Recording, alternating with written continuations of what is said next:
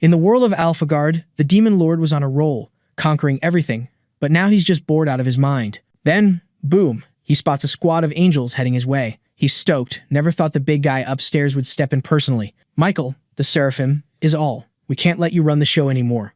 And then, it's on. Epic battle time. For 3 days and nights, he goes solo against all the angels. In the end, he's the last one standing, totally beat up but still kicking. Feeling a bit worn out, he spots Ishtar, the demon army captain. She gives an angel a face kick while the MC's like, why the betrayal now? Turns out she couldn't rebel before, but now she's eyeing heaven and earth. He cracks up at this nonsense, wondering if she really thinks she can take him down. The traitor's shocked he's still acting tough and orders all demons to attack him. Another fight kicks off, but this time he's not strong enough. Even though he dishes out some serious damage, his fate's sealed. Now, we see this dude's got skills, pulling off a self-reincarnation move. He lands in Tokyo, where dungeons are popping up. You know the drill. A Cyclops is causing chaos, smashing war tanks. Before it can harm a kid, our guy swoops in to save the day. With one punch, he makes the creature's split personalities show up. He plays it cool, and turns out he's an S-rank hunter. Skipping the boring stuff, everyone knows about dungeons and hunters.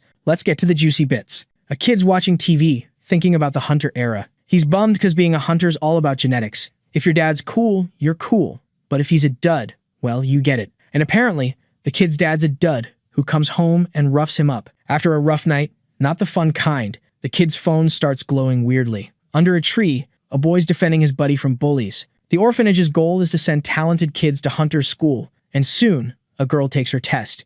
Later, Yuzuki starts protecting the young boy, making him feel lame for needing her help. Yuzuki, dubbed a genius from day one, gets sent to hunter school super early. Knowing this, she tells the boy she can't protect him anymore, saying the weak have their own way of fighting and to live smart. Then, she walks away, leaving Hiroto feeling weak, but he knows she meant well. Still, her words cut deep. Time passes, and a group is in a beginner hunter training dungeon, a must-do for future hunter school students. Hiroto's in that group. With a healer and a support mage, two veterans force the newbies to agree on their reward terms. Hiroto thinks those two are as annoying as ever, but someone yells for them to hold up, saying rewards should be based on merit, not just handed out. Before the boy can keep arguing, he gets a gut punch. They start beating him, asking how he can be so cocky, acting like he's better. Suddenly, Hiroto tells them to stop, but he freezes, remembering Yuzuki's advice to live wisely. Then, he starts thinking he's really pathetic. The man keeps kicking him while his buddy tries to stop him, saying if the boy's useless, no one can crack the treasure.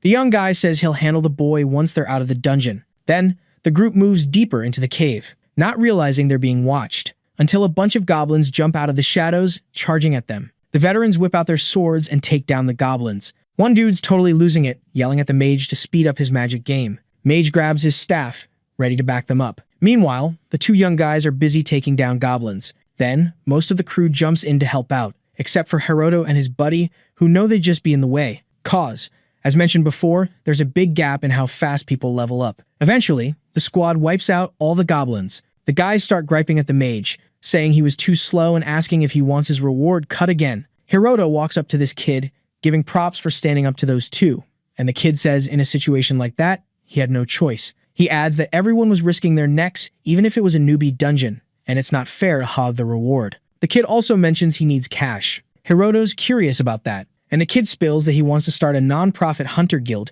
because the current one ignores the poor. Then he asks Hiroto if he knows how many lives could be saved with dungeon potions, because these potions have some wild healing powers and work on some untreatable diseases. The kid says he heard the potion costs a fortune. He reveals that it could have helped his big sis, but he couldn't snag one because he was broke, making him think the potion doesn't reach those who really need it. Hiroto says the kid's pretty awesome, just as he thought, and asks for his name. The kid introduces himself as Akira Tachibana. With that, the two boys introduce themselves. Soon after, a veteran spots a treasure chest in the goblin's nest and asks Akira to unlock it. The kid gets pumped to finally have his moment to shine. Then the young guys try to rush him, but he tells them to chill, because if the trap goes off, he's the one in danger. The veterans turn away, cursing the kid. Nearby, the mage says there shouldn't be deadly traps in a beginner's dungeon. While Akira's focused on the chest, the others are chilling. Hiroto thinks the place is safe, since no one's ever died there. Suddenly, a spine-tingling scream echoes. Looking ahead, they see Akira, who probably triggered the trap and got skewered by spears. Then, the ground starts cracking, and a massive hole opens up, swallowing everyone. Hiroto wakes up, wondering if that was a trap. Then he sees Akira, already lifeless in front of him, leaving him shaken, as it's the first dead body he's ever seen, and he realizes the others will see him as weak, making him terrified of reliving that awful experience. After a bit, they get up. The healer freaks out seeing Akira dead and bolts in fear, leaving her veteran fuming at her cowardly move, and he hits the mage. His buddies also ticked off and tells them to quit the drama. Then he says the kid was just a dumb thief who died alone, and asks if there are any more issues. Scared of him, the young guys stay quiet. Another guy says they only lost a treasure chest, and claims the group's attack power is unchanged. Then they decide to head back to where they were. One young guy asks if Hiroto's got the rope, and he says he'll grab it as soon as possible, and the kid does, but he can't focus because of his dead buddy. After leaving, the mage cries, saying the dungeon was for beginners and no one should have died. The healer suggests it might be a dungeon paradox. A veteran asks if she means when the dungeon's difficulty suddenly gets weird. The girl says she heard rumors it happens every few years. Right after, the guys laugh, relieved the kid was the one who got picked off since he didn't affect their fighting power. Hiroto, though, feels uneasy about them mocking his buddy. Still, he starts worrying about the theory of a dungeon paradox. Then the group keeps moving, and the healer suddenly stops. The kid's curious about what's up, and the girl says she felt something underfoot. Suddenly, the ground starts shaking, and a paw emerges in front of them, until a pack of wolves charges at the group. The veterans are totally freaked out, knowing they can't handle those beasts. Those creatures?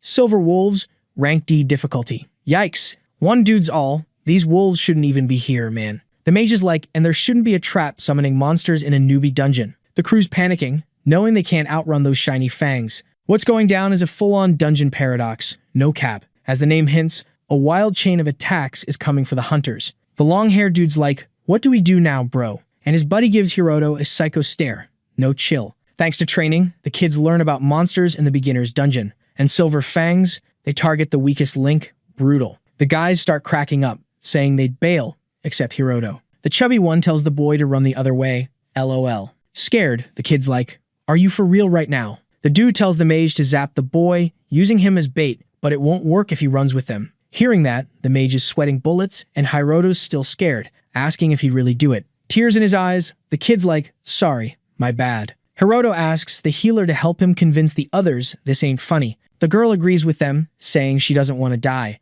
Mood. The boy's like, we'd survive better as a squad, duh. And his two pals start bawling, saying sorry. Hiroto's like, what are they even saying? Then they zoom past him, leaving him in the dust. Seeing them ditch him, the boy's like, do they really think apologizing makes it okay? Hiroto starts running from the wolves, thinking this world is so not it, where the weak get wrecked. And that includes Yuzuki too. Then, the wolves catch up to the boy, making him scream in pain from all the bites. The boy's like, am I really gonna die here? He wishes he wasn't someone who needs saving anymore, but someone who can protect too. The kid's frustrated he can't do anything yet, making him want to be strong even more. Nearby, his phone starts glowing all weird. The wolf pack notices and, for some reason, bails, leaving Hiroto hurt on the ground. A message pops up on his phone, saying a strong power wish was detected, and access to Hiroto's soul is complete. Then, the phone glows super bright. Along with the boy's body, Hiroto's panel shows up, and his life bar, which was at 0, fills up again. Also, he gets a new ability, Lit. After a bit, the boy wakes up totally healed, and his clothes are shredded. Apparently, his new power brought him back to life. The boy's shook he's still alive, and curious how all his wounds vanished. Then, he grabs his phone, realizing it's all he has. The boy sees Demon Lord application on his screen and wonders what that's about. Hiroto's confused because he doesn't remember downloading it. Then, he spots the blood on his clothes, reminding him of the nightmare he just survived. Those memories make him feel queasy. The boy's like, I can't even with what just happened. But being alone means he was ditched, and it wasn't a dream. While grabbing his boot that came off during the attack, Hiroto decides his top priority is to survive and bounce from there. The kid starts creeping through the cave, hiding behind columns. Doesn't take long before he finds a bunch of KO'd goblins. The boy figures his ditching pals did this, but one goblin's still kicking, and it jumps on him, biting his neck. Ouch. They hit the ground, and the goblins got him by the neck, while the creature gives him a nasty glare. Then, the monster starts wailing on him. Goblins are weak, but Hiroto's getting wrecked by a one-armed one, making him realize he's still below even this weakling. Then, the goblin lands a hit on his eye, but his power kicks in again. After a certain time, unconditional and limited effects are granted within a time frame. The goblin gears up to attack the kid again. But before anything happens, the boy's eye starts glowing like a disco ball, and in seconds, he's all healed up, like magic. The monster's totally shook by this. Then, it charges at the human again, but Hiroto's ready, and he lands a punch right in its eye. The creature backs off, writhing in pain like it just stubbed its toe. The boy seizes the moment, grabs a rock, and smacks it in the face. A panel pops up, saying the boy took down the monster, and that the goblin variant got absorbed by the demon lord's body through the app. With that, the info panel about the boy updates, leveling up all his skills, including his health bar. Hiroto's like, whoa, what's going on? Meanwhile, the group that ditched him is running away, and one of the vets gets checked out by the same app as Hiroto. The protagonist is shocked to see the young man's stats, getting even more confused about what's up with this game. Then, the young man senses something lurking in the shadows, and wonders how he knows that. Soon after, Hiroto closes his eyes, feeling the presence of a nearby monster, and the boy thinks about those rumors that thieves can sense danger. Then, the protagonist stands up with a rock and throws it, drawing the monster's attention to where it landed. Turning around, the creature sees the boy charging at it and smacking it with another rock. The pig starts squealing in pain. Hiroto takes the chance and keeps hitting the creature. The boy thinks his ambush worked, but it wasn't a total win. Since it's clear, orcs are tougher than goblins. Goblins are rank F, orcs are level E, and those wolves were rank D. Knowing this, the boy gets that even though his ambush worked, victory wasn't a sure thing. Then, Hiroto figures if he used that rock with his current strength, it wouldn't hurt the monster, and decides to attack from a smart spot. After a bit, the protagonist finally takes down the orc. That green panel shows up again, saying a special bonus was given to all stats. With that, Hiroto levels up from 2 to 3, boosting his stats to 7. The boy's still puzzled about what's going on. While checking the panel, he notices his strength is a bit higher than the other stats. Then, the protagonist picks up that rock again. His hand starts shaking with power, and in seconds, the rock shatters. The boy's jaw drops, seeing his strength level up. Hiroto wonders if this is trainee-level strength from Adventurer School, and finds it weird since he's got low aptitude. Seeing that panel, the boy questions if it's real. Some bats on the ceiling start getting hit, and the one attacking is the protagonist. Thinking about how he learned a lot from that mysterious message window, the boy gets that defeating creatures activates the Demon Lord's ability. Then, Hiroto takes down another orc with ease, as goblins and orcs are muscle types, giving bonus strength stats. The bonus from bats is for agility. Mana comes from defeating skeletons, and constitution from taking out a golem. Then, the boy opens his panel again, now at level 4, with most stats between 10 and 9. Even knowing he's leveling up fast, he didn't expect to jump 2 levels at once. The boy decides to head back to the dungeon and try to reach its deepest part, but he finds out he can't go there without permission. The young man's bummed because he wanted to take down the Silver Fang there. A window pops up, saying he has a new mission starting 10 seconds after conquering the beginner dungeon. Hiroto's like, what's happening? The panel disappears. A noise echoes in the cave, and when he looks back, the boy sees that pack of wolves. The beasts don't waste time and charge at the boy. The protagonist grins, thinking this isn't just a dungeon-level fight anymore. Hiroto checks his agility stats and realizes he's not in danger yet. The wolves start surrounding the boy, who stays super alert, trusting his sixth sense. One of the animals attacks, but the protagonist dodges it easily. Seeing that, Hiroto gets hyped, realizing he's getting super strong. Thanks to his evolution, the kid can now keep up with the speed of the Silver Fangs. Right after, he charges at one of the wolves and lands a solid kick. But, surprise, that wolf's acting like it just got a tickle. Hiroto figures out he's gonna need a weapon to do any real damage. Next thing, the wolves circle him again. The kid's super annoyed with this whole situation. He swings at one of the wolves, but it dodges like a ninja.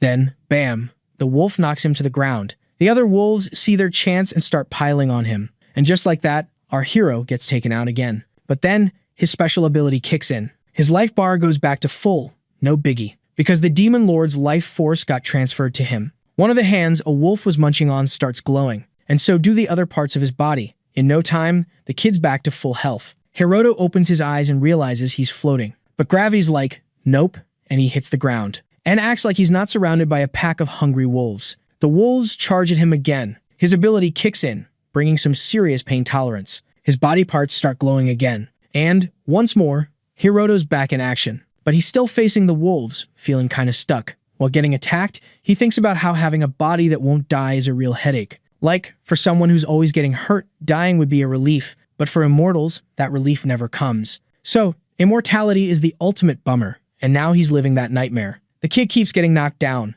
but his ability keeps bringing him back. After another resurrection, he realizes his pain doesn't change a thing, no matter what they do. Hiroto hits the ground and punches a wolf in the face, but he knows it's pointless without a weapon, so he decides he needs something sharp. He remembers Akira's body, and that's why he came back here. He bolts towards it, and pulls out a sword stuck in it. A wolf tries to sneak up on him, but he spins around and counters it. Hiroto grins, seeing his move worked. With one wolf down, he decides to take on the rest, because it's time to wrap up this messy fight. In an interview, a guy says to level up as a hunter, you gotta hunt solo first, then take down a high-level monster. Then he asks his buddy what she thinks about a newbie taking out 100 silver fangs, because that would be epic. Back in the cave, Hiroto wipes out all the wolves, and lets out a scream that echoes everywhere. His special ability kicks in, leveling him up, and he even scores a Giant Slayer title. After that, he levels up overall, boosting his stats. The kid's left scratching his head, not getting any of it. He decides to check out his new title, which adds 5% HP at each level. Hiroto thinks if that's true, it's a sweet bonus to snag in no time. But he gets all thoughtful, unsure if he can trust that window. Then he spots a bell symbol on his panel and hits it. A new panel pops up, asking if he wants to tackle a higher-ranked dungeon with tougher monsters from other dimensions. He's shocked, since he hasn't even hit the deepest part yet. He remembers the beginner dungeon's deep part was linked to another dungeon before. He looks at the wolves he took down, amazed at how much stronger he's gotten, and that he even snagged the Demon Lord effect. But it's still a higher-ranked dungeon, with tougher beasts. And even though he can't die, he still feels pain, making him wish to avoid that mess again. Hiroto turns to leave, but hears someone calling him. He instantly thinks of his old buddy. He asks the panel how much time he has left with this ability, and it shows he's got 32 days left. Then Hiroto starts calling himself a dummy, because he's been living like a total slacker this whole time. In frustration, he starts hurting himself, while wondering if he could really keep living this way. Then, that glow pops up again and his wounds magically heal. The main dude takes a deep breath and says anyone who doesn't step up won't have a future. Right after, the boy yells he's down to try that higher-level dungeon, and then that glow surrounds him again, zapping him away. Meanwhile, in a house, two old-timers are having a blast. One mentions he's seen loads of dungeon mishaps. His buddy says it's still wild, since it was a death in a newbie dungeon. Suddenly, everyone in the crew cracks up. One guy points out it hasn't happened in a decade. The chubby dude stops laughing and says it's a bummer. His buddy hands him a drink, saying even the strong get shook seeing someone they know bite the dust. The man takes the drink, telling him not to be dumb. Then he mentions an inspector from the hunter school will watch their mock battle next week. The boy says that kids should join their squad, and the chubby guy says he'll make him his rival later. Then they laugh while the man moans about not being the best, not noticing the app open on one of the phones. Hiroto's clothes are shredded, clueless about how many times he's died. A wolf jumps from the shadows, chomping his arm. But in seconds, the beast is toast and his wounds are healed. With that takedown, the boy's skills level up. It didn't take long for him to hit the deepest room of the high-level dungeon and face a giant bug. And, as expected, he had more run-ins with death and revival. But eventually, he took down that beast. A panel pops up, saying it was searching for the ultimate way to power up the player. Now he's at level 15, with all his stats over 20. Then, the boy returns from the dungeon to his world, realizing he surpassed a student hunter's level without noticing. In the real world, the chubby guy asks his buddy if he's heard the news, and he says he already knows about Hiroto. They laugh because he made it back alive from that mess. Soon after, they realize their public mock battle is safe, as the boy won't join their squad. Someone walks in, asking if they haven't heard yet. The guys are puzzled about what he's on about, and the young dude says there's a new rule that you can only try the mock battle once, leaving them shocked. Hiroto's sitting on his room floor, thinking about losing his memories after the high-level dungeon and how people found him passed out in front of the orphanage. He starts thinking it was all a dream, the easiest way to deal with it. Then, he grabs his phone and opens that app, thinking there are only two possible answers after coming this far. Looking at his stats, he wonders if his head's messed up, or if it was all real.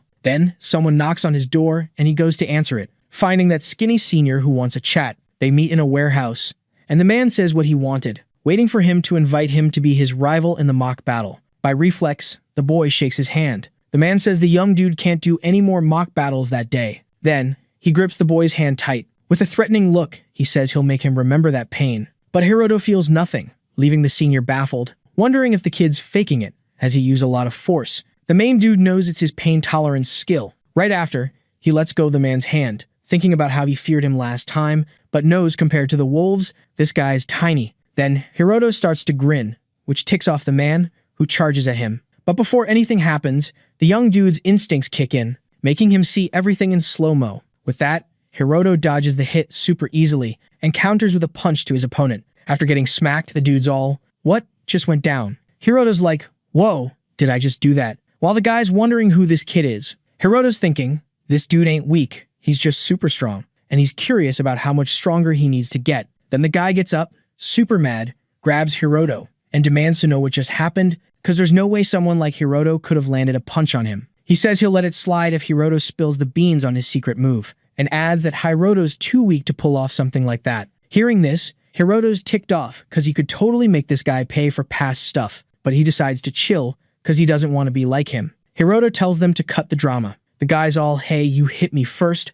Why you acting all innocent?" Hiroto grabs the guy's arm, putting some muscle into it, saying stopping is the best for both of them. The skinny dude lets go, and Hiroto starts to leave, but the guy's like, "Hold up." Hiroto says he won't mess with him anymore, and expects the same in return. Then Hiroto bounces out of the warehouse, leaving the guy alone, who starts raging, kicking stuff. Back in his room, Hiroto decides to draw his own blood, because they all gotta give blood to check their health and hunter status. Later, he hands his sample to the doc, saying sorry for being late. As he's leaving, he realizes something. If they check his samples, they might notice his power-up. Hiroto starts feeling uneasy about it. Meanwhile, the guys with his crew getting all worked up, saying Hiroto must have pulled some trick, because there's no way he could have hit him otherwise. His buddy tells him to chill out. The long-haired dude wonders if it was some rare dungeon loot, but the guy reminds him it was a beginner's dungeon. Nothing fancy there. Hearing this, the skinny dude's even more curious about how Hiroto got out of that mess. The other guy says they need to teach a lesson to anyone who underestimates them, and the guy who got smacked asks if he's trying to steal his revenge. The annoyed chubby dude grabs his buddy's shirt, saying they're having this dumb convo because he wants to handle it solo. Then he mentions there's a body check before the mock battle, so Hiroto can't pull any tricks there. The guy says the kid's not their enemy, but his buddy's still bummed. After that, the chubby dude tells his pal not to worry, because after the mock battle, they can take him down again. With creepy looks, everyone thinks the real fun's about to kick off. In a lab, a scientist checking those blood samples. Suddenly, something on his screen freaks him out, and it's Hiroto's file. Another scientist like, "What's up?" and comes over. The guy shows her Hiroto, who hasn't even started hunter school but is already high level. The woman is amazed by this kid. Seeing his boosted stats, the scientist wonders if this is what happens when people hit the dungeon paradox. Then, the guy is curious about how to report this to the higher-ups, because Hiroto was just level 1, and now he's level 15. But the woman says there's no need to report it since it happened before school, so they're not obligated to tell the country. Her colleague's still skeptical. The woman explains that the dungeon paradox is where weird stuff goes down. She mentions Hiroto's got an F-rank aptitude, meaning he won't grow much, and walks off, asking to skip the boring paperwork. The scientist's still puzzled. The woman says the world's changed since monsters showed up, and now, everything's getting harder to figure out. She adds that dungeons and hunters are the same. In a cafeteria, a bunch of people watch Hiroto chow down on a massive plate of food. The kid rolls up to the cook, asking for seconds, and she's all, "Why not just take the whole pot, dude?" Someone's like, "Whoa, this kid can eat." Then, out of nowhere, this stunning lady shows up, asking to sit with him. Hiroto's like, "Never seen you around here. Who are you?" She's all chill, saying she's a top instructor at the hunter school. She's curious if any promising kids showed up in the battle today, and jokes about her face being forgettable. But the older sis remembers her. Then it clicks for the main dude. She's the one who chatted up his buddy during the battle. She mentions there are tons of schools, and if she doesn't act fast, someone might get snatched by another place. She's seen the kid every year,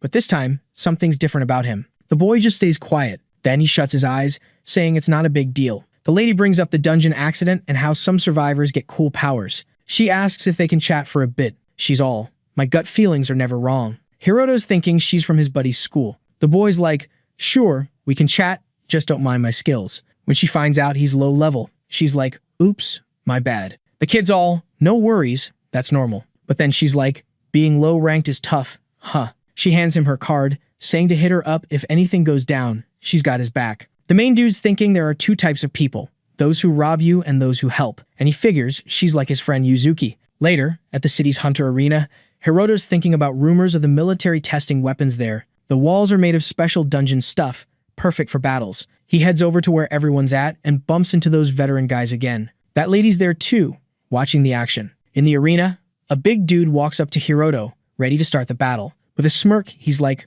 "I'm going all out, you're not leaving here alive." Then he jokes, "Back in the day, Yuzuki would have saved you, but she's not around anymore." He's all, "If you die, you'll be the second in our group to go." With a sneer, he hopes Hiroto meets Akira. Hiroto's ticked, seeing this guy trash talk his friend, and asks if he can fight without holding back too. The judge kicks off the fight. The big guy's like, "I'm gonna show off for the crowd, boost my career." Suddenly, he drops his weapon. The main dude's confused, wondering what's up. With a grin, the big guy's like, "Taking you out with a sword's too easy. I'm using magic. He brags about being a rare magic fighter. Hiroto realizes the guy was hiding his power in the dungeon and didn't help him. So, the kid decides to use magic too. The big guy laughs, asking what weak magic Hiroto's got. Hiroto powers up, boosting his mana. He creates this epic energy sphere. The crowd's blown away, some even freak out, because no one else can do that. The big guy's frozen, thinking Hiroto's bluffing. Then he throws a fireball at the kid. But Hiroto fires back, his attack swallowing the other's whole. Luckily, the big guy ducks, and the blast goes past, causing a massive explosion behind him. The crowd's going nuts after that epic power move. Meanwhile, this lady's on her feet, all impressed, wondering if that was some next-level magic. She then compares the dude to Yuzuki. She bounces, saying this year's got another top-tier rookie. Time flies, and the boy's chilling in bed, totally blanking on what went down after he used that power. That day, he made up his mind to hit up the same school as Yuzuki. The dude also got his advance payment straight into his account. Then, our hero dozes off, and gets whisked away to his subconscious.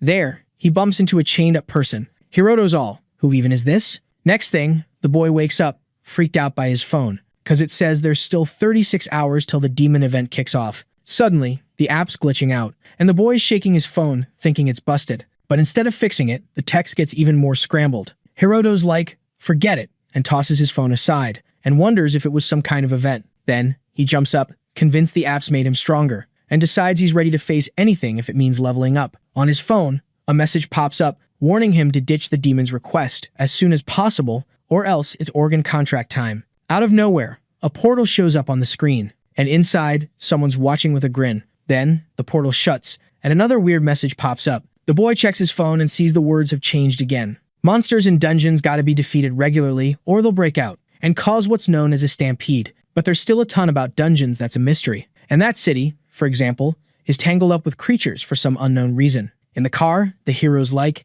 isn't this the city where the total eclipse tragedy went down? The driver chuckles, saying what happened 10 years ago was a mess, but now it's under control. But the government ditched that area. Hiroto asks if that means only monsters get to live there. The driver says the only ones living there are the undead, along with folks like the boy who are into the hunter school. Then, the boy asks if all the undead weren't humans before everything. The driver explains that when the mana flow hit, it was so intense the dead started rising. Then, a zombie steps in front of the car and gets run over. The hero's shocked to see that. The boy says there's a lot the government could try, but they just bailed on the whole city. Then, he mentions if they don't take out the dungeon monsters, a bigger disaster could hit. Finally, they roll up to the dungeon portal. The driver lights a cig and says the boy can claim he's got veteran status, but there's still a level gap, as he thought. Then, the driver calls the boy a weakling with an F aptitude, and tells him not to get his hopes up about the hunter school. Then, Hiroto hops out and grabs the driver through the window. Desperate, the boy's like, I'm just a regular dude who hates violence.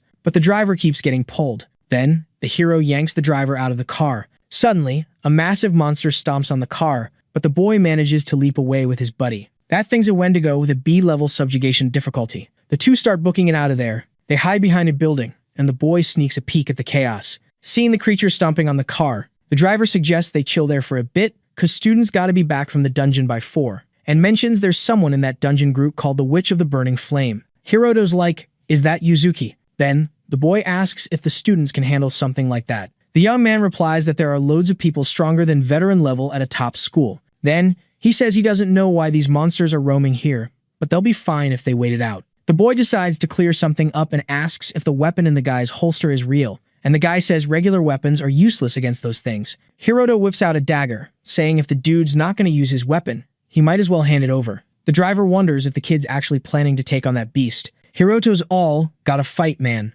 Then, the Wendigo starts sniffing around for them. The kid's like, guess we can't chill for 5 minutes? Huh. After a bit, the creature keeps wandering. The guy's like, are you nuts? That thing's a catastrophe-level monster. Regular weapons won't cut it. But the kid just grins, asking for the weapon. The young dude's like, you even know how to use that? These monsters have some kind of barrier on them, and people with skills have the same barrier. That's why only hunters can break through. Then, the kid asks for the weapon again. Before the guy can say anything, he feels the Wendigo's icy breath getting closer. The kid's like, hurry up, dude. Even doubting it, the driver hands over the weapon, asking what the plan is. Hiroto's like, I'll be the bait. Then, the kid asks if he knows the monster's tricks, and the driver admits he's clueless, just a student caretaker. The kid explains those things are probably sensitive to weapon sounds or explosions. Then, the kid figures if he hits the creature's white spot, he might do some damage. which means these things know humans have dangerous weapons. Then, the monsters start closing in. The young dude's like, "I'll shoot,"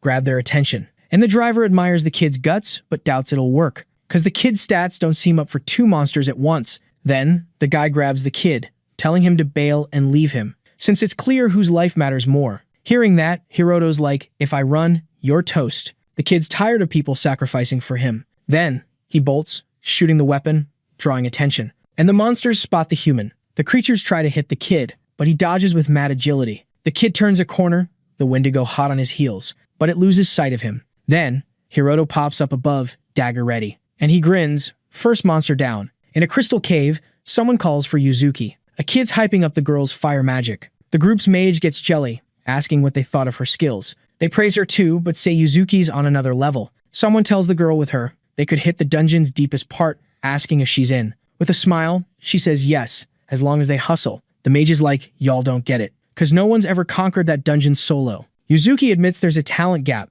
but with hard work, they can do it. Hearing that, the mage is annoyed, saying she's full of herself for having an S-rank skill, and it must be nice getting strong with no sweat. The healer's like, "You don't know Yuzuki's the hardest worker in school? People even call her the witch who doesn't sleep, because she trains early and studies late." Hearing that, the witch is speechless. The kid asks why she's grinding so hard. Yuzuki's quiet at first, then spills she was bullied in the orphanage, and someone had her back. The healer's surprised anyone could scare her. Then, Yuzuki says during a test, she found out she had skills, and the boy who helped her was F-class. She was stoked he helped her, so she decided to protect others. The mage smiles, saying it's brave for a guy to save a girl from bullies, and asks why she doesn't team up with him. Yuzuki says everyone there has talent and can achieve stuff if they work hard, but it's impossible for him. Right after, the girl strolls up to the portal and boom, she's totally shocked by what's on the other side. Her squad tags along and spots that driver being chased by a bunch of Wendigos. Nearby, the main dude just KO'd one of those beasts with a headshot.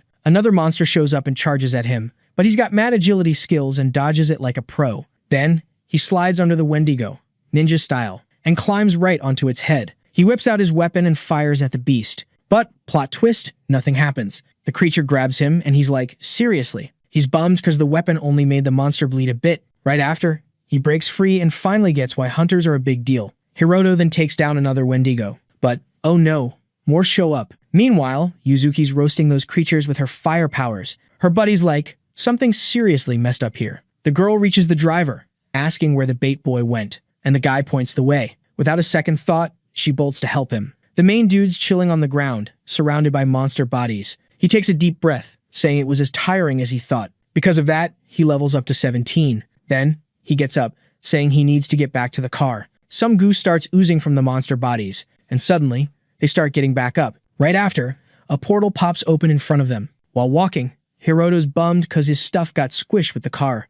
A text pings on his phone, saying he's got only 12 hours left. Yuzuki's still sprinting, looking for the bait student. Then, she activates her power to sense enemies, and starts following a tracker. Only S-rank hunters can see that. She thinks it's like a monster game with dungeons and, to top it off, pop-up messages. Then, she grins, thinking it's a pretty wild story. Yuzuki thinks about how unfair the world is, and how as a kid, she thought she'd be a hero fighting evil. But now, she can't trust anyone. Then she thinks she can't protect anyone anymore. But the world's unfairness won't stop, and for that, she got the power to fight evil, so she can stop the weak from crying again. Soon after, she turns a corner and spots the main dude, who, in turn, is speechless, seeing his childhood buddy. Later, the crew's in another car with the driver and Hiroto. The boy's feeling awkward about the ride. Then, he mentions he didn't expect the bait boy to be from Yuzuki's past too, who, right now, is on par with hunters even before enrolling. The mage asks if the buddy was trying to use the boy in their group, and the guy's like, don't be silly. The only cool thing about him is his stats before enrolling. Soon after, he says the max a rank F can hit is level 25. The witches bum the main dude's weak because he was her type. The healer's like, you're awful for picking a partner based on hunter skills. The girl says it's different when he gets stronger with training, but she adds it's tough having a guy weaker than you. Hiroto's thinking how they're treating him like a basic rank F, as expected. Then, he asks Yuzuki what her deal is with the new student. The girl says he's super important to her. Then she shares they were like siblings and he protected her from bullies. With a grin, the guy jokes, saying now the boy's useless and can't protect her, and she says that's why she has to defend him. Then, Yuzuki tells Hiroto to come to her if he's training in the dungeon so she can help him. The main dude stays quiet. That guy wonders if she's mixing her public and private life too much. The young man reminds her she has a duty to her country and can't waste time on that useless person. Yuzuki's all, nah, that dude's the only fam I've got. They roll up to this massive building. As soon as they hop out, some guy's like, yo, let's hit up the student council room. We gotta chat. Meanwhile, zombies are just chilling in the city. Out of nowhere, the ground's like, crack, and splits open. Boom, a giant symbol pops up. Then, the creatures start shrinking. Until, bam, they explode. Blood drops start floating. They merge in the air, forming dark spheres. A monster starts popping out of one. And, surprise, it's a minotaur. More of them show up, forming a whole squad. A portal opens, and they jump through. In the Hunter School's training room, everyone's gathered for a mock battle. This dude grins, saying he's got to teach the newbie a lesson, claiming it's the secret to success, to keep students alive. The healer's like, this feels personal. Then the guy's all, even if the kid's rank F, his combat's D class. And it's wild to fight a Wendigo solo at that level. He insists the kid needs a reality check. The mage is like, count me out. That tradition's a nightmare. Then the woman asks if the genius got beat up too. Yuzuki's like, nope, no one was tougher than me back then. The witch bounces, saying she can't stand that girl. The guy grabs a baton, saying just the two of them are enough, because if no one's watching, he might get in trouble. Then he tosses the baton to the protagonist, telling him to get ready, and warns the kid he'll get some bruises, but it's for his own good. Yuzuki's like, hold up, and steps up to the guy, saying she'll take him on. The guy argues if they let it slide, the kid'll drag everyone down. The woman says training newbies with vets isn't pointless, but there's gotta be another way. The guy's like, we're using Hunter and school rules here, and as the disciplinary committee boss, he's gotta handle it. Yuzuki's like, this is beyond the committee's limits. Then she tells him to stop, cause she won't let anyone mess with the weak on her watch. The room goes dead silent. The vet drops his baton and bails. The woman apologizes to her buddy, but explains that, at this school, aptitude's everything. Then she wishes him luck. Before leaving, she says the weak have their own way and tells him not to push himself. The boy's left alone in the training room, and wonders if he's the one to fix this chaos. Later, the kid's searching for his dorm, and someone calls out to him. It's that guy again, saying the kid needs guidance. Hiroto's like, do I just need to fight you? The guy's like, nah, you just need my one-sided guidance. Then the protagonist's like, can I start? The guy's like, go for it. In seconds, the kid's behind him, knocks him out cold. Hiroto catches him so he doesn't faceplant. Then he leaves him there and bounces. We see a kid named Kazuya being born. His parents are elite hunters, raised in a super safe bubble. The kid thinks he's meant to be special. One day, he bumps into a giant dude. The guy lifts him off the ground. The kid slaps the dude's face to defend himself. Kazuya hits the ground, gasping for air. Then he sees his slap sent the guy flying across the street, and he grins like crazy. With his new skills, he joins the elite school. Even there, he's still top dog, thinking he's God's favorite. But then, he meets someone even better, which means their skills are off the charts. Kazuya is all like, only Yuzuki can be his partner for the ultimate life. With a grin, he decides she's gonna be his, because she's special. Just like him, thinking she's the partner God set up for him. Later, Kazuya wakes up on the ground, confused. Somewhere else, a lecture's happening. The speaker says there's a sign of a stampede in the school's training dungeon. Everyone's jaws drop in shock. Then the guy says, as everyone knows, dungeons are still a big mystery. But gadgets show monsters are on the rise. The young dude warns if the mana stays high, chaos will break loose, and a disaster could hit anytime. But he says there's a way to stop it by beating the monsters while it's still chill, lowering the mana to safe levels. Hearing this, students wonder if it's for real. But they remember the contract says they gotta help in emergencies. The young guy says he knows they're freaking out, but no worries, and spills that before teaching, they were ace hunters. Then he says advanced students will tackle the deep dungeon beasts, and tells everyone to gear up and follow their instructor's lead. Hiroto's nervous. It's his first day, and it's already wild. That girl shows up, apologizing to the main dude, saying he's got some bad luck. Then she says he should have been in the top class with the best first years. She suggests he go introduce himself there. The students gossip about the newbie with rank F skills and a special trait boosting his stats. They're shocked a guy who won't level up is there. Hearing this, Hiroto recalls his buddy saying hunter skills are everything.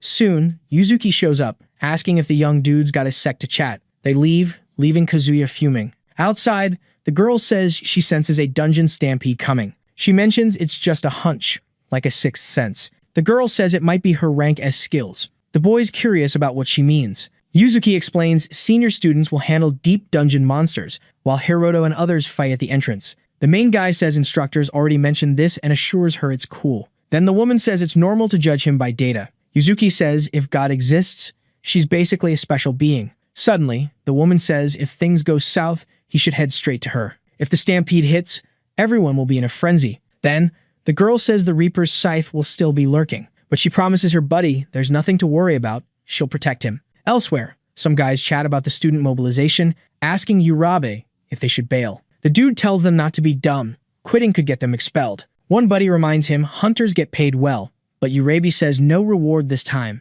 Then, someone joins the convo, apologizing. It's Kazuya, saying he's confident in their skills. The boy asks if he's got something fun for them again. With a grin, the guy says he needs their help with some stuff. Then he says there's someone he wants gone. And everyone, with their own plans, teams up. Little did they know, this training would turn into a total disaster. An hour before, all students gather at the portal entrance. The man explains those entering the deep dungeon are the instructor, with mad combat skills, and selected students with Yuzuki leading. And the rest will stay in the outer dungeon, taking out low-level monsters, and says they can do it safely if they follow orders. Right after, this dude tells the first to third-year Class A students they gotta roll with the attack team to the deepest part, because they're the top dogs in school. The students are shook to find out they're heading to the danger zone. Their entry time, high noon, 12 sharp. Out of nowhere, someone pops up, asking why they gotta dive so deep. Because the creatures there are way too gnarly for them to handle solo. The man explains he's counting on them to back up the advanced team. And, to get specific, they'll be on medic duty, protecting the injured, or taking out any creatures that wander off from the squad. Then, the organizer says the outer dungeon layer is for students below Class B. Hiroto realizes it's just like his buddy told him, and he wonders if she's in danger too. The boy starts thinking that knowing someone he knows might bite the dust will mess with his sleep. Then, he figures Yuzuki's crew isn't exactly winning the luck lottery. But the man warns the main dude and that redhead won't join the fight. They'll stick with the attack team till the middle layer. The guy explains once the coast is clear, they gotta make sure no monsters crash the shallow layer, so the young ones are on lookout duty. The girl is ticked, asking why they can't join the fight since they're Class A2. The man says even in an emergency, they can handle it with the current squad. Then, he says even though they're Class A, they ain't strong enough. So, in this training, they gotta be picky about who to invest in. The girl wonders what he means by invest. The guy remembers those two have rank E and F skills, and because of that, they're seen as incomplete. Inside the dungeon, a bunch of creatures get roasted by the mage's flames.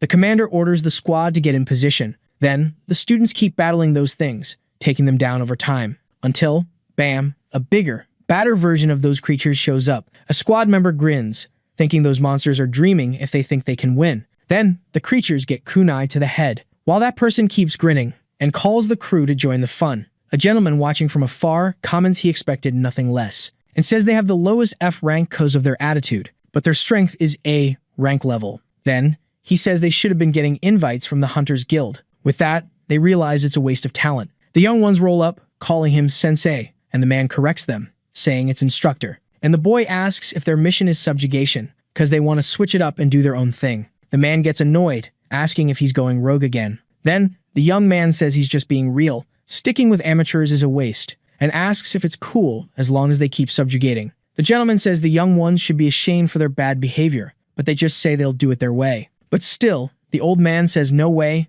he's still the boss here. Kazuya shows up, telling the instructor to chill, and warns those boys have top-tier skills at school. Then, he says it's not smart to treat them like regular students and asks to lead them to form a command unit. The instructors decide to roll with it. With a grin, he says the instructors can count on him. Soon after, the young man bounces with the boys, advising their targets in the intermediate layer. Urabe rolls up, asking if he'd really introduce them to his dad if they follow orders, because his dad's the big boss of a major hunters guild in the country. And Kazuya says he'll keep his promise, but they'll all be part of the Black Dragon Fang Guild, and he'll handle the dirty work for the guild. Hearing that, the young ones crack up. With a serious look, Urabe wonders if taking people out is part of the gig, and says as long as he gets paid, he's cool with that kind of job. Kazuya's all, yo, if that's the deal, I've got some epic news for you, dude, cause our target's chillin' with someone in the middle layer. With a grin that screams villain vibes, the young dude's like, dead folks can't spill the tea. Then he spins around, saying Urabe and his crew can go wild with Hiroto's buddy. Meanwhile, in the middle layer, the squad bumps into some Wendigos. Yuzuki's like, watch this, and slices one of those beasts in half, no sweat. But, plot twist, there's still one left standing. The girl busts out a move called Air Step, letting her walk on air like it's no biggie. In no time, she slices the other creature in half too. Everyone's jaws drop, totally blown away by her mad skills, while the main dude's just chillin', watching from a distance. someone rolls up, saying they expected nothing less from the school's top girl. It's that red-haired girl, totally impressed that Yuzuki can take down 2 Wendigos like it's nothing. She even says Yuzuki could lead the attack squad, and the main dude's just silently nodding in agreement, but he's also wondering if she's going a bit overboard. Then the girl goes, "Hey, I'm Mirano," and offers a handshake, saying he can drop the formalities. Hiroto's not too keen on turning his back on a stranger, but he introduces himself anyway. Then he asks Murano about the dude in silver armor, and she says Kazuya is handling Class B in the shallow layer. Hiroto's like, "You sure you want to shake my hand?" Because back at the orphanage, he got a lot of flack for his rank F skills, and it seems the school's no different. But Murano's like, "Chill, no worries about that," leaving Hiroto all surprised by her chill response. Then she says she's low rank too, so no need to stress over dumb stuff. Hiroto's thinking she seems pretty cool. After a bit, it's just the two of them on watch, making sure no monsters sneak out. Murano's like, "If I spot anything, I'll go report it." Then they hear a noise echoing through the cave, and a massive shadow looms behind them. It's a minotaur, which is super weird, because they shouldn't be in this dungeon. The girl's all freaked out, wondering if it's too much for them to handle. The main dude's like, "You really gonna run and report?" And she's like, "Even if I wanted to, there's another minotaur blocking my way." Hiroto whips out his dagger, saying they gotta handle this themselves. He charges at one of the beasts, but Murano's like, "Hold up." She tells him not to risk his neck for her, and asks to let her handle that monster. The minotaur tries to smack her, but she dodges like a pro. Murano seizes the moment and lands a bunch of spear strikes on the beast. An axe flies her way,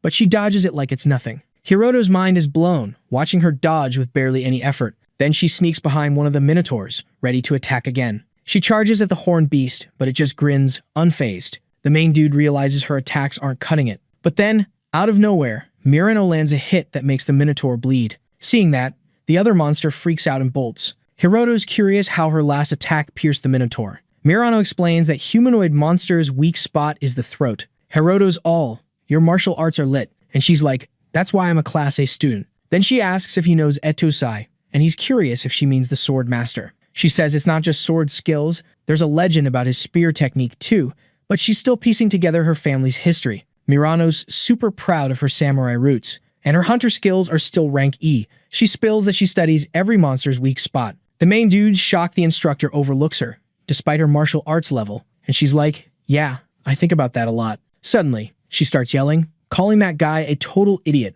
and cursing everyone born with mad skills, also shouting for equal rights for all. Hiroto's jaw drops at the scene. The girl takes a deep breath, says it feels good, and asks if the boy wants a go, but he nopes out. The main dude starts thinking how cool this girl is. Then, Murano says she trains so hard she bleeds, but still feels like they're dissing her ancestors' moves, which makes her super mad. The woman admits she can't level up her strength, but she's still the top dog in the first year right now. Then, Ureb's crew rolls up on the young ones. The boy says even though the girl's rank is E, her martial arts are fire. The girl claps back, asking if he gets the limits of talent now. Urabe says if the first year keeps leveling up, she'll lose her top spot soon. The girl gets ticked and asks what the boy's doing there. The young dude explains they're only there cause of their boss. Kazuya shows up, ready to settle things with the main guy. The boy jokes that accidents happen in the dungeon, and there's nothing handier than that. Hiroto wonders if the dude's out for payback for last time's knockout. With a grin, Kazuya says dead folks don't spill secrets.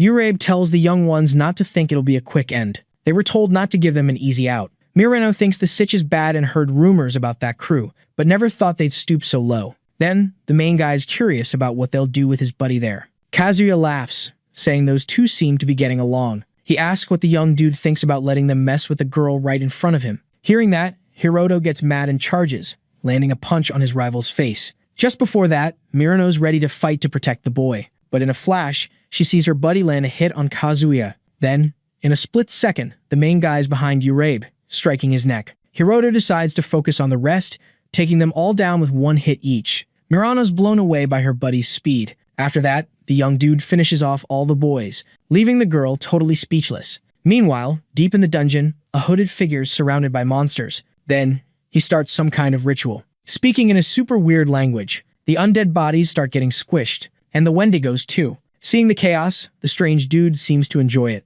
Suddenly, he gets crushed himself. The whole place turns into a sea of red goo. Green lights start popping out of the blood, merging into one big light. Then, it zooms down a corridor. Behind a door, there's a lab full of capsules with trapped creatures. And among them is the 6th celestial demon lord, Vasha Valtine. That green energy zips into the lab, right into the Demon Lord's chamber, waking up that beast. Meanwhile, in the dungeon's shallow layer, that energy starts forming something, until the sixth Demon Lord takes shape with armor that's subjugation level A. When that level shows up, all local guilds bail on trying to take the dungeon with just their crew. It's got the power to make a guild bounce instantly, and making students fight is just dumb. Basically, it's the start of a big mess. Meanwhile, the group takes out a bunch of creatures. One of the young dudes says he was nervous when they got the emergency alert, but thinks it was no biggie. Then, he says they were important even without slaying monsters, because they were on lookout duty. Suddenly, they hear a noise from the cave and turn to see someone in armor. Meanwhile, the main guy and his buddy nab the dudes who came at them.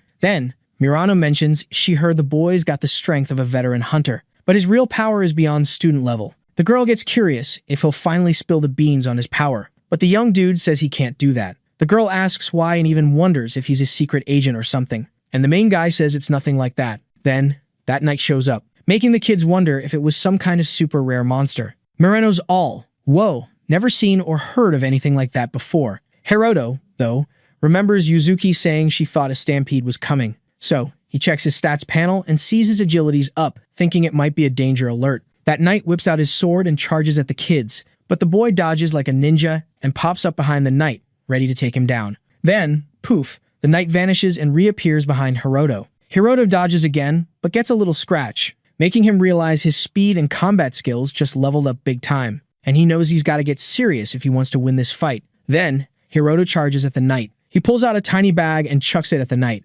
Inside, there's some spicy red pepper and mandrake mix from the dungeons, which goes boom with fire. Then Hiroto casts a flame spell, causing a massive explosion. But the armor's still shiny and untouched. Hiroto peeks inside the armor, spotting a skeleton chilling in there. The skeleton tries to attack, but Hiroto blocks it with his dagger, sending it flying. Now, he's got to fight with just his hands. The monster goes on the offensive, but Hiroto grabs it and lands a punch, knocking it down. He seizes the moment and finishes off the skeleton, and he lets out a big sigh of relief after the battle. Mirano's amazed, seeing her buddy bust out some judo moves. Hiroto turns to her, saying his hunter rank is F, so he tried everything, even judo, to get stronger. Then, with a grin, he says he's giving it his all. Meanwhile, somewhere else, another knight is causing chaos. The students are freaking out, wondering what that thing is. Then, the monster wipes out the humans. The students are getting more and more scared. A scientist shows up, telling them to chill and act like hunters. She says it might be one of those random dungeon accidents. The boys ask if she's sure about that. She says she called another guild for backup and all they need to do is hold the line until help arrives. Quickly, some warriors form a defense line. The girl tells everyone to fight for their lives. Then, she mentions that Instructor Godai is there. Hearing that, the kids feel a spark of hope. But then, they're shocked when the woman gets hit on the head. At first, everyone's just stunned. One boy says it's cool, they still have Instructor Godai. But when they look, they see him down on the ground. Then, he gets finished off with a single stomp. All the students start screaming in terror. Meanwhile, deep in the dungeon, another knight is causing mayhem. Yuzuki's ready to jump in, but someone stops her. It's a buddy, saying not even the instructor can beat that thing, but she might have a shot. He says he believes she can do anything. Yuzuki thinks if she uses her special ability, she might have a chance, as it doubles her stats. The healer knows the cost of her using that power, thinking it'll shorten her life, but she's their only hope. He starts begging her to use her life to save them. Yuzuki thinks it's not proven her life is really at risk, but they believe it because his student said so.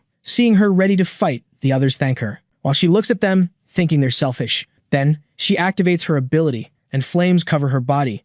Yuzuki says she'll lead and asks everyone to back her up with all they've got. As she draws her sword, she thinks about her role in all this. Meanwhile, Mirano mentions the dungeon is run by the school. Why is there a skeleton in armor just chilling there? Weird, right? Our hero suddenly remembers his buddy's warning and tells his friend he's worried about Kazuya. He thinks he needs to dive into the deepest layer, solo mission style. Mirano chuckles, finding it funny. He's worried about the so-called strongest kid in school. She insists she can help, but if she tags along, she'll just be a spectator. So, she decides to hang back and watch the show. She shares how she's always tried her best since she was a kid. With tears in her eyes, she admits it feels kinda silly. Then, her phone buzzes, announcing a strong desire for power has been confirmed, and her access is complete. She's like, wait, what? She wonders if something's off. Maybe it's a virus? She jokes. Realizing what she said, she quickly adds, not that I was on any sketchy sites. Mirano asks if he can promise her something before heading to the deepest part. She wants him to promise he'll come back. She then offers to treat him to a coffee at the school cafeteria when he returns. Hiroto grins and agrees, imagining their coffee hangout. Then, his stats panel pops up. He notices his agility stats are different and realizes 10 knights are heading his way. He decides to hide his friend to keep her safe. Mirano asks if he's sure about the 10 knights. He confirms but can't explain right now. Hiroto insists it's too dangerous for her to come along and asks her to wait. She just hopes he'll be okay. Then, the knights show up. One charges at him, and he barely dodges. Hiroto's stressing, fighting 10 knights at once. He dodges attacks but doesn't see another enemy sneaking up. He takes a hit, realizing he's in deep trouble. The knights gang up on him, leaving him in bad shape. Hiroto's getting frustrated. On the ground, he keeps talking, even as the knights stare him down. One wonders why the locals are crashing their party. Then, a panel announces the Demon Lord event is starting, and the player will be transported to the location. Suddenly, Hiroto's fully healed and opens his eyes. He's facing a massive shadow. It's a giant creature. Another window pops up, saying this is the tutorial's start, and his opponent is that huge monster. The beast charges, destroying part of the city, but Hiroto's protected by some shield. He's confused about what just happened. The window explains that if he dies, he'll revive in the same spot, and to get the skill, he must defeat the creature. It also says there's a 10.5 meter safe zone around him, and he can chill there as long as he wants. Suddenly, he gets a sword that can cut almost anything, except the creature's scales. The panel advises him to use his time wisely, then disappears. Hiroto checks out the sword. He wonders if his opponent is the crater-making creature, and the sword can't even cut dragon scales. Seems useless, right? But then he realizes he has a body that won't die and a sword that cuts almost anything. With that, he hatches a plan. He spots the dragon flying near the shield. Hiroto wonders if he can pull it off and thinks maybe he should just hang out until time's up to avoid any mess. Okay, buckle up, because this story's about to get wild.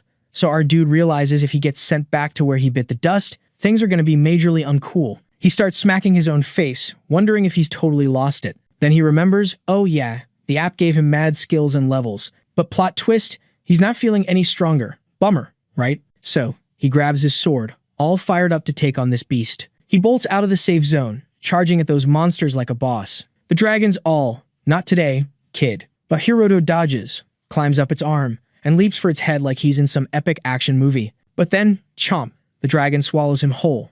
Yikes. Inside the beast, he's still kicking, remembering his undying body and sword that slices through almost anything, except dragon scales. Go figure. So he's like, guess I gotta stab my way out of here. But being in a dragon's belly, not exactly a spa day. His body's feeling the burn. Luckily, his healing factor's got his back. Still, he's melting and healing on repeat, like some twisted video game glitch. He starts yelling for help, but no one's answering. Minutes tick by, and his mind's about to snap. In his head, he's like, why'd I pull such a dumb move? Maybe because he craves power, or maybe he just wants Yuzuki to notice him, but he knows she thinks he's weak sauce. So, he decides, no way he's giving up. Meanwhile, the dragon's just chilling, flying around. Then it feels something funky, like its insides are doing the cha-cha. Suddenly, a blade bursts out, slicing it open like a piñata. The dragon crashes down, and Hiroto pops out, already healing up. A screen pops up, saying he's hit his growth cap, and extra XP's just gonna chill there, no leveling up. For slaying the beast, he scores some sweet rewards,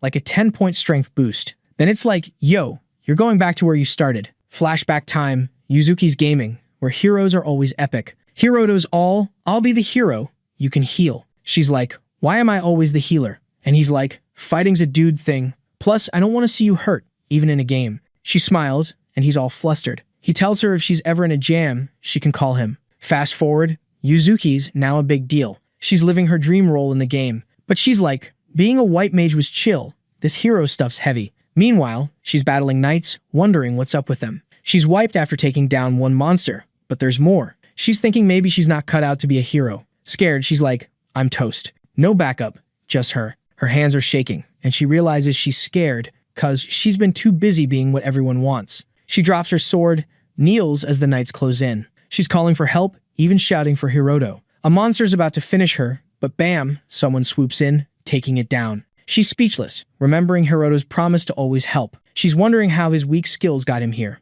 Hiroto's taking out knights left and right, leaving her mind spinning. But watching him, she finally gets it. With a grin, she's like, why didn't you get here sooner if you're so strong? He's like, I ran as fast as I could. Then he busts out the dragon-slaying skill. A knight tries to attack, but Hiroto just catches the blade with his fingers. No biggie. After that, the young dude whips out his dagger and slices his enemy like he's cutting a birthday cake. The boy's mind is blown, like, whoa, that was easy peasy. Hiroto's brain is buzzing, thinking he needs that app to beat all these baddies, and he's like, what even is this thing? The girl chimes in, saying it looks like the enemies got totally wiped out, along with all their squad. The main guy's like, yeah, those peeps on that floor are toast, but he's itching to know what went down with the others in the shallow layer. Then, the girl whips out this gadget that's super handy in dungeons with 0 bars, but crickets, no one's answering, which means they all got KO'd. The boy's like, hold up, there's still one person left standing. Then, the young dude rolls up to where he left his buddy, but she's MIA.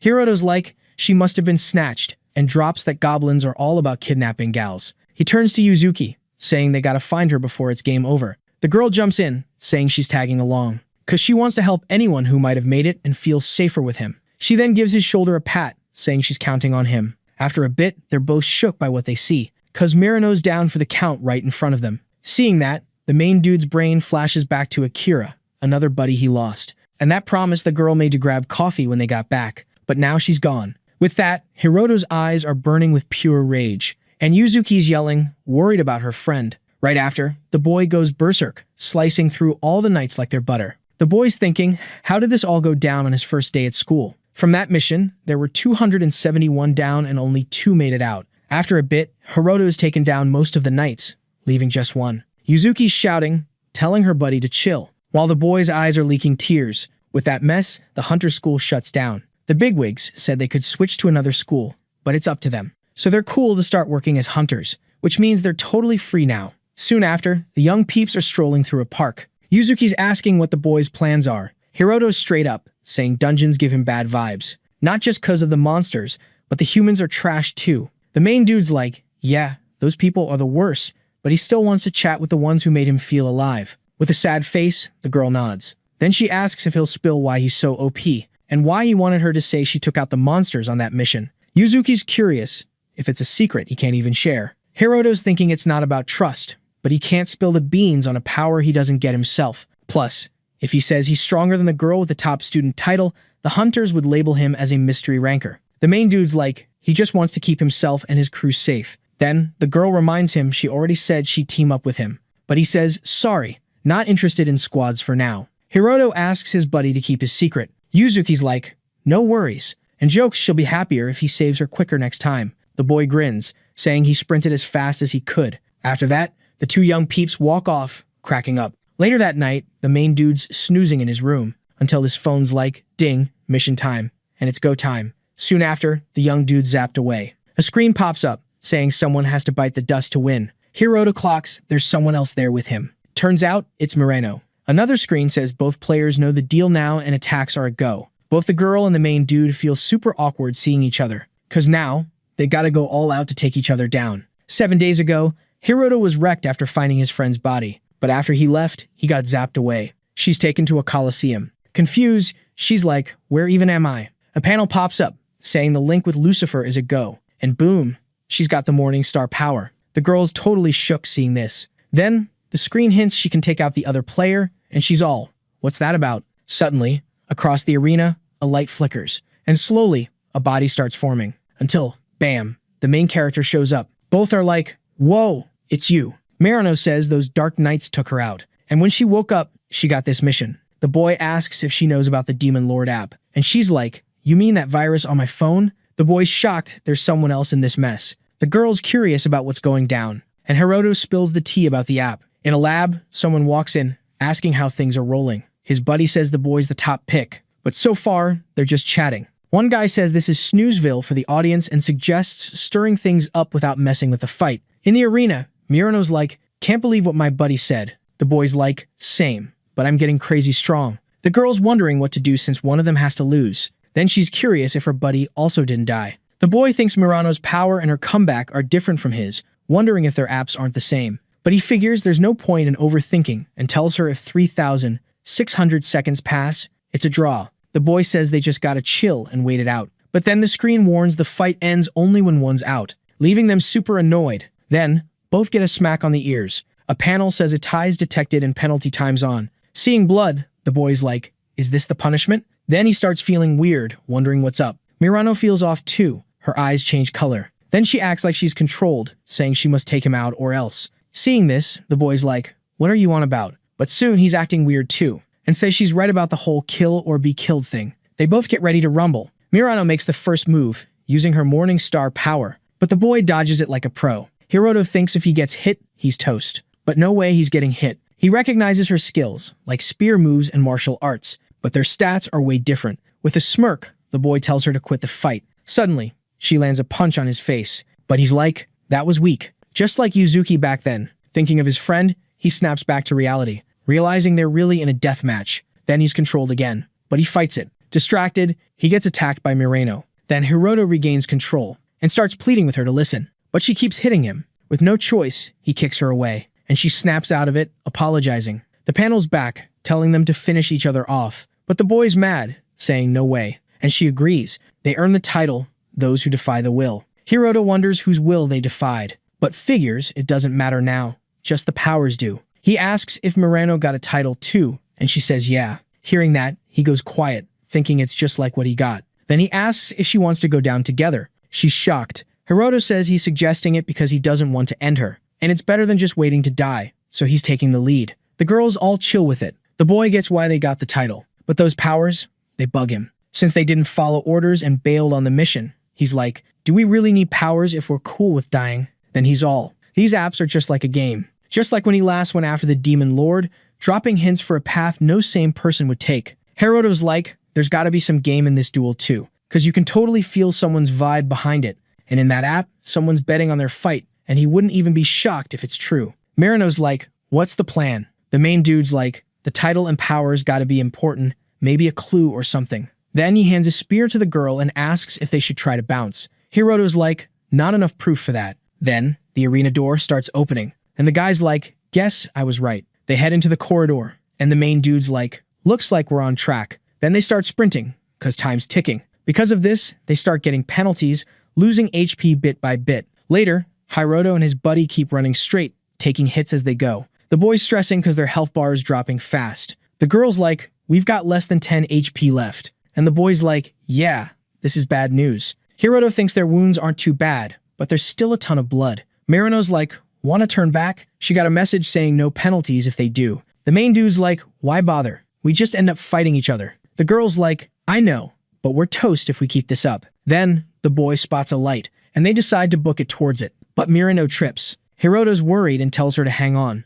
They're almost there. The boy decides to carry her because he's not dying here. Even so, he keeps taking penalty hits. Because of this, his HP drops to 1. The main dude's like, this crazy app made him make wild choices thanks to those mystery folks. It's like being in a nightmare. Then, the boy takes another penalty hit, losing all his life points. But somehow, he gets 1 more HP. The boy jumps up, yelling, and keeps carrying her to the light. Once through the door, a window pops up saying both players survived and got the title Those Who Rebel Against the World. Meanwhile, the app guy's like, most people voted for them to escape, and it's been ages since he's seen such a big voting gap. Someone's like, was that cool? And the guy's curious if he means the last-minute save. The guy's like, chill, they didn't start with full HP. He says the arena fight was their doing, and he just played fair. Later, the main dude's chilling in his room, messing with his phone, while Mirano's taking a bath. The boy's wondering what kind of app that was. The girl comes out, thanking him for the shower. Hiroto's like, how are your wounds? And she's like, no injuries since waking up.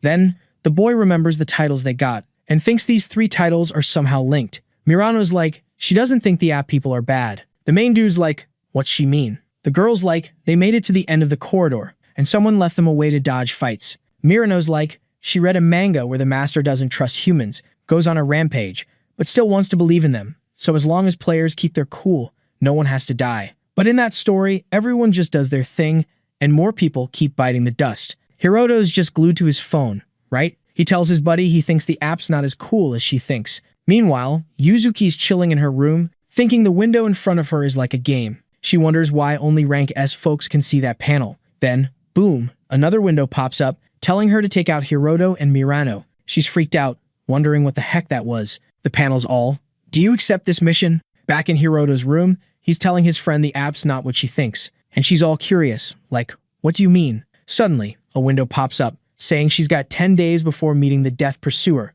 Mirano's like, what's a Death Pursuer? The main dude says they dodged having to take each other out, but they're still under control, you know? Time flies, and the dude's on the phone with someone. It's Yuzuki, asking why they're being targeted. He's like, I dunno. Then he spills the tea. Mission starts in 10 days, Then they gotta survive 24 hours. Since she bailed on the mission, she's probably on another one. Then he asks if only rank S hunters can see those windows. She says she read it in the hunter's guide. He figures app users like him and Mirano can see it too. Hiroto's like, any idea who took the mission after you bailed? She takes a deep breath, thinking he's definitely up to something. He says it's better if she stays clueless, but she's like, you can tell me. Back to hunting, Yuzuki says the mission's probably going to another rank S hunter. She mentions an organization of rank S, folks called Demon Lord Hunters. She's still a student, so she's not in yet. She says a member told her the names because rank S can beat the Demon Lord in the game. Hiroto's like, the app and the org both have Demon Lord in the name. No way that's a coincidence.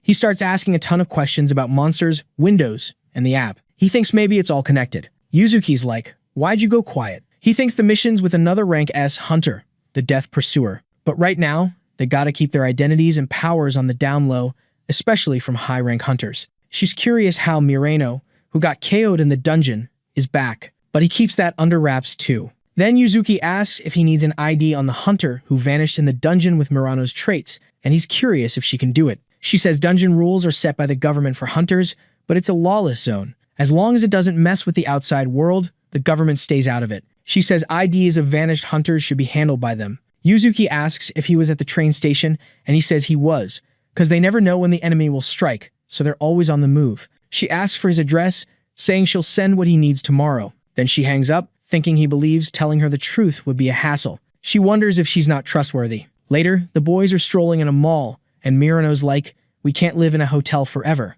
wondering about their cash flow. Because when they got back, the main dude got her a new phone. Hiroto's all chill, telling her not to stress, because he's still rolling in cash from that last dungeon mishap payout. Then he's all, yo, we're hitting up the dungeon tomorrow so you can start stacking that cash. Suddenly, he remembers his buddy's epic skill move. Out of nowhere, he loses track of her. Finds her totally zoned out, staring at a bunny plushie. Hiroto rolls up, calling her to bounce. He starts chatting about the route they gotta take in the mall, but she's still vibing with that plush. Soon, he notices that pink bunny is everywhere and wonders if it's the new hotness. Meanwhile, Marino's still in a trance over that bunny. Seeing this, he's like, you want that thing or what? She just beams at him, all sweet. Hiroto's thinking.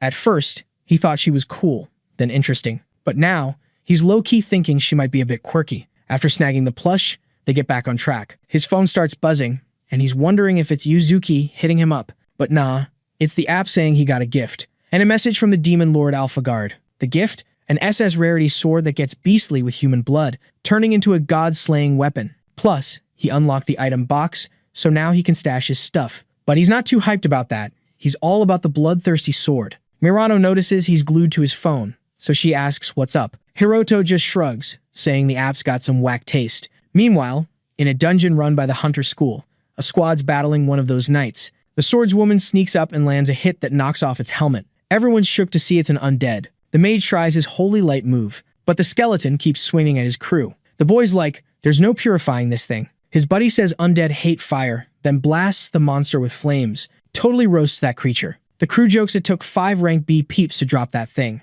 A girl asks if her buddy can solo that night, and he's like, nah, one-on-one ain't enough. Then someone says there's a bunch more inside and wonders if they can handle it. The boy suggests calling a rank A hunter, but that's a no-go, because the association won't send a rank A for a subjugation. They laugh, saying the association only cares about their budget. The swordsman asks for a sec to think, cause dungeon deaths are high from random stuff. Right then, another monster shows up, but this knight's armor is white, not black. In a flash, it moves and stabs a crew member, freaking everyone out. The shield guy tries to block, but the knight's sword gets through and takes him out. That boy's like, call a rank S for this thing. But before he can finish, he loses his head in the fight. Then someone shows up laughing, asking if that means it's rank S difficulty. This dude's got no armor or gear. The knight swings its axe at him, but it doesn't even scratch him. Then he hits the knight. The crew's blown away. Then, the boy hugs the monster and crushes its armor with just his muscles. Totally wrecks that knight. The boy watching says that dude's special, cause he's rank B level, but with rank S skills.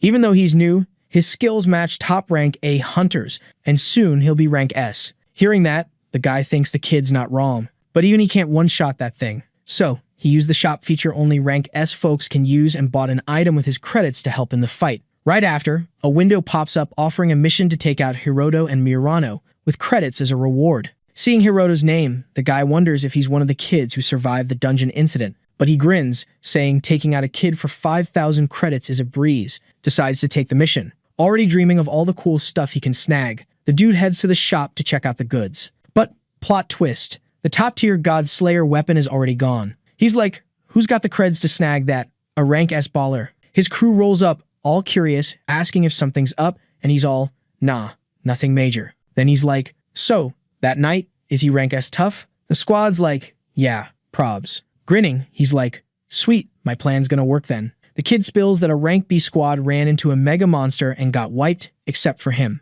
Hearing that, the squad's all shook. Then the dude's like, let's cash in everything we've got. Cause, duh, they're top-tier rank B hunters. The kid's like, dude, quit joking, you'll get busted. They'll see your loot. But before he can finish, the dude covers his mouth, saying he's got this item box skill, storing stuff in a secret space. Then he's like, got a bunch of junk that does that to stay hidden. The dude then takes out the kid in front of his friend, leaving her totally freaked. Then, with a creepy grin, he's like, wanna turn you into cash too. He grabs the girl, saying he loves causing chaos, especially with the ladies in this wild place. After taking out the girl, he laughs, saying death's coming for Hiroto and Murano. Later, the hero and his buddy meet a lady, and she's like, heard you're house hunting together. The boy's like, yeah, looking for a 2-bedroom crib. Then she's like, your budget's 30K each, but for a 60K mansion, that's a steal. But if it's a love nest you're after, we can work something out. Hearing that, they're all blushy. Suddenly, someone's like, what's this couple talk? Murano turns and sees Yuzuki right there. The girl's like, I get the whole safety thing, but didn't know about sharing a room. The hero tries to explain, but she cuts him off, handing him a bag. She's like, here's what you asked for, plus some basics for Murano, made of myself. Then she's like, fine with secrets, but no lies. And don't treat me like a sidekick in your romance. Then she bounces, leaving things super awkward. In a building, the hero and Murano check out a panel. Hiroto's like, got Yuzuki to see it was a mix-up, no need for drama. The girl's like, did she get mad because she thought he lied or misunderstood? Then she's like, maybe Yuzuki feels the same way she does. The hero notices her staring and asks what's up, but she's like, nothing. Hiroto's like, gotta dodge the Death Stalker, need to level up for better odds. His hunter ranks F, meaning he's maxed out. But by taking down new monsters, he can power up with his gluttony skill. He remembers Murano doesn't have gluttony, but she's got room to level up. Plus, her martial arts are epic. He's impressed how her attacks didn't hurt the Minotaur cause of strength, but her tactics rocked. With her skill, they can tackle high-rank monsters and level up faster.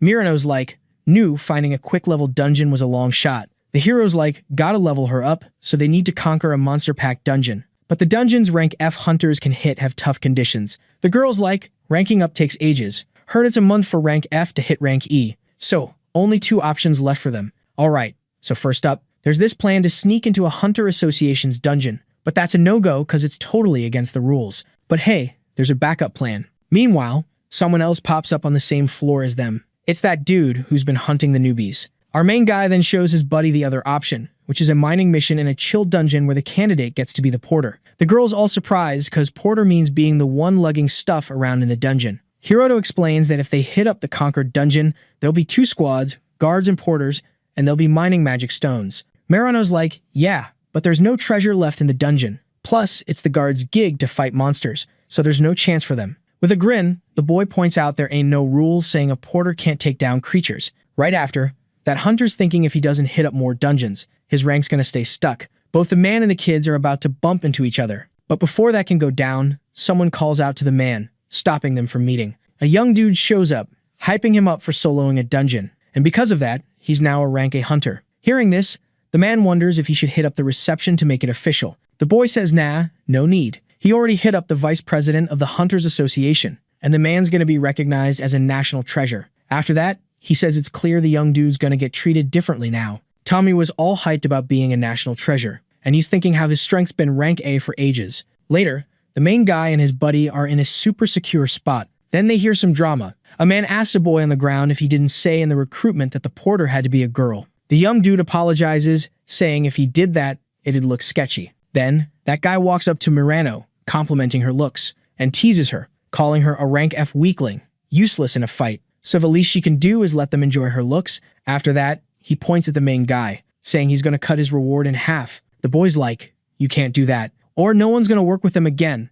And the guy just says they're all useless. Then, out of nowhere, he slaps the girl and asks what she thinks about doing some services. The girl grabs Hiroto's hand, asking him not to make a scene. Mirana then says if the man doesn't stop, she's going to report him to the association, and he just laughs it off, saying he was joking. After that, he mocks them, calling them useless again. The man announces to everyone that inside the dungeon, it's a lawless zone, and one of his buddies mentions that violence is on the rise, so it's best to keep things chill. A young dude tells them to cut the nonsense, because it's time to make some cash. Inside the dungeon, the crew battles a creature. The main guy thinks if it keeps up like this, there won't be any danger, because these folks are rank C hunters, but he can't say their vibe is cool. Then, the whole place starts making weird noises. Even the ceiling starts caving in on them. Hiroto checks if his buddy's hurt, and she says she's good. Suddenly, there's a roar. Turning around, the group spots Cerberus, the Hellhound, with an S-level difficulty. Everyone's like, why is there a Cerberus here, when this dungeon's supposed to be rank B? One of the guys thinks he should get someone to distract the beast so he can bail, even if it's solo.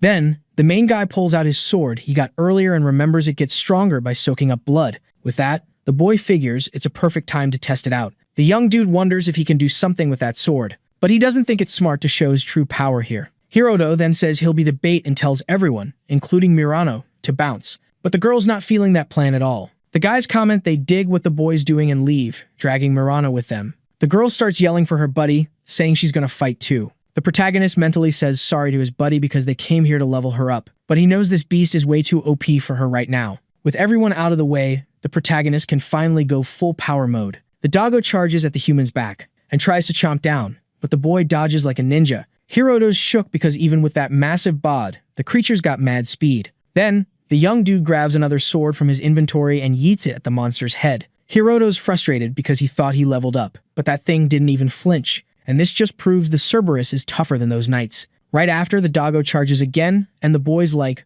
bring it on. And with one epic slash, he slices the monster in half. After the win, Hiroto's thinking about how he wondered how strong the system's weapons were, but he never thought they were that OP. The protagonist scores 5 strength points thanks to his gluttony skill, hyping himself up that he can't lose to any enemy. But then, the protagonist's like, something's gotta be off, since that app always drags him into life or death drama. Then, he starts thinking about getting that weapon right when he's about to be hunted by the death pursuer, and he wonders if it means he won't survive unless he lets that sword drink some human blood. Right after, the protagonist hears a noise in the cave and, looking back, spots a dude. The boy freaks out, wondering if he got caught. That guy, in turn, asks if it was the boy who did all that. Hiroto's like, what do I do now? And then he introduces himself and asks the guy's name. The man says he's Murakami Shingo, an S-rank hunter and the 4th best in the world hunter ranking. Hearing the guy's S-rank, the boy's spooked, thinking he's the death pursuer. Then, the man starts pulling something from his suit, making the protagonist even more on edge. But Murakami just hands over a card, and the young dude's like, huh. The boy then asks if he's a newbie hunter and explains it's a thing to show your guild license when meeting someone new in a dungeon. Hiroto checks the card and sees the guy's aptitude is rank A. Then, the boy remembers Yuzuki saying only S-rank folks can see the window, meaning this guy is not their stalker. The man also peeks at the boy's card, finding out he's rank F, and jokes that the young dude had it rougher than him. Right after, he's curious about who did all that. The protagonist makes up a story that when the Cerberus attacked, someone swooped in to save him. Hiroto's sweating because he's just spouting nonsense and doubts the guy will buy it, but instead of catching the lie, Murakami says it was another job of X. The boy's curious about what he's on about, and the man tells him to ignore it, just talking to himself. Then, the young dude asks why an S-rank hunter's in a basic dungeon like this. The man says it's because of the dungeon accident, and spills that there have been many accidents before this one and there's a clue here. So, he decided to do some detective work. The protagonist's curious about what he's talking about, and, once again, the man says he's just talking to himself. Right after, Murakami decides to bounce. But before leaving, he says maybe it's fate they met here. And he mentions the dungeon accident happened because a monster that usually doesn't show up just popped out. Then, he says he knows it's tough, but asks the boy to steer clear because something's fishy. The boy's like, thanks for the heads up. Then, he checks out the stats panel, realizing that even without a system alert, he knows this guy's strong just by those numbers, comparing him to an absolute beast, making him realize his strength isn't there yet. Murakami, meanwhile, thinks about how he's seen this before, and figures there are signs an unknown hunter used rank A or even S power, and it can only be X's work. Then, he starts suspecting the young dude, but soon drops it, thinking a force that can wreck a place like this must be rank A, so no way someone with rank F skills could pull that off. Meanwhile, in some building, a bunch of people are chilling. At the table, there's the Hunters Association boss, Oyamada, with Murakami and a dude named Takeshi. Suddenly, there's a knock on the door and the old guys all come in. A young dude named Takato from the biggest entertainment agency around walks in. He's all, "Sorry, I'm late. Was busy filming a drama." Oyamada's like, "What do you think being a hunter means?"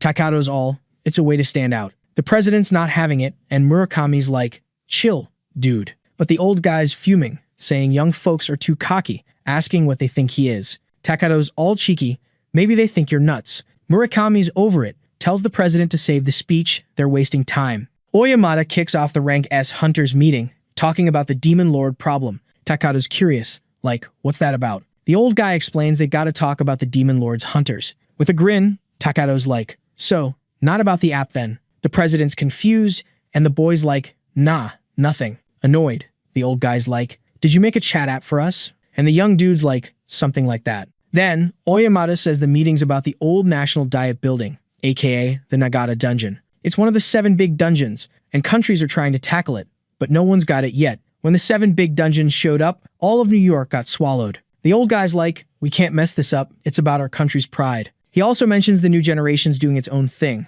reminding everyone the Hunters Association's in charge of planning. Takato's like, "I'll let the others know," but he asks if the old guy's jealous of them, rank as hunters, because he's second in rank just behind Kuju Ayako. Murakami's like, "The rank leader never shows up, and the new gen's a headache." Then the young dude's like, "Stop disrespecting the Hunters Association," and he agrees. Takeshi, who's been quiet, asks about the Artemis School incident. That guy's Kazuya's dad, who hears the investigation on his son is done. The young dude's mad, saying his son would escape danger because he taught him, being rank S since forever. Plus, his son's got an artifact to sense dangerous demons, so no way he's dead. He says there was a fight in the dungeon, and that's why his son couldn't escape. Takato remembers 2 survivors from that incident, saying if he's right, those who fought his son are probably gone too. Takeshi's like, "If the Hunters Association does nothing, I'll investigate myself." Then he's like, "It's sad. The Hunters Association's useless." He stands up, saying he'll start with the 2 survivors. The young dude thinks about how precious his son's artifact was,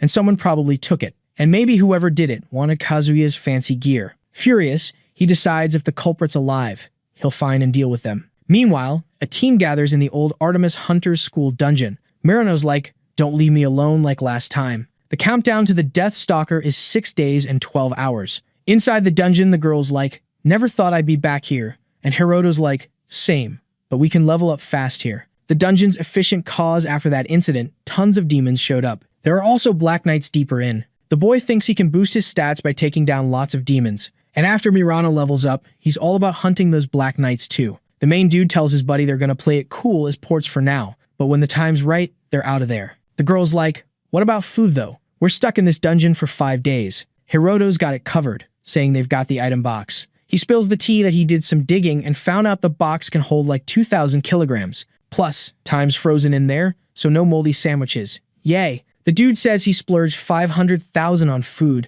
so they can chill as long as they want. Then he jokes about blowing all the Hunter School cash and swears he won't let any of that grub go to waste. The boy's thinking, with folks on their tail, he better be ready. Out of nowhere, someone rolls up, saying sorry for the Cerberus drama. It's that young dude from their squad. The boy's like, "All good. We all made it out alive." Later, the crew takes a snack break. That sneaky guy from Hiroto's old team is spying, telling his boss the prep looks solid but asks if he's sure. The boss says he saw a hunter, now rank S, using a similar trick. He tells how the boy whipped out his sword from thin air. In the end, Murakami, the hunter, handled the Cerberus. Then, the young dude says the hero pulled out that weapon when he was about to bite the dust to save the girl, and it's definitely not normal. His buddy says it's just a hunch, and the boss says he's just guessing based on the storage trick. With a sneaky grin, he says if they off the hero and the weapon's a dud, they can just blame it on a dungeon oopsie, like always. Then he says they could sell that weapon for mega bucks. Plus, the one using it is rank F, and stats say that boy's a flop.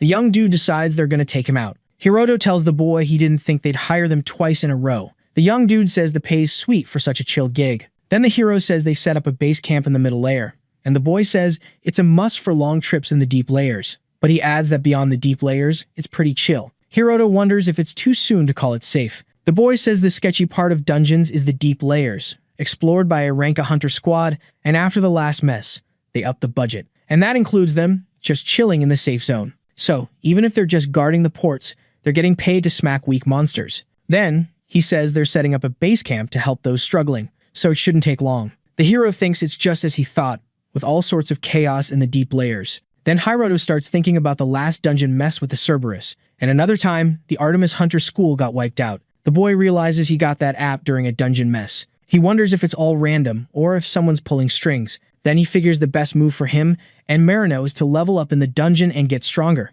That boy notices the hero acting weird and asks what's up. The hero says it's nothing major. Then the break's over, and they're back on the move. The warriors face a giant monster, a dungeon worm, rank C solo, but in a squad, they're rank B. Then, worms start dropping from the cave ceiling. The shield warriors try to block them. Then, they make a gap for the mages to attack. The close-range fighters rush in. These folks are all veteran rank C hunters. And there's this dude in a red jacket just vibing, standing out like a neon sign. Our main guy, just chilling, watching the chaos unfold from a safe distance. Then, out of nowhere, he whips out a dagger, leaving his buddy totally bamboozled. A worm drops from the ceiling, aiming for the dude like it's got beef. But before it can even touch him, a knife comes flying in, taking it out. The red jacket guy's all curious about who threw it, and Mirano's like, whoa, didn't see that coming. Hiroto's all, yo, if a dark knight shows up, we're toast. The girl laughs, saying knights are only on the deep floors, so no stress. But the boy's like, we're heading to the intermediate floors soon anyway. The main dude's like, let's pretend we're lost and hit the deep floors. Mirano cracks up, and the guy's like, what's so funny? She jokes that he's still trying to do their job right. Hiroto grins, saying they should at least earn that advance payment. Then the boy's like, hey, some folks fell into a hole. Might be hurt. He calls the squad to check it out, because they've got healing potions in their bags. From a distance, two dudes chuckle, watching their targets drift from the group. At the Hunters Association, Tommy was now a legit rank A hunter. He's thinking how lucky he was to use that trick before the system spilled the beans on the target's location. He figures the quicker he takes out his targets, the better, and knowing their spot is a win. Once you hit rank A, you get access to the computer system, meaning you can snoop on any association member. Checking out the main guy's info, the hunter finds out he's working as a port in the old Artemis School dungeon. The man jumps up, all hyped, because he's finally found his prey. This bald dude rolls up to the young crew, saying one of their members vanished in the last battle. The boy's like, yeah, I don't see him anywhere.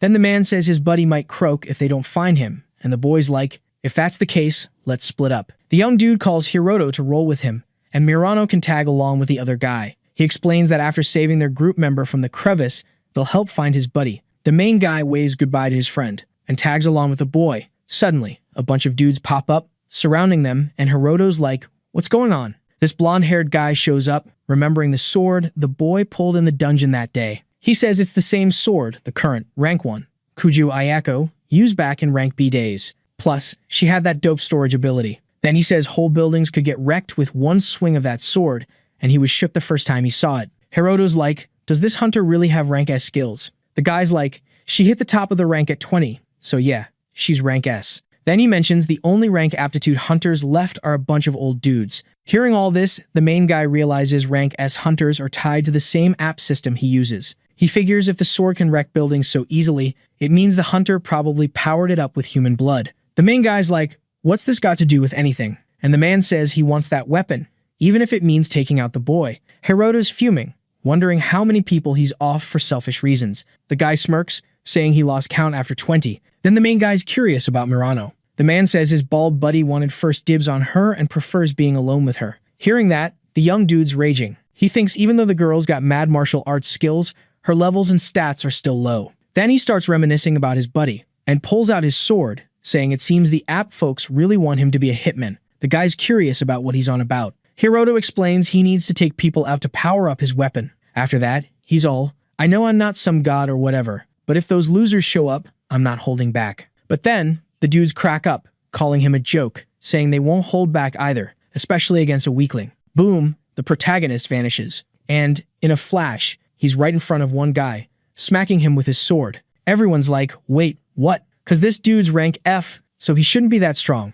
Hiroto's all, you guys know how epic my sword is, right? Didn't you suspect anything? Then, he charges again, and one guy tries to hit him, but his sword shatters. The young dude seizes the moment to finish that guy off. Afterward, he's like, did you really never think I might be dangerous? He tries to hit another guy, but that dude dodges, and he tells his crew, even if that kid's got a sick weapon, he's still rank F. But before he can keep talking, he gets whacked. Hiroto's like, nice dodge, but you're still in my zone. The rest of the guys are freaking out. Then the protagonists all, you underestimated me because I'm rank F, and that's why you lost. He starts walking toward them, making them sweat. That crew was all about causing chaos, stealing gear from the weak or trapping the strong. That's how they rolled. Now, they're feeling what they made others feel. Then, the boy pops up behind them, and the last thing one guy does is yell for help. Hiroto's thinking, heard that one before, from all the lives he's taken. Now, only the guy who lured him is left, and the protagonist's like, what were you gonna do? The boy's nervous, saying he was just gonna threaten him.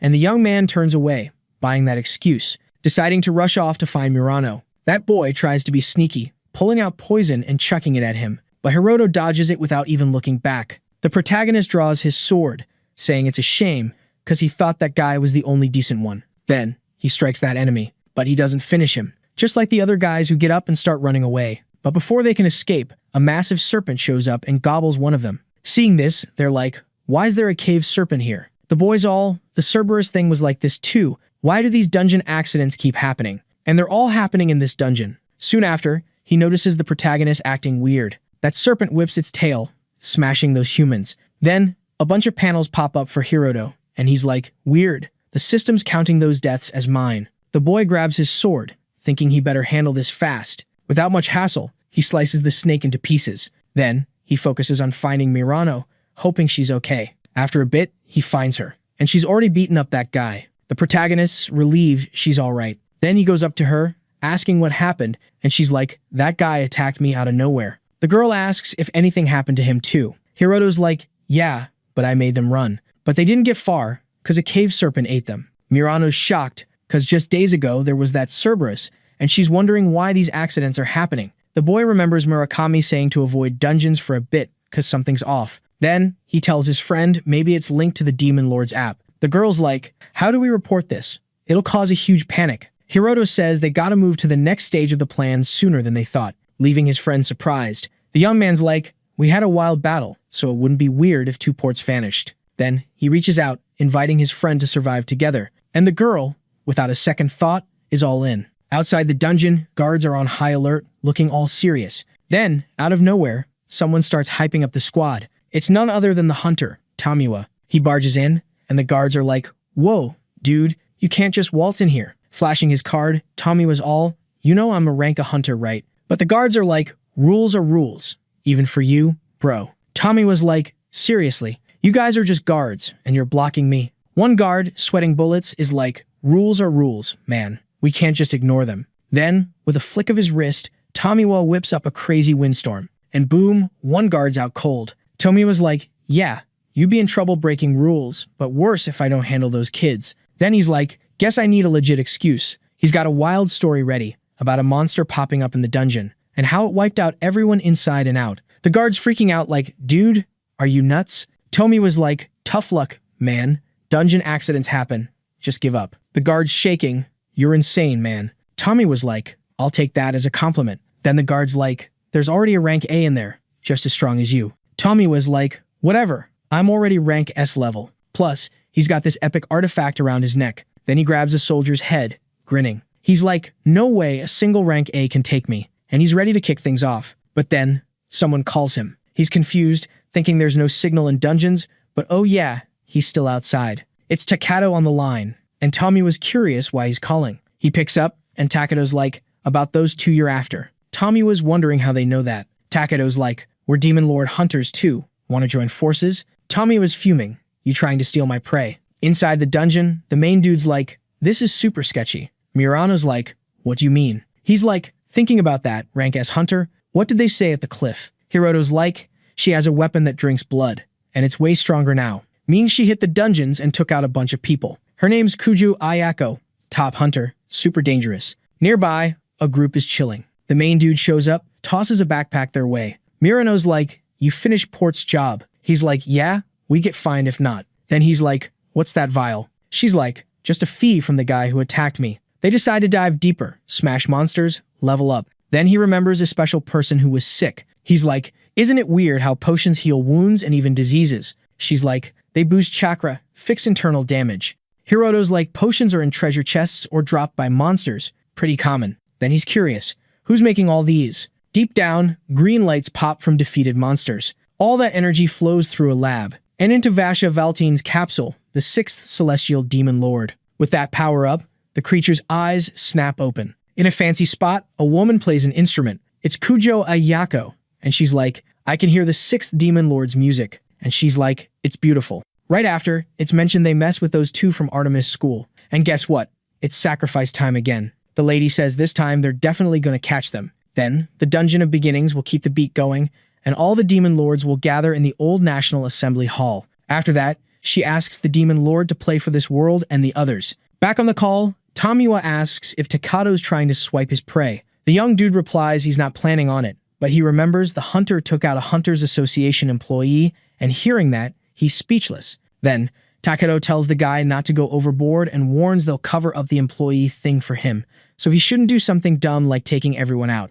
The young dude mentions it was a message from Queen Kuju Tsuya. Right after, he says they won't mess with his hunt, but he shouldn't mess with their plans either, unless he wants the whole association as enemies. Tomiwa says he totally gets it. The young dude advises the hunter not to give his prey any time and to take them out as soon as he finds them. Hearing this, the guy says the young dude's underestimating him, since his targets are just rank F and E. The boy then says it's exactly because of those ranks they got that artifact. Then, he ends the call. Takada mutters to himself that Kujo is one irresponsible woman. Even though she had no ties, when she found out her bro was being hunted by Tamiwa, she didn't even flinch. The young dude wonders how she can let him die without feeling guilty. With that, he decides Kuju Tsuya is someone he doesn't want to mess with. Inside the dungeon, monstrous trees with a level C difficulty pop up in front of the protagonist and his buddy. Mirano's blown away by the number. It's like a whole forest. Nearby, a humanoid tree is chilling on a trunk, and unlike the others, it's got a level B difficulty. Then, the creatures move in with their vines toward the humans, but Hiroto whips out his sword and slices everything in front of him. His buddy's right behind, handling the plants like a pro. Mirano seizes the moment to charge at the queen, but she casts a spell, making stones float and zoom toward the girl. The girl dodges the attacks, even though they're trickier. Right after, she jumps, activating her special move, landing a hit on the creature's head, taking out even the trees around it. With that, the girl levels up. But there are still tons of trees, leaving the humans surrounded. Hiroto shows up with his sword, telling her to duck, and she does it fast. The protagonist then uses his weapon to wipe out those trees with one swing. Then, a tornado appears, sweeping up all the logs, and the girl's freaked out by that power. The boy reaches her, saying her Morningstar ability is insanely strong, like a one-hit wonder. Mirano asks if that's a bad thing. Hiroto tells her her level and stats are still low. Then, he explains she shouldn't risk it against a psychic opponent with her current strength, and the girl starts messing with her panel. The young dude thinks her martial arts are solid, but not for fighting tons of opponents head-on. And even for techniques meant for multiple enemies, they're based on one-on-one fights. Another issue is the girl's armor is as thin as paper. Hiroto thinks he can't let his buddy risk her life every time. Right after, a window pops up for the protagonist, telling him he learned a new skill, and he's shocked to find out Gluttony can do that. The boy remembers it was his first serious monster hunt. Then, he starts thinking about the skill he got to control vine tentacles. Hiroto calls his buddy to head back to the psychic assassin's nest they saw before, and she's curious why. The boy explains these monsters don't give much experience for their difficulty, and this time they'd skip them. The girl then asks if that wasn't already the plan. With a grin, the protagonist says experience isn't the goal, and he's got an idea. After that, the young dude activates this epic search power, letting him spot all the monsters. Next up, Hiroto busts out his skill to make a bunch of clones. The Tree Queen tries to smack him, but it's a total fail. Then, all the clones charge in, taking down all the baddies, even the queen. Mirano's totally blown away and says her buddy's a real beast. The guy's all. These enemies were weak sauce. That's all I had to do. Then a bunch of windows pop up, telling him he scored a new power, telekinesis, from the psychic assassin, and he's like, called it. Hiroto strolls up to a tree, asking if that's how it's done. Another window pops up with a mission offer, and he grins, saying he saw that coming too, but he decides to chill on that for now. Then, he asks Mirano to touch the tree and put her answer on pause too. Watching her follow his lead, he thinks their plan against the Death Stalkers going smooth and how sketchy it is. Tommy was wandering the dungeon because folks in the middle said his targets vanished in the chaos, and he's ticked those kids are so stubborn. Out of nowhere, a giant spider jumps him, trying to catch him off guard, but he squashes it with one hit. The hunter's like, for annoying me, I'll make my targets suffer before I finish them. Soon, he rolls up to a camp, saying hey to the crew there. Everyone's shocked, asking why he's there, and Tomiwa says he heard they were tackling the deep dungeon, so he's got a request. But before spilling the beans, He brags he just hit rank A. The guy's like, we knew that, and jokes it was awkward taking orders from him when he was rank B. Then, he asks if the hunter's planning another oops massacre and says now he's rank A, they can't pull that off anymore. And the hunter just grins, saying that's the plan. Then, he says he's after 2 kids this time. The dude says they'll help one last time because there's a girl involved. The guy then says they're still nuts. Everyone huddles up to hatch a plan. While Manhwa thinks about offing everyone there, he figures more help's better for the hunt. Meanwhile, the hero's smashing giant spiders with rank C difficulty. Then, windows pop up, saying he learned the spider's skills. The guy tests it, shooting webs from his wrist like Spider-Man. He's stoked it worked, while Mireno looks grossed out. Soon after, Hiroto says they've got all they need to help his buddy. Suddenly, Manhwa shows up, saying he's pumped to meet the kids. Seeing this, the hero wonders if that's their death stalker. With a grin, the hunter asks why the kid looks bummed. Then he asks if he really thought he wouldn't get caught before the event kicked off. Hearing this, the guy's sure this is their death stalker. And he's freaked, because this dude's power isn't far off from the rank S hunter he met before, making him realize this guy's bad news. Looking at Murano, he sees she's scared stiff. The guy thinks even if they fight right, they can't win. Manhwa says his prey knows why he's there, and asks if they can start the fight already. Then, the hero opens the mission window from before. Mireno sees what he's doing and does the same. Soon, they both accept the advanced labyrinth challenge, and they get teleported. The hunter's left speechless, seeing that, while the rest of the crew wonders if that was some kind of power. Manhwa then lets out a yell. He's so mad. The 2 kids end up somewhere else, and Mirano says her buddy's awesome for thinking of that, but the guy says it was just luck. Then, the hero explains he thought he could use that task as an emergency escape plan. Hiroto says he expected a run-in with the Death Stalker, but it was just a hunch without anything solid. Alright, buckle up, cause here's the remix. So, this girl's all, nah, it was a big deal. And she's convinced her buddy's got mad survival instincts cause you can't just wing it like that without thinking. Then she spills that when things go haywire, she just lets out a scream. The boy's like, wait, she just screamed? Hiroto gives his friend a pep talk, saying she's got the potential to level up, and the secret sauce for that is right there. In this cave, there's a bunch of ants, some caught in webs. One's the big boss ant queen, with rank S subjugation level. Boom. The hero jumps in, ready to rumble with her. The boy whips out his vine skills to snare the beast, but she's all, not today, and breaks free with her claws. Hiroto's shook by how fast she is, despite her size. Then he flips the script, using telekinesis to make her own webs trap her. With her slowed down, he goes vine mode again, and finally, he bags the ant queen. Murano's blown away that her buddy took down a rank S monster. Plus, he used the ant's webs to lock down the whole hallway. Then Hiroto's like, hey, you can finish her off now. The boy jokes they'd be toast if the vines and webs weren't stat-based. So, the plan's simple. He catches the queen, she levels up. If a new critter shows up, he's on the hunt. And then, rinse and repeat. With this, in Hunter's stats, the girl maxes out her skills. She's so hyped, she can't help but cheer. Her buddy's stoked for her. Later, the hero's chilling, watching the clock. His friend pokes him, saying chow's ready. The boy teases, asking if she's still in primary school. Mireno's like, nah, I learned cooking in my downtime, and serves up a masterpiece. Hiroto's impressed, giving props for her quick cooking skills. Then they dig in. The boy takes a bite, loving it, but wonders why she cooked. She's like, I don't want to lose. He's confused, and she says it's for studying. Still puzzled, he gives up trying to get it. Hiroto's just happy to have a buddy who's in the same boat, and the food's bomb. Murano's a bit flustered. She gets up, saying she'll grab water from a spring she found. Before she goes, she suggests he naps after eating. The boy realizes he's been sleep-deprived since helping her level up. He gets the HP's fixable with potions or magic, but sleep's non-negotiable. Then he crashes hard. Mirano gently pats his head. Later, Hiroto wakes up to the smell of coffee. His friend hands him a cup, and he's grateful. She suggests hitting the mall once they're free to chill. He's cool with it, but she's still a bit awkward. She mentions how people might think it's a date, and Hiroto's like, I'd hesitate if it was an invite, but it wasn't. She's annoyed, calling it a tough opponent, and he's like, what's up? She brushes it off. Hiroto's thinking how everything's awesome because they're both leveling up. They're both super stoked.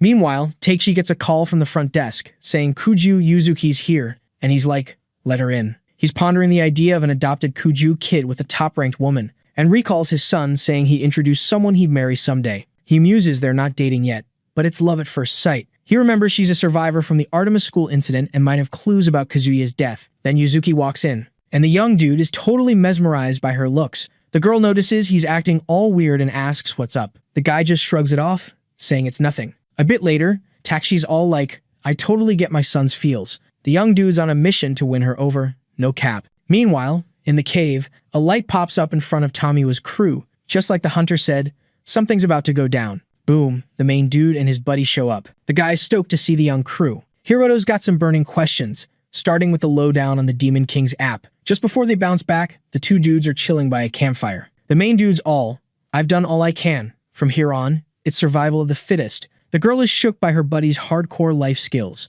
realizing he's on a whole different level. But maybe that's what having mad survival instincts is all about. Then, time's up, and they get teleported. Back in the now, Hiroto's still curious about the Demon King's app, but the guy's like, nah, not spilling the tea. The boy's like, what's the deal with the Demon Lord hunters? With a cheeky grin, the young dude's like, not telling. The main dude's got one more question. Why are they targets? Tomiwa's like, taking you out benefits me. That's all that matters. Hiroto's thinking, rank S folks are wild, dangerous. And besides Yuzuki, it's safer to treat everyone as foes. The boy tells his buddy he's got this. Hearing that, the hunter's hyped to kick things off. Quick as a flash, the young dude whips out his sword and charges. But the guy blocks it with just his arm. No sweat. Then he yeets the boy far away, leaving the boy totally mind-blown. Soon after, Tomi was like, too bad for you, my skin's blade-proof. Hiroto's thinking, this dude's durability is off the charts. The hunter's like, you're a beast, but rank S hunters are even scarier. Then, the young dude grabs a massive rock and lifts it, making the main dude realize this guy's strength is next level. The young dude's thinking, if I go head-to-head, I'm toast. Meanwhile, Tomiwa's crew rolls up to Mirano, asking what's up. One of them's like, heard your rank E, let's go one-on-one. Hearing that, the girl charges, almost bonking him with her spear. The guy's annoyed because they were still chatting and tries to hit back. But the girl dodges like a ninja. Everyone's shook by her speed. Like, is she really rank E? Still, the young dude jokes, your moves are putting me to sleep. The attacks speed up, but the girl keeps dodging. Seeing this, the guy's even more confused about her deal. Then, the young dude realizes she's making just the right moves to keep up. Their battle rages on, and the guy's baffled because his stats should make him OP, yet she's reading him like a book. The girl keeps pushing forward, leaving her opponent salty because she's nailing every move. Soon after, the guy's cornered against the wall. Mirano activates her special move, but instead of hitting him, she smacks the cave wall. Boom, big explosion, and the young dude's sent flying. The girl tells the other guys they'd be smart to just give up. Meanwhile, the main dude and the hunter are still going at it. Tomiwa smashes a wall with a punch, and the boy's like, whoa, that's some serious power. Then, the young dude tries a sneak attack from behind. But with ninja skills, the young dude catches the blade with his teeth. The boy's relieved because if he hadn't leveled up in dungeons, he'd be toast.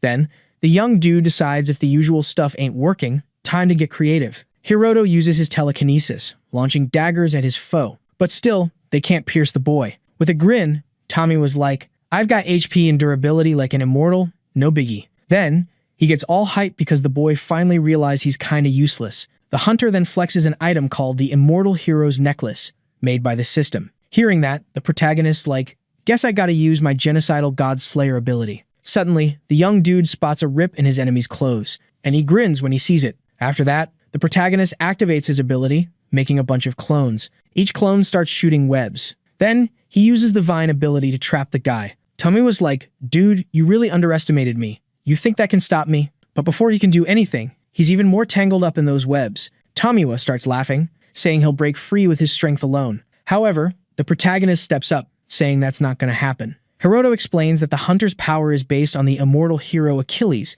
and his weakness is the heel. After that, the boy lands a cut right there. The young man wonders if the system used the Achilles legend to make that item, but he thinks it should work. Pointing his sword at his opponent, the boy says no matter how tough the guy is, this should stop him from fighting. Tomiwa, in turn, yells for his crew, telling them to use potions or healing magic on him. But he realizes all of his buddies were taken down by that girl. Soon after, the hunter notices the young man was using the same sword as Kujo, but didn't use any sword skills. With that, the man feels the boy was holding back and still lost. After that, the boy freaks out because he doesn't think he can do anything against him. Suddenly, the cave's ceiling starts to crack. Hiroto wonders if it's an earthquake. Mirano comments that the place might collapse. In that lab, Vasha Valton, the sixth Demon King, opens his eyes. A new mission pops up, the monster. And so, he wakes up successfully. Suddenly, a light appears in his capsule. When the chase ends, the hunt for the Demon King, Vasha's death, will begin. Until out of nowhere, a light appears on the battlefield, and a humanoid form of Vasha Valton emerges. The young ones instinctively feel the danger. That thing zooms past them while they're frozen. The monster approaches Tamiwa, leaving him terrified. Suddenly, the creature grabs the man by the head and lifts him. After that, the creature starts to melt and begins to merge with the hunter's body, who, in turn, screams in agony until a strong, bright light bursts out, making the boys cover their eyes. The protagonist then faces a monstrous version of the boy with a bunch of heads. Murano notices the other guys were also taken, and she's like, "What even is this?" All those guys transform into knights in red armor. The monster snaps its fingers, teleporting everyone to a wrecked city. After that, it comments that giving toys to local creatures and asking them to resist fate was absurd. The monster then fires an attack that nearly hits the protagonist, causing an explosion. Seeing that, the creature thinks the current World Activity Terminal's performance is super low. The protagonist, seeing the destruction, thinks compared to last time, this is way more manageable. Soon after, Hiroto draws his sword, ready to fight, and then charges at the creature. However, another explosion happens, pushing the young man back. The monster says it was quite an extravagant toy, but without upgrades, it's just wasted treasure. Hiroto's shocked since even his God Slayer isn't working. After that, a window pops up, warning he can't use it consecutively. The boy then smiles, saying he's at a dead end. Suddenly, one of those knights charges at them, heading for Murano. The protagonist quickly uses his vine abilities to trap him. The girl thinks the enemy's probably way above her level, but she might have a shot with that one-hit skill. However, when she moves to attack, she freezes, hearing a plea for help from inside the armor. By letting her guard down, the girl gets attacked, leaving the protagonist scared seeing that. The knight kicks the girl to get her off his sword. Awakened, Hiroto grabs his friend and asks if she's okay. With tears in her eyes, Murano starts to smile and says there's no way to save her, as more complicated things are happening. And she says to survive, that's the only way. Immediately after, she says he needs to eliminate her. Hiroto's all puzzled about what she's on about. The girl reminds him that the sword gets beefed up by soaking up blood. She says if he offs her, his weapon levels up and his survival odds might get a boost, even if just a smidge. The main dude's freaking out, saying there's no way he can do that. Plus, taking someone out won't power up his sword. The girl says even if the odds are slim, there's still odds. Murano then grabs her buddy's sword and goes for herself. The boy's totally in shock. The girl, meanwhile, says it's cool because he's got a stronger will to live than anyone else, and even if he's solo, he should keep fighting till the end. With a grin, the girl says she really wished they could hang out. Then, the main dude starts flashing back to the times he had with his buddy, until the girl finally takes her last breath. Hiroto calls her name, but gets nada. After a bit, the boy stands up and covers his buddy with a coat. A bunch of windows pop up, saying his sword's powered up. The boy thinks about how he tried dodging taking people out, but in the end, he lost something big, and that the system's got him hanging on by a thread. Right after, the young dude charges at the monster and threatens everyone with his sword. One of the armored peeps asks him to chill, saying they were just puppets. Even so, a level 3 tornado shows up, wiping everyone out, and the sword gets even stronger from all that blood. Standing there, the main dude apologizes to his late wife, as she risked it all to open that path and he'll keep fighting till the end. After that, he thinks there's only one sword move left, and if he whiffs it, he's toast. The boy then charges with his sword, and a massive explosion goes off, but the creature's still kicking and wonders what a weak body that was. Hiroto's frustrated, wondering if he still wasn't enough. The monster raises its hand and fires at the young dude, and he thinks about how he got stronger at the cost of someone precious, but couldn't do squat. On the ground, the main dude realizes any more fighting's pointless, but he starts yelling, not caring if it's lame, as he'll keep fighting. The monster, meanwhile, says it's pointless. Suddenly, the gluttony ability kicks in, and the sword gets the Morning Star ability that was Murano's. Seeing that, the monster reaches out to attack again. But before it can do anything, the main dude charges while his buddy's spirit tags along. Thanks to the ability, a bunch of stars pop up. On the battlefield, only the boy's left. Crying, he thinks the system's Morning Star announcement means Murano was telling him to live. The boy then starts shouting for finally getting it. A window pops up saying the player got plus 10 mental stats. Hiroto's mad, saying he doesn't need those messages right now. Then, he starts questioning why Murano had to die and starts calling for someone, even if it's just a person from the app. Because of this, the boy gets the new title of World Avenger. Suddenly, a light shows up and someone starts materializing, saying they can finally chat. In shock, the boy asks who that person is. The individual says they're part of the app sent to be the main dude's buddy, and they're one of the Demon Kings, and that in the land they call the Third Parallel World. Ages ago, he was known as a Demon Lord. Right after, the man says the human must have loads of questions, but for now, he's got something to say, and asks him to listen up. But Hiroto's ticked and charges at the man, saying his buddy's dead and asking if that guy really thinks he'll stay quiet. But that being grabs the boy's blade with his hand. Then, he says he plans to respect the young dude's wishes as much as possible, but they don't have time for that. The boy then chills out and lowers his sword. The man gives props to the main dude for surviving the Deathstalker mission, and now he's in the app user's squad. Hiroto realizes there are others like him after all. After this, the young dude tries to talk about that game, but he's lost, making the man see the explanations not clicking. Then, he asks the boy to think of it as a pit of bugs. The young dude spills the beans that the rewards for this epic mission let him pick one of two options. First up, he can ditch the cap on his own levels. And the second, boost the level limit of his God Hunter sword skill. Our hero's mind is blown, realizing his sword can get even more OP.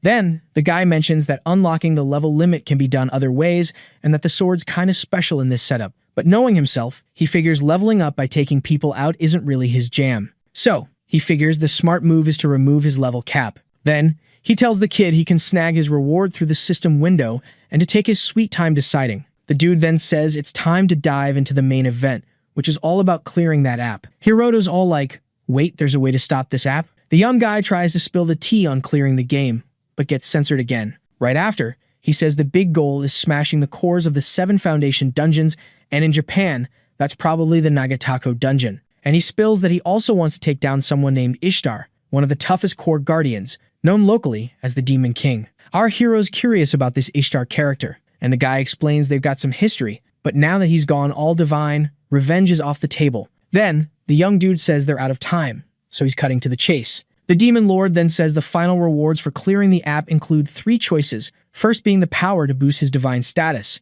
but the second choice? Censored again. And the last reward is the power to bring back the dead, which totally grabs our hero's attention. The guy says there's still hope, and if the kid wants to end the app, they're on the same team. After hearing all that, Hiroto drops his sword and decides to roll with the Demon Lord's offer, shaking his hand, but poof, it vanishes. The young dude notes their time's up and asks if the humans got any questions. Wasting no time, the kid fires off questions, like what's up with the app, those monsters, and even what he is. Finally, he asks why they got the app and had to risk their necks. The guy puts a hand on the kid's shoulder, saying it's a survival game for the native species. Suddenly, the arm our hero lost in battle grows back, and the young dude tries to spill more tea but gets shut down again. Then, he comments that he still doesn't have enough clout to meddle. Hiroto's like, what does that even mean? The Demon Lord says if he wants answers, he needs to level up to bring back his fallen buddy, because right now he's too weak to even chat properly. With a grin, the kid wonders what kind of nonsense that was. Our hero opens a window, thinking maybe boosting his level limits isn't the best move, and that Mireno's death was on him being weak. Even that being saw through him, and that's just sad. Right after, he picks the option to power up his sword. The kid then decides he's gonna hunt down those living off crime in the dungeons. Then, he grabs his sword, saying the dungeon shadows are calling. In a forest, a crew gets wiped out. Some dudes surround a girl, and one says it's a waste to offer. Another guy says if she plays nice, he'll make sure it's a quick end. In the end, it's survival of the fittest out there. Suddenly, a purple light flashes and slices that dude in half. Everyone's shook. Then, our hero shows up, saying once they chose the killer life, they signed up for the risk of getting wiped out. In the Hunters Guild HQ, Yuzuki's in her office saying something's fishy, just like she thought. Cause the missing people counts climbing, but only baddies seem to be vanishing. The girl figures maybe it's dungeon accidents, but there's still some sketchy stuff. Like for instance, fewer monsters in certain dungeons. Right after, someone walks into her office. It's Takeshi, who says sorry for barging in, and she says no worries. Even though the dude's all sorry, she keeps getting those cop-like gigs, even if they don't pay much. The girl just shrugs it off, saying she's cool with it and feels honored to help out. She even jokes about doing class rep stuff back at Hunter School. The guy grins, saying he can totally see her as a class rep, all responsible and stuff. She laughs, saying keeping the peace is more her vibe than slicing up monsters. Plus, no crazy dungeon missions for now, so she's gonna give it her all while chilling. Taxi jokes it's like a volunteer gig that doesn't pay, so she can bounce anytime. But she says she's not all about the cash. Then, she calls the guy awesome, and he's all curious about what she means. Yuzuki explains it's the biggest hunters guild around, and yet they can just nope out of policing dungeons. The guy asks if she's heard of noblesse oblige. She explains it's about those with power having to step up, a fancy French saying. Takeshi says hunters like them have mad skills, so they should use them to help out. Then, she says she's stoked to be in the guild, and he's curious why. She spills that he's her dream boss. He laughs, saying compliments won't get her perks, but he's got good news. He tells her she's picked for the big Tachikawa dungeon mission with the black dragons. Later, Takeshi sneaks into a room, looking all shady, saying he's home. Turns out, the room's plastered with Yuzuki pics and a monitor to watch her. He jokes it's like she's right there. Then he says once they clear Tachikawa, They can finally be together. In his office, Murakami makes a call about the Kujo family in Kyoto. He hears they're just watching from afar. The caller says the Takakawa dungeon plan's run by the old guard, like President Oyamata, leaving out the newbies. Murakami asks if the Kujo family or bigwigs are meddling. The Kujo family runs the country's politics and economy, and there's beef brewing between them and the old hunter crew. Murakami puffs his cig, thinking Takakawa's just a warm-up for the Nagatacho dungeon, and the outcome will shake things up. That's why Oyamata's scheming to sideline the new kids. Murakami sighs, saying the situation's getting sketchy. 3 months later, Suiyako's in Kyoto for a meeting. Someone asks if they can still link the Takakawa abyss to another world. She says it's all about the founder's dungeon trick, and with the Kujo family's power, it's harder to flop than win. The 10th's silent.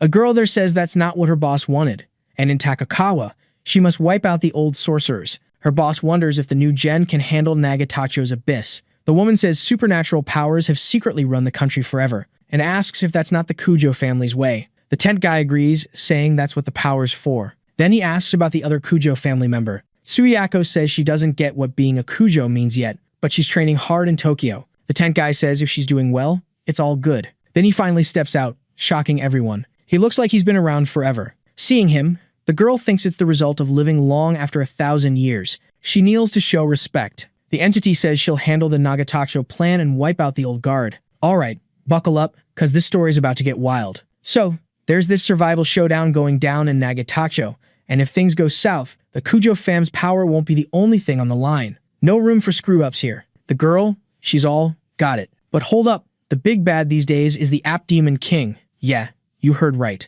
In the Hunter's HQ, this lady rolls up to Yuzuki, giving her props, and Yuzuki's like, wait, what? Turns out, she's up for the next rank as Hunter gig.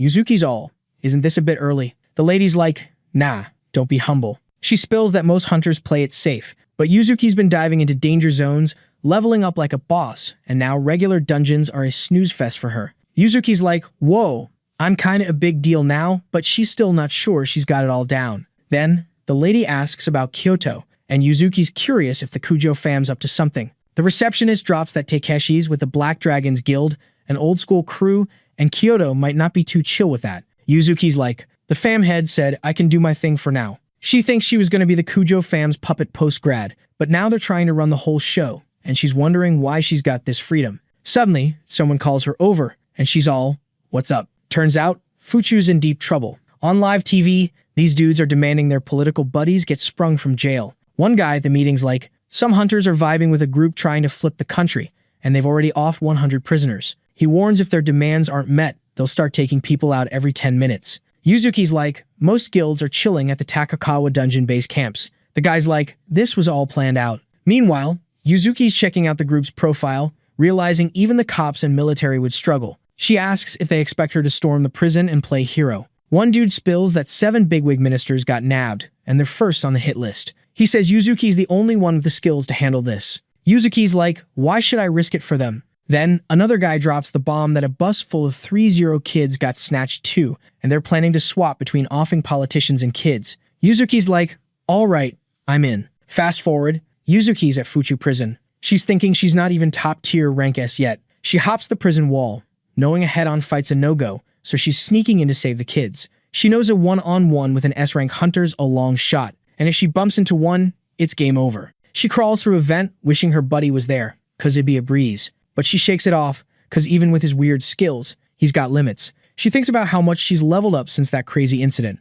Yuzuki peeks through an air vent and is shook by what she sees. In the room, there are people looking rough, and one dude's just chilling with a sword. She's like, what the heck is going on? 10 minutes earlier, in the prison, hostages are on the floor, freaking out from a gunshot. One health minister's ghost white cuz the bullet almost got him. A shooter pops up, laughing, saying he's always wanted to do that. After that, they roast the cops for thinking regular weapons could touch them, since they're hunters. The dude mentions how, as a kid, he dreamed of shooting one of those, and his buddy asks if he couldn't just go abroad to try it, and the guy's like, nah, it was just for kicks. Plus, you can't just go around blasting people in the countryside. His pal then remembers they were told not to off anyone just yet. The dude's like, yeah, I know, it was just to show they're ticked off. One of the kids on the floor bawling spots an open door nearby, and decides to YOLO it, making a run for it. That guy notices and says, according to orders, they can take out anyone who resists. His buddy, seeing that, wonders if he let that kid escape on purpose. The dude's like, he's always wanted to shoot a human with a gun. Meanwhile, that girl is sprinting for her life. But when she peeks back, she sees those guys chasing her. That guy can't aim for beans with his pistol, and his buddy's shocked, asking if he missed the minister on purpose. After that, the dude fires but misses and hits the wall, making him realize it's tougher than he thought. The little girl keeps running scared while that guy keeps missing. Suddenly, one of the shots grazes the girl's shoulder, and she hits the ground. But even so, she musters the strength to get up and keep running. That guy starts flexing because of that. His buddy tells him to take out that little girl fast, or they'll be in deep trouble if any hostage escapes. The dude tries to shoot again, but he's out of ammo. After running for a bit, the girl finally finds the exit. However, that guy charges at her with a dagger, saying this is more his vibe. The kid freezes, seeing him get closer. But before anything goes down, someone opens the door she was going to use to escape. It's the main dude, who tells the girl to duck. The girl dives to the ground, and Hiroto slices that enemy in half with his blade. With that, he thinks about how he only needs to take out 7 more to hit the big 100. The dude grins, saying he's got this in the bag. That kid is freaked out seeing all that. Right after, Hiroto opens a window and tosses a vial to the girl, and says it's a potion that'll heal her up instantly. After that, the main dude heads to where the other hostages are. The kidnappers are like, what's he doing here? Hiroto then stretches out his hand and uses his web powers to trap the guys who are like, who is this dude? The guy's like, you could call him a hunter assassin who takes down baddies. One of the men doesn't buy it and says he'll take out that kid. But before he can keep talking smack, the dude gets hit in the head by a blade. The main dude says they can't complain anymore when they're toast. Back to the present, Yuzuki watches all that go down. Seeing the webs, she wonders if there's a monster around. Right after, the girl realizes the person who was there is gone. She's worried because she doesn't know who that was, but figures he was someone skilled. After that, the girl decides to leave the duct. But as she turns around, she comes face to face with a rank S hunter named Hanazuhi, who doesn't seem friendly. Yuzuki thinks this is the worst case scenario since she wasn't expecting to meet a rank S hunter right away. But she figures if it's a one-on-one fight, she might have a shot. Suddenly, that person gives a friendly smile and asks how she's doing. He mentions he heard a rank S hunter join the mutiny, but never thought it was her. And the girl says he cares about politics to demand prisoner releases. Hanazuhi's like, nah, who cares about that stuff these days? The girl then gets curious about why he's doing this. The dude says they can only take people out inside dungeons, so he wanted to try it openly at least once. The girl, in turn, says even in dungeons, murder's a no-go. The dude laughs, saying she follows the rules too much. Right after, Hanazuhi asks the girl if she thinks he'll have issues if he takes out a Kujo family member. The dude then whips out his weapon, a chainsaw, and says it's a classic. Yuzuki tells him not to compare her to what she was a month ago. She's now a rank S hunter candidate, leveling up like a boss. Out of nowhere, the boy zooms forward, leaving the girl totally shook by his speed. Hanazuhi lands a kick on the girl, sending her flying like a superhero in training. The young dude fires up his chainsaw, saying it's time to start the dismantling party. At night, a bunch of soldiers are chilling in front of the prison. One of the kidnappers climbs up to the roof, demanding their wrong buddies get released. Suddenly, another boy pops up, saying it's his turn with a megaphone, and his buddy's relieved, because his voice is toast. His pal says to reach a noble goal, you gotta hustle hard. Then, the boy starts yelling too, asking for his crew to be set free. Suddenly, a web snags his back, yanking him back into the building. The boy screams as he's dragged down the stairs, like a cartoon character. When he finally stops, the guy's all, what just happened? The man realizes all his buddies are down for the count. In shock, the boy's like, how's this possible?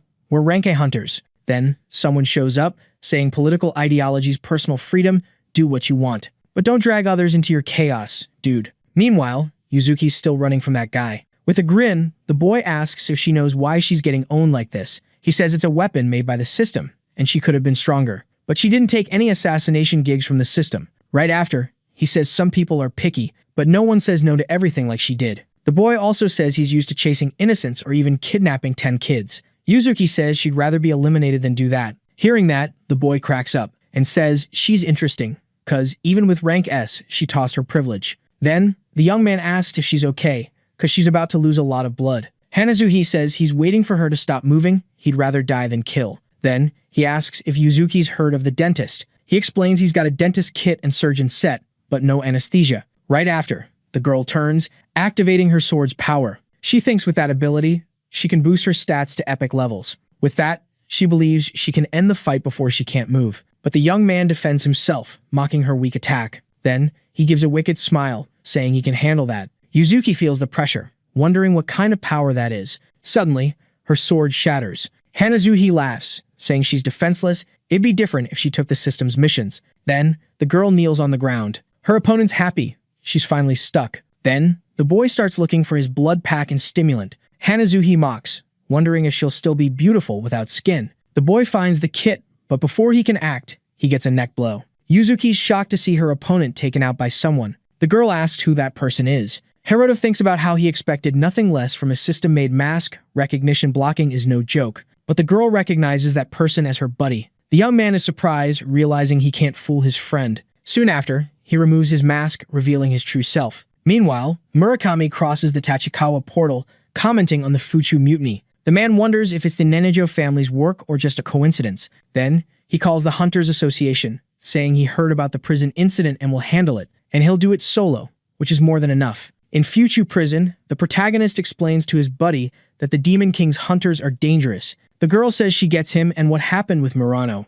and she wonders why he didn't spill the beans. Hiroto spills the tea about a friend getting booted out, and he's not about to drag her into this mess too. He's all, I can't handle this weight anymore, bro. The girl's like, should I spill the beans that I handled it? The boy's like, that'd be clutch. Better to keep it on the down low. Then Yuzuki's all, dude, you're always thinking about yourself. Out of nowhere, Murakami rolls up, jaw-dropping at Hanazui's body, a top-tier hunter, just chilling on the ground. The main dude's freaking out, thinking, this wasn't part of the plan, man. He suddenly remembers who that person was, realizing he's a big deal. The boy's brain is doing cartwheels, trying to figure out how he got out of the Cerberus jam, but he's gotten out of this time. The girl's like, yo, the prison mutiny? Handled it solo. The guy's like, wait, are you Yuzuki? And she's like, yup, HQ sent me on the double. Murakami's all curious, who's this dude? The girl's like, he's a rank F hunter. And the guy's like, why bring a noob here? Yuzuki explains it was urgent, thought he'd help with comms and getting hostages out.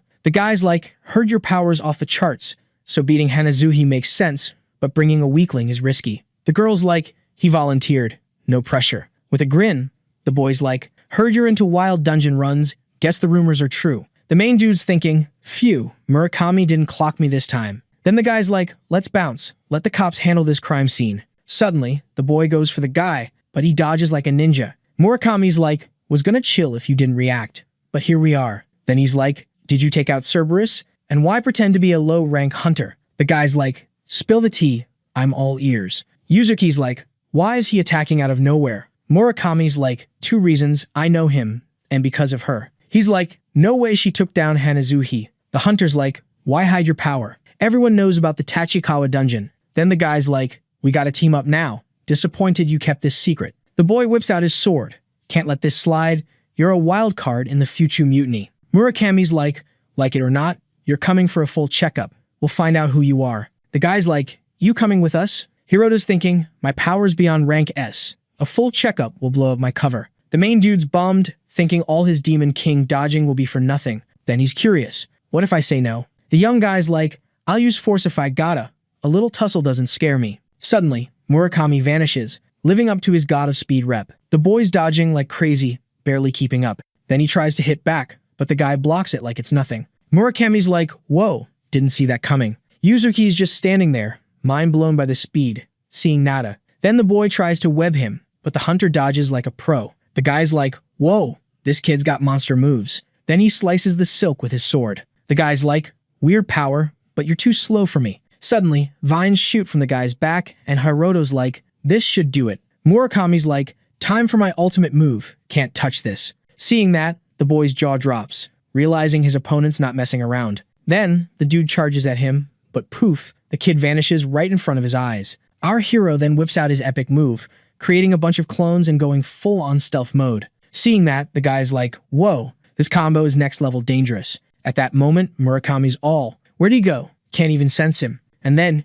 he busts out his ultimate move. After that, the sneaky clones start getting sliced in half. With his God of Speed skill, anything nearby gets whacked. The power's simplicity is its secret sauce. After that, the real Hiroto gets hit. That's exactly how Murakami climbed to the top. Yuzuki's thinking, yep, 4th place in the hunter rank, not surprised. In that showdown, even if Murakami couldn't spot the hero, he didn't sweat it, because his attacks hit anything close. In the end, Hiroto's got no choice but to unleash his green energy move, Phoenix Return. That power wraps around him while Murakami gears up for another charge. He definitely feels something's off, because Hiroto's not looking hurt, but the hero just went all out with his skills. As expected, an S-class ranker is so beastly, Hiroto's sweating bullets. Murakami's also thinking, what now? Can't win by holding back, but don't want to go too far. Meanwhile, Hiroto's considering using his Morning Star move. Both know if they don't get serious, it's game over. In a flash, they're ready to throw down. But before they can, someone yells for them to stop, and it actually works. Yuzuki's shouting, "What are you even doing, hero?" Remembering the Tachikawa dungeon, she says Hiroto's gotta cooperate and explain. Their enemies, the Demon King's hunters, so they gotta team up. Even though it's wild, someone with F-level skills seeing the status window explains his power. Rumors are buzzing about the new gen focusing on the hero because of the situation. Hiroto asks if that's enough of an explanation. The Hunter Association's got records of similar cases. Murakami says those cases were all E or F level, just like Hiroto and Mirano, so the hero asks what happened to them. Sadly, they're not around anymore. The association tried to protect them, but they bailed, and even Murakami couldn't get the deets. President Oyamada tried to gather info, but all he knew was they could see the window and had crazy powers, which basically means they vanished. It's said the Kyoto Kujo family at least knows their names. Meanwhile, the girl apologizes for not being able to help more. Murakami doesn't care if Yuzuki's tied to the Kujo family or not, since they're already against them. So even if Hiroto was used in the Tachikawa dungeon, it'd be under the guise of being a traitor. Honestly, Murakami figured they needed someone like him, but using him would limit his potential. Anyway, Murakami says his view's different from the association's way of doing things. After chasing, seeing the hero's power, and confirming no human casualties, he gets who Hiroto is. So, being straight up, Murakami asks Hiroto to join his guild. The Shikama, or Scythe of Death, is one of the biggest guilds around, so from Hiroto's view, it's a sweet deal. But his mind's changed, so he says he's not interested. Murakami takes it well, like he saw it coming. Anyway, Hiroto makes it clear he'll still join the dungeon raid, and Murakami promises to keep it on the down low. So, the hero just turns and walks away, leaving his buddy super curious. After all, the plan's already set. In the end, the hero realizes his power's only at a strong hunter's level. With what he's got now, he can't really protect himself. But tackling tough challenges has been worth it. His old habit of running ends tonight, because once he beats the next challenge, it's time to strike back. In Tokyo, over in the Nagata district, our hero's chillin' on top of this totally abandoned building, deep in thought. Hiroto knows what's up ahead, the behemoth, the guardian of the place, all thanks to the kaiju's monstrous vibes. But Hiroto's not some Ultraman or dude with a giant robot, so he's all about running for his life, honestly. Too bad, doing what he wants isn't on the menu, because his mission's got him heading straight to Nagatacho. In this district, the dungeon's a no-go zone, super dangerous, and Hiroto's got zero backup. Anyway, his mission's all about heading straight to the entrance.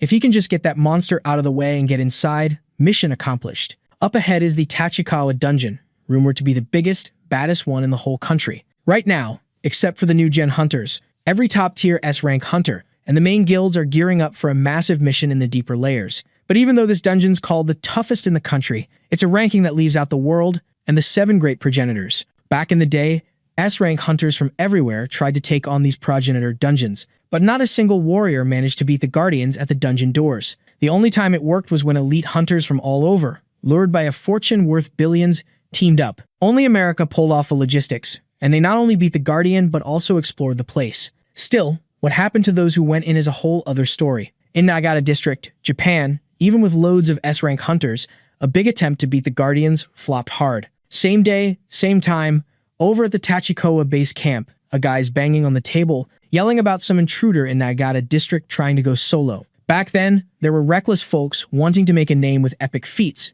but not anymore. A young dude asks the president what to do, but knowing even the strong would bite the dust, they say to ditch the intruder. The young guy can't believe a guardian can't be soloed, but the president's all like, they'd need at least 2 top 5 ranked, plus 5 S-rank hunters. Obviously, they'd need some backup too. Seeing this, the young dude starts sweating about the challenge, but that's exactly why no one, except the US, has been so gutsy. And now, after the chaos in Fuchu, having an intruder in Nagata just made things worse, to the point where the director's fuming, because his orders got ignored. Even without saying it, Murakami's on the same page as the president. He remembers the brave ones from back in the day, but thinks now the danger's common knowledge. Finally, seeing his buddy deep in thought, the president calls him, and that's when a possible answer pops into his head. When it comes to taking down the Nagata Guardian, the heroes studied every past attempt like a pro. This monster is estimated to be 50 meters tall, making it a tough cookie to crack. To bring it down, at least 5 top-ranked S-class fighters are needed. But the one stepping up to the plate is just one person.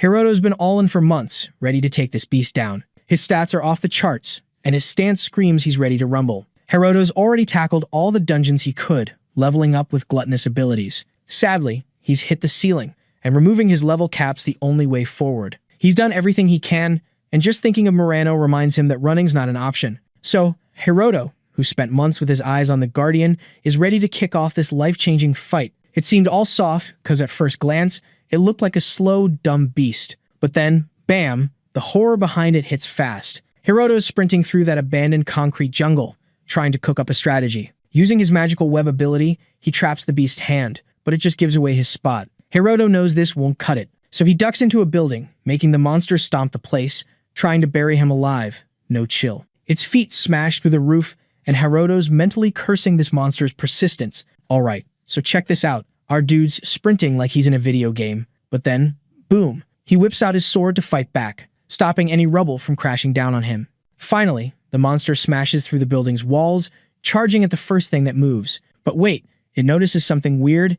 Its legs are totally stuck in that same magical web from before. While the monster's trying to get in, our hero's already wrapped the whole building in these webs. He spent the last 3 days setting up this epic trap, so no way the beast's going anywhere. But if he doesn't hustle, the enemy might just wreck everything and mess up the plan. So, the hero fires up his binding rope, chains of purgatory, and every other trapping skill he's got. All these powers hit their max and then combine into a mega prison. Even if he didn't know this would happen, the monster's legs and arms are trapped, like, super well. Even in old stories, the best fighters always aim to lock down the limbs. But the damage they took from using all their strength was so bad they had to bail and never come back. Knowing this, our hero's not about to make the same mistake and is already sprinting to finish the monster off. He stabs his sword into that tough shell, but the beast's so huge, his sword's like a toothpick poking a giant. Even trapped, the monster is still trying to go wild. But that's no surprise. There's a reason the subjugation team was scared and ran away. Anyway, the hero kicks in his Death Runner skill,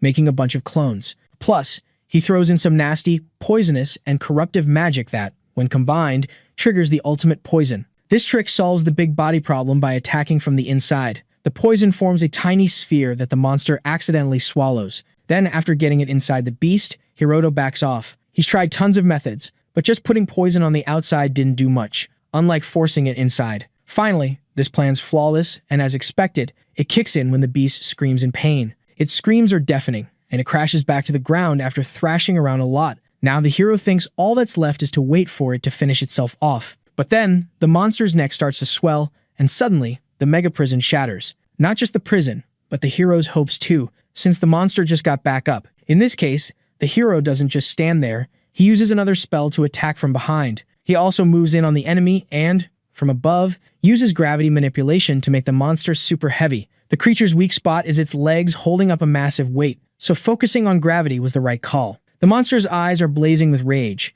so much that the hero figures it's wondering how someone so small is giving it such a hard time. But the hero's been saying from the start, he spent months with one goal, to take it down. If it comes to this and still doesn't work, Hiroto's ready to bail. The monster, though, isn't giving up and starts building up a dense energy in its mouth. It fires a massive magical laser that obliterates everything in its way. Hiroto can't believe it. If he takes it head-on, he's toast. But using the enchanted sword skill seems like a way out, so he activates Divine Annihilation with breaking limits. If he loses this power clash, Hiroto's gonna be nothing but ashes, so he puts all his will into fighting back, and crushes that monster's energy beam with an even stronger force, which slowly gets closer to the monster until it finally breaks through, slicing its neck and taking it down. All that's left are pieces of that guardian and a worn-out but victorious hero. At least that's what he wants to think, because suddenly, the guardian's hand starts moving again, trying to crush him. Even without a head, the monster is still kicking and has enough power to cause trouble. In a flash, the hero dodges, but he sees another hand way too close for comfort. Sadly, the attack lands, maybe because he wasn't ready, and the hero gets tossed, taking serious damage. His bleeding makes it clear to Hiroto that he's dealing with a deadly wound. He's been pierced by debris, so he needs to use the Phoenix's rebirth to pull out what's hurting him and heal up. Just one hit was enough for the hero to almost check out for good. He'd already busted out all his top-tier moves, and the Phoenix's rebirth was a one-time-a-day deal. Plus, he was out of juice for Divine Annihilation, so Hiroto was feeling pretty stuck. His heart's racing like a cheetah on Red Bull, and the monster's still itching for a brawl. Hiroto's bracing for the worst, but then, out of nowhere, the Guardian bites the dust again. And this time, Hiroto's gluttony skill kicks in, giving him a sweet resistance boost. His mission to ditch the level cap was also a done deal, which meant the monster's comeback was just a last-ditch effort. Anyway, Hiroto's totally wiped out. A bunch of message windows start popping up in front of him. The system's going off like a level-up party, with statuses flying in like confetti, which, honestly, feels like a victory dance for beating all the top S-class in the country. After a bit, Hiroto's not even hyped anymore, just confused, because the windows keep coming. He figures it's all the XP he's racked up turning into levels. So, who knows how high this is gonna go. At some point, he notices his stats are almost maxed out. Then, he's thinking his stats are going through the roof. He remembers a game where a weak character got super OP real fast. He's seen stuff like this before, but nothing like what's happening now. It's so wild, he wonders if the Demon King's app is for the underdogs. In the Tachikawa camp, rumors spread like wildfire about the Guardian's fall, but Murakami's not buying it. He's already got a suspect in mind. The president's all curious, but another soldier says they can only credit it to some mystery hero. The president's shocked but also kind of bummed because they prep for sacrifices and someone just breezed through. If this was the new gen's doing, their rep would tank. Murakami's starting to doubt the hero did it solo. Then, he reminds the president about the association's no interference rule, which flips the script, cause breaking it would put the new gen in their pocket. Same day, same time, over at the Black Dragon Fang Hunter Guild, Yuzuki's just strolling with a dock in hand, until breaking news grabs everyone's attention. A reporter's talking about finding the Guardian's body, and it's a big deal since the last time was during the U.S. gig. It's a major win, but no guilds claiming it, and the association's still mum. Even the newspaper's expert, Miyamura, can't crack this one. But for Yuzuki, there's no mystery in a Guardian getting wrecked, cause her heart's yelling Hiroto's name in her head. At the Hunters Association HQ, everyone's chatting until someone with a shady vibe rolls in. He hands a guild card to the receptionist, who's kind of thrown off, cause it says rank C and 26 years old. But from her gut feeling, the dude doesn't fit the bill. She figures it's a fake ID, cause everyone knows the new gen's dungeon crazy. On some level, it bums her out about the association's slump. Choosing not to call him out, she takes the card and just asks which dungeon he's hitting up. But Hiroto says he's heading to Tachikawa, the toughest dungeon in the land. Everyone knows only the best tackle it. Even though there are smaller gigs like carrying stuff, no one steps up. The girl's ethics make her wonder what a rank C's doing there. But the hero's all, I don't care. He promised Yuzuki and Murakami he'd join the raid. Plus, unless he takes on a high-level dungeon, Hiroto knows he's not leveling up anymore. At the camp near the Tachikawa dungeon, everything's chill, but Hiroto's sneaking around inside. He's stressing about his power boost since his muscle stats are off the charts, but his dexterity's up too, so it's all good. Suddenly, someone pops up asking if he's really seeing a rank C hunter there, and they can't resist roasting the mask the hero's rocking. The guy says wearing a mask is no biggie and he's seen dudes like him before. Alright, buckle up, cause this is gonna be a wild ride. So, this dude's face was all scrunched up, basically saying, nah, rookies ain't welcome here, cause even rank Bs get treated like trash. Straight up, he told them low-level peeps were just a pain in the neck. He pointed out a squad up ahead, clearing the path. Those were the big shots, rank S hunters. In the main crew, there were 2 rank S hunters and 1 A. With powers so epic, they made a coward in a mask look like a joke. Oh, and the young dude? He proudly said he was a rank A in that squad. Murakami, though, totally stole the spotlight, breaking the convo like a pro. He rolled up, saying they had a meeting, and in 2 hours, they were diving deep. Murakami said the boy's skills were going to be super clutch. But plot twist, the boy he meant was the masked cook, and the hunter was shook. Being lower ranked, the hero just went with the flow, following orders. The hunter was all, why'd Murakami pick the cook? His brain was like, they must be childhood buddies, total nepotism. But Yuzuki caught the dude's shady look and shot back a glare that gave him chills. Hiroto was quick to ask if his buddy told Murakami he should join the raid. Honestly, it wasn't shocking, because the guy admitted they needed his muscle. Hiroto wanted to know how his boss saw him when they clashed swords before. Murakami was like, dude's a monster, no other way to put it. Hiroto's stats had doubled, so he wasn't sweating a loss anymore. Still, he knew he had to stay sharp, because he might face a bunch of foes. When asked, Murakami said President Oyamada would be on the front lines. To Hiroto, this mission was a chance to check out the rank S's power, so he could gauge his own. Out of nowhere, a darkness monster popped up, with a bunch of vampire-looking dudes. Murakami called them liches and red-eyed vamps, all high-level baddies. That young guy from before tagged along, even though he was benched. He thought it was the perfect time to prove himself. He wanted to take down at least 2, but something snagged his feet, and bam, a vamp was right there. He got a massive cut on his back, no time to dodge, and the other hunters felt bad for him. Hiroto yelled, that's what happens when you act all reckless. But Murakami knew better. Even a sneak attack shouldn't have dropped a rank A like that. It was clear those monsters had powers on par with rank S hunters. Knowing this, the hero figured he might need to switch up his game plan. This could be the perfect moment to flex his boosted power. As agreed, the other hunters stepped up. Murakami and Yuzuki were ready to handle it, while Hiroto kept his secret identity on lock. Outside the dungeon, a young dude was chillin', pulling a card from his coat. The Kujo family's dungeon setup was all set. Yuzuki, and he wouldn't die. Or if they got close, the system would hit pause on the attacks. The young guy didn't want to mess with the Kujo family, cause controlling monsters from afar was straight up scary. In his head, the family reaching out felt like a divine sign. Anyway, the big deal was if the dungeon's difficulty spiked, even Murakami would be caught off guard. Back at the action, the vamps were ready to throw down with the hunters. One went for Yuzuki with a punch that left her impressed. The worry was clear on her face, but she kicked one back like a boss. But exhaustion was creeping in. An elder vamp should be a match for a top-tier rank B hunter. But against rank S, Hunter Ishizuka and her, it was holding its own. For the rank A hunters, one tried to take out a vamp like usual, but it just popped up behind him. Luckily, a tanker swooped in to save him from getting wrecked. A mage raised his staff, ready to unleash a fiery spell of doom. And boom, he cast it, torching all the evil beasts, causing a dungeon-shaking explosion. Only one arm of the vampire gets chopped off, and guess what? It just grows back like a lizard's tail, but way creepier. There were 11 rank A hunters,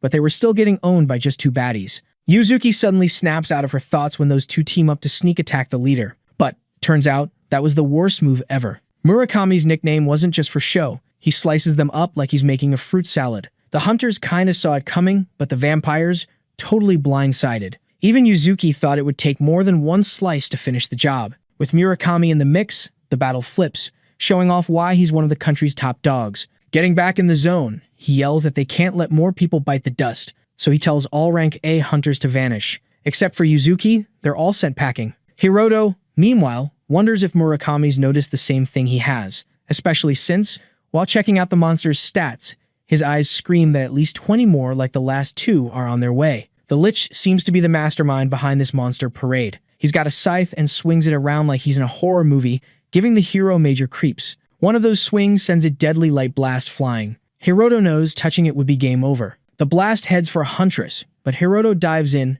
saving her just in time. She thanks him, but there's no time for chit-chat. Later, after a quick escape, healers patch up the wounds. Hiroto sits alone, deep in thought. Murakami comes over to thank him for preventing another loss, but he mentions he didn't plan on leaving him in the thick of it. The hero catches the vibe and pops a real question to Murakami. During their fight, Murakami said he wasn't going all out against him, so Hiroto asks if he's now giving it his all. Sadly, Murakami admits he's right. Yuzuki, overhearing, asks her boss what the plan is. The monster's strength is way off the charts now, so Murakami calls for a retreat to report back to camp. They both agree, but they need Hiroto's input, who's suddenly MIA. By now, Hiroto's already sprinted far from the crew's hideout. He's convinced they can't handle these monsters, so he heads solo to the nest. Hiroto skips the small talk and charges at the Lich. Sword in hand, he slashes through everything, proving solo's the way to go. Vampires try to trap him, but he slices them down like it's nothing. One tries the same trick that took down a rank. A hunter, hiding in the shadows,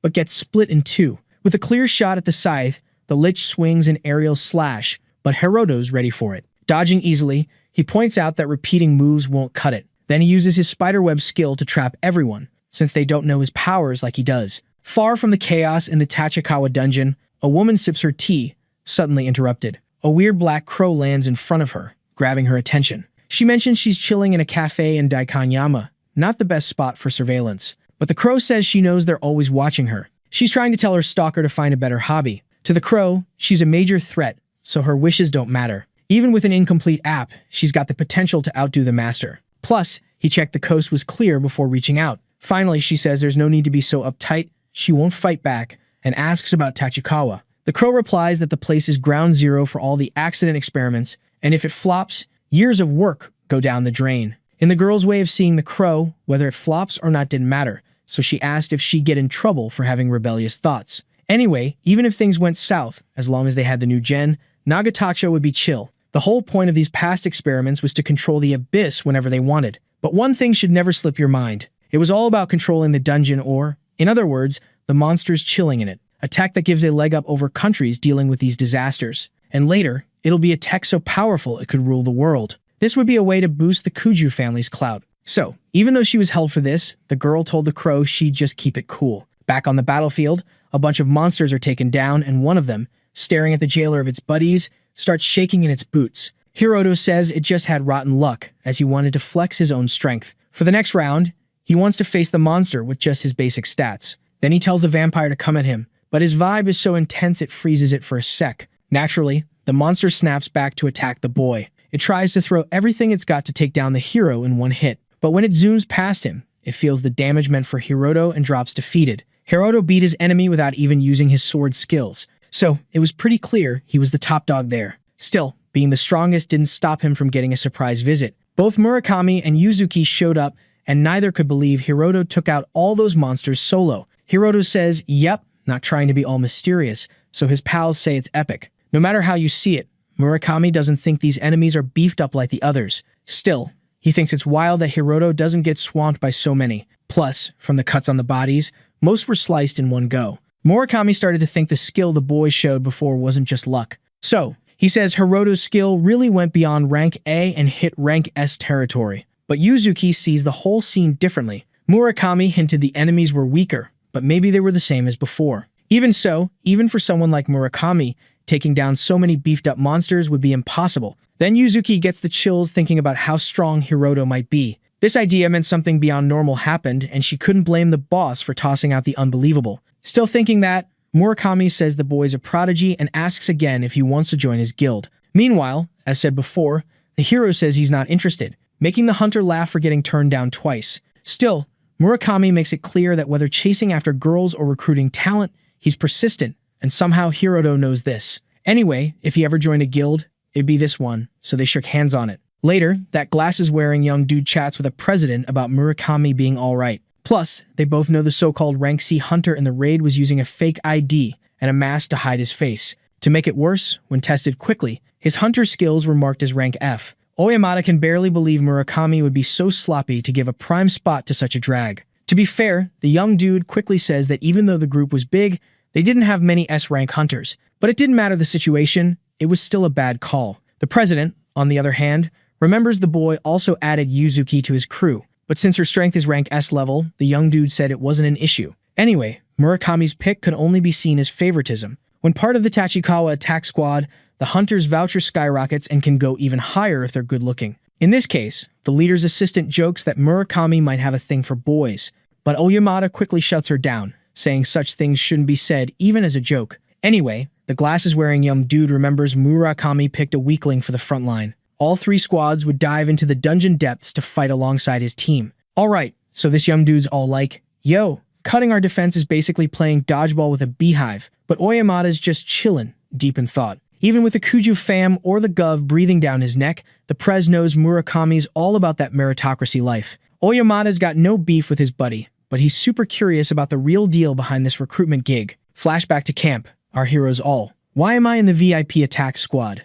And everyone's like, wait, what? Turns out, there's already a deal in place, and for our hero to level up, he's got to tackle those hardcore dungeons. To boss up in the future, he needs to peep the S-rank hunter's skills. Knowing he's got the juice to show his true power would make things way easier. But Hiroto's plan? Keep it low-key, like a ninja at a library. He straight up asks Murakami to keep him on the DL, but Murakami's already spilled the beans. Hiroto's got F-rank skills, so the dude's curious about what led him here. Murakami's got a soft spot for underdog stories, but he doesn't dwell on it. Murakami's all about telling the hero's epic tale. If he shines, it's not just about clout with the association, he'd be a legend. Plus, joining Murakami's guild means being the right-hand dude, which is a win-win. People say the strong can either bully the weak or show mercy, but Hiroto's not buying that mercy's Murakami's only game. Since getting the app, Hiroto's lost stuff but gained a radar for people's true colors. That's why he's still on the fence about joining. Not being a full-on guild member makes him wonder if he can stick around.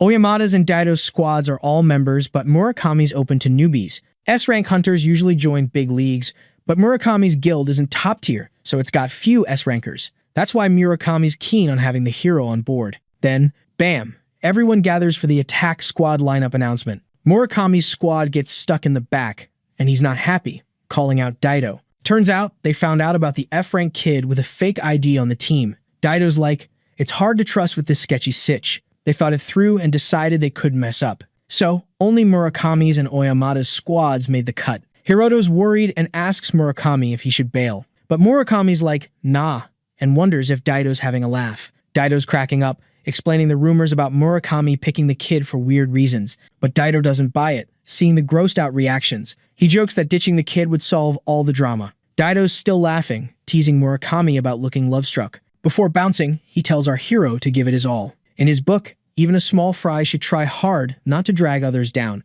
As Daido leaves, he's thinking he's either lucky or got a solid excuse. Thanks to this twist, he managed to keep Oyamada's squad away from Murakami's. Last time, few powered-up units showed, and Murakami would have crushed them. But now, Daido's got a plan to unleash chaos and take them out, pleasing the Kujo fam. After all that, the raid on the Tachikawa dungeon kicks off. Even though it's a tough zone, the country's top hunters are ready and organized. So far, no super monsters have shown up, and while some got hurt, the healers are on point. With barely any scratches, they found the boss room before even hitting the last floor. First up, Oyamada's crew rolled in, and right after, Daido swaggered in with his squad. Meanwhile, Murakami's team got the stay outside gig as backup. Their job? Stop any bad guys from crashing the party, even if they weren't sure it'd happen. Murakami's all, hey, hanging back is important too.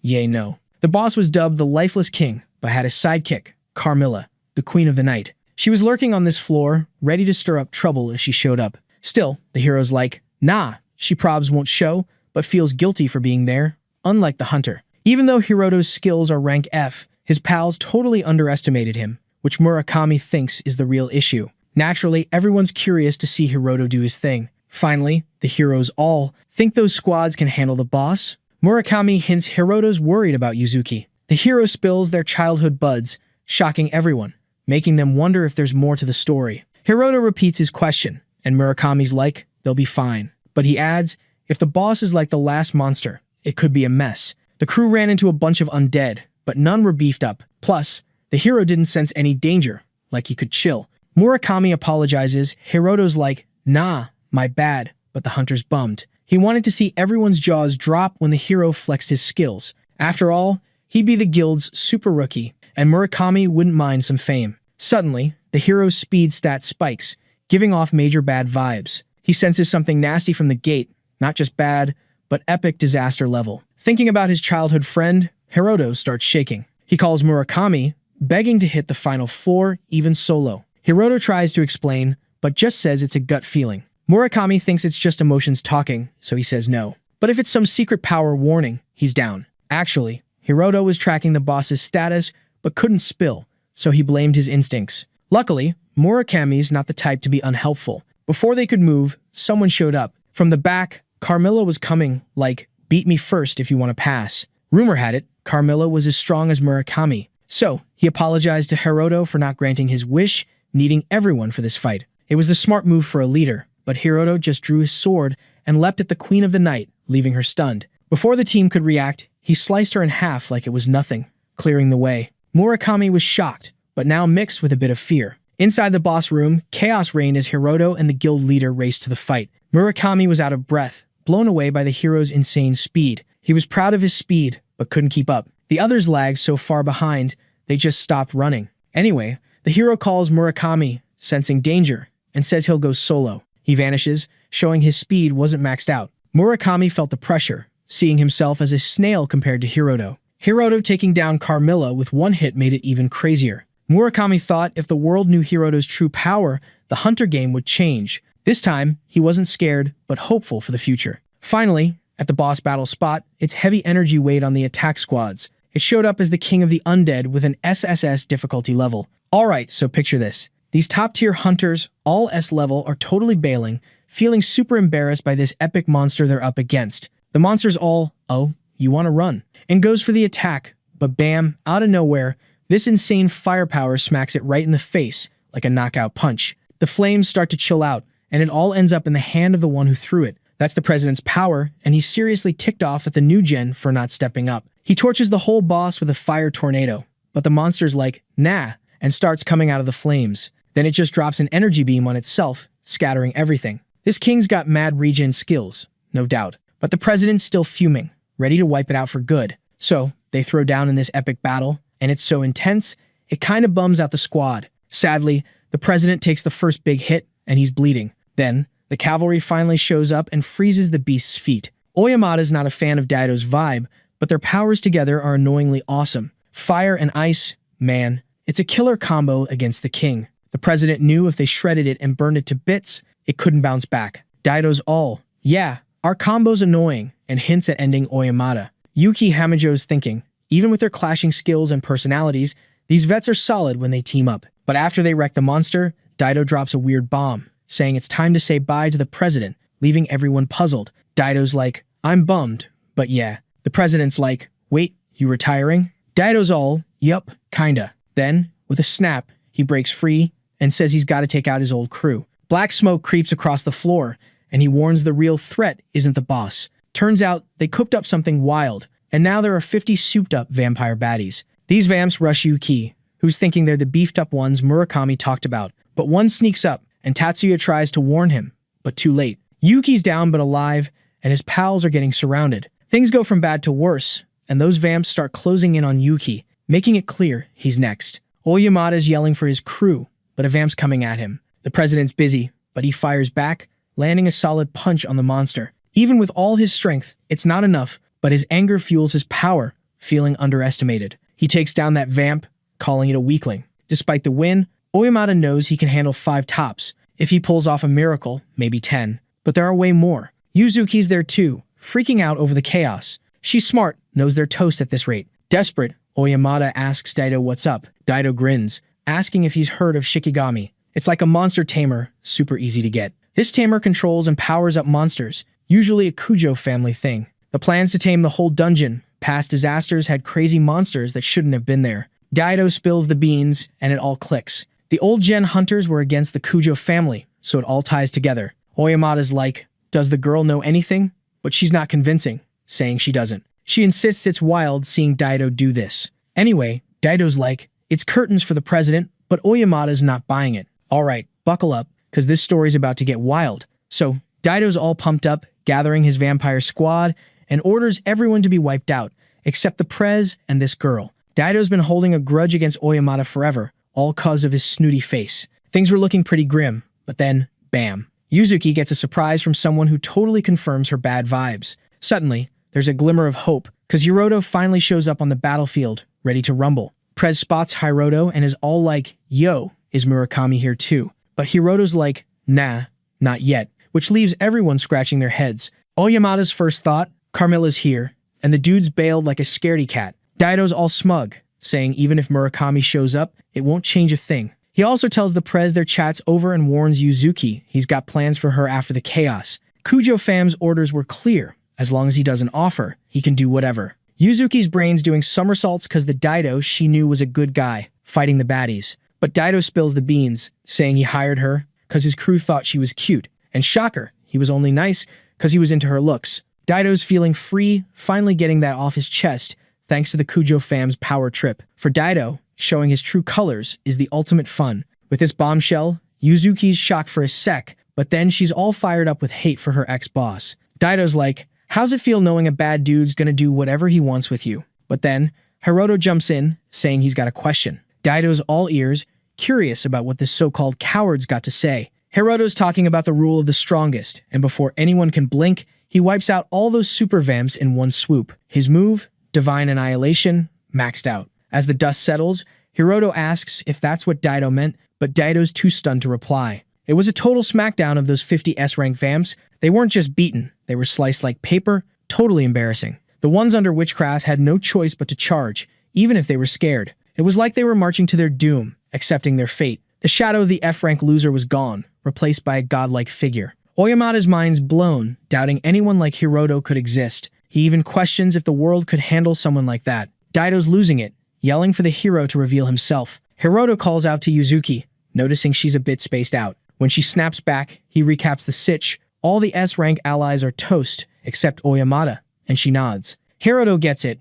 No more hiding needed with this crowd. Since small dungeons are no longer a challenge, he ditches his mask. Showing his true power to the association is key now, because he's strong enough. With that in mind, he introduces himself as Hiroto Ijima, the F-rank hunter. Sword in hand, he charges at more of those super vamps. Daido sees him taking out the closest monsters, realizing what's next. In seconds, Hiroto's above him, and Daido sees his end coming. But Hiroto remembers killing in a dungeon's a no-no, and he's unsure of Daido's tricks. So, he decides to act only to stop future casualties. Maybe Daido had a glimmer of hope, but Hiroto's sword strikes without mercy, and he was left in such a way that no one could pin his death on anyone, like a ghost leaving no trace behind. After all this chaos, Oyamata takes a deep breath, but all he can say is he's in a total plot twist moment. Suddenly, the president hears his name being called, and Murakami finally shows up looking like he just ran a marathon. Not seeing anything there, the hunter asks if Hiroto handled those supercharged monsters. So, the hero nods. But Murakami's like, what's the game plan now, dude? The truth was, the protagonist had flexed some unreal strength in front of the association. So, Murakami, being a bro, warns Hiroto he can't stay in the shadows anymore. But the hero's like, yeah, that's the plan. As long as he gets the green light to dive into epic dungeons or face off with top-tier hunters. Cutting to the chase, Oyamata asks which guild Hiroto's joining, but Murakami's not giving any hints.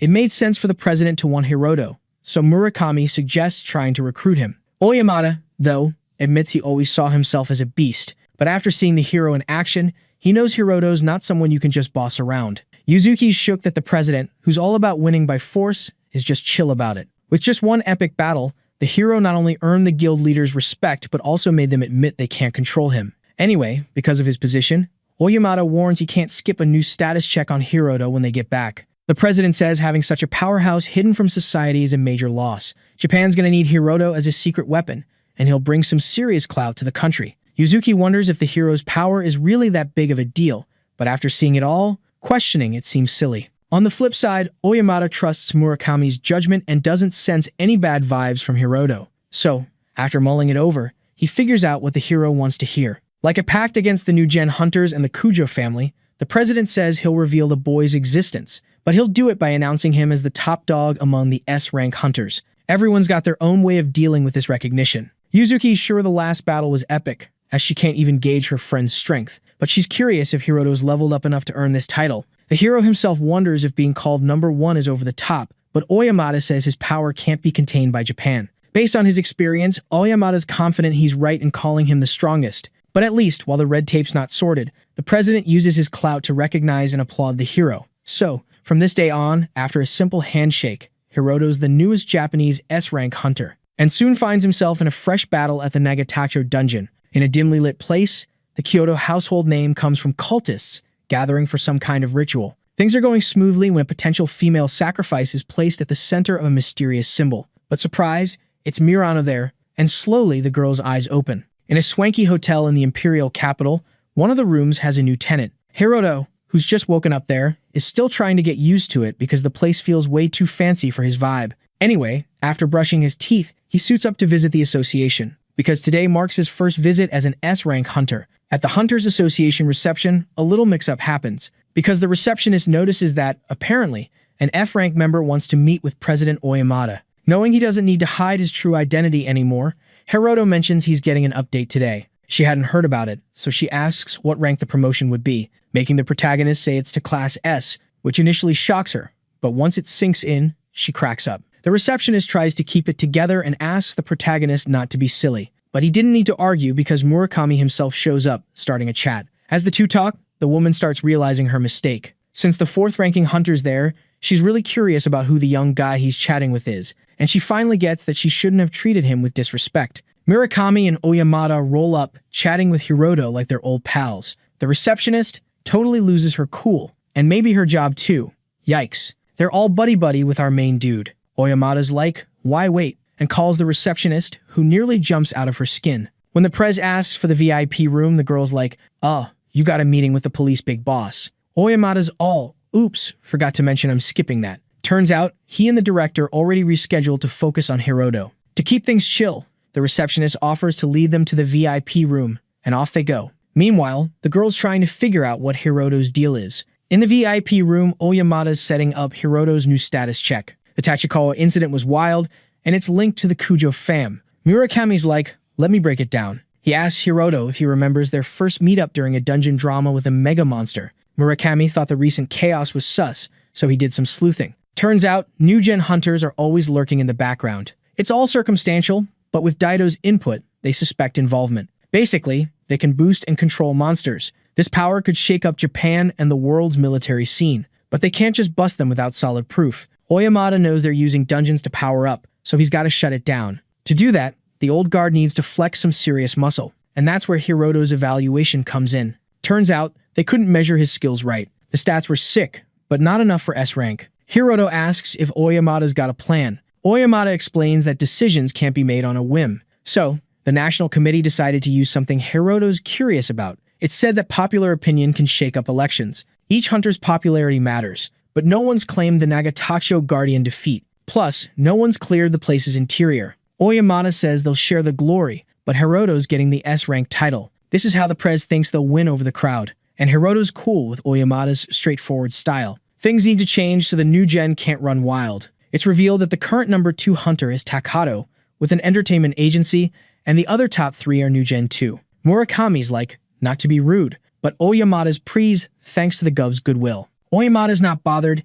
Hiroto should know this stuff. With so much hype for the new gen, Murakami knows the gov can't ignore the people. So, individual oversight got weaker, but their support system got stronger. Maybe it's a side effect, but dungeon crimes went up. If the old gen can win back the crowd, Murakami says the execs will back them. Then they can revamp the system, using dungeon crimes as a reason to keep tabs on the new gen. Murakami's unsure what they're planning with monster control, but it's bad news. Oyamata praises Murakami's talent-spotting skills and envies the guild Hiroto's joining. The Prez tries to recruit Hiroto, but the kid's like, a promise is a promise. Murakami's impressed with Hiroto, never seen anyone stand up to the boss like that. Suddenly, a phone rings, and Murakami gets up to answer it. He says his name all chill, but then hears some wild news and tells the main dude to flip on the TV as soon as possible. Takato pops up on national TV in a show that Oyamata was pretty much forced to air under pressure. Plus, Murakami mentioned that an email from the American squad had just dropped in. But before they even got to that show,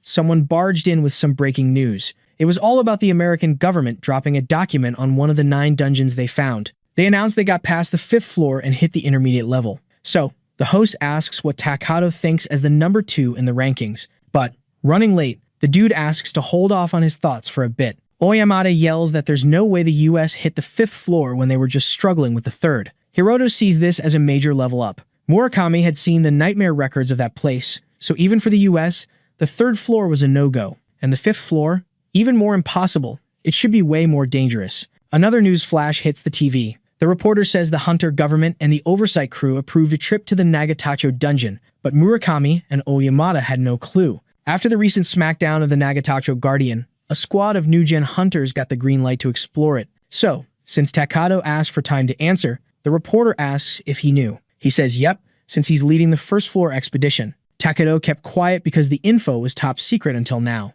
But now, he spills that he and the new-gen crew took down the dungeon guardian. Obviously, this fake news causes a huge buzz and explains the exploration go-ahead. To justify acting solo, Takato says the old crew is rotten inside. Unlike them, who are supposedly chasing glory, the old crew gave up on the dungeon. Adding to this, the US had their dungeon wins, leaving Japan feeling embarrassed. But now the new gen says they'll hit Nagatacho to not just match but beat the US. To be the first in the world to conquer a discovered dungeon. Takato makes it clear that the only thing stopping them is the old crew. But when they conquer the 1st floor, they plan to boot the outdated elders from power in the association. And if the politicians still won't play ball, Takato tells the people to show them what's up at the polls. Oyamata, sadly, realizes they got played before they even made a move and is super mad. But, even though it's annoying and shady, Murakami knew it was a smart plan. They used the exact move they were going to use. The president asks about their chances of clearing the 1st floor, and Murakami says they're high. Clearly,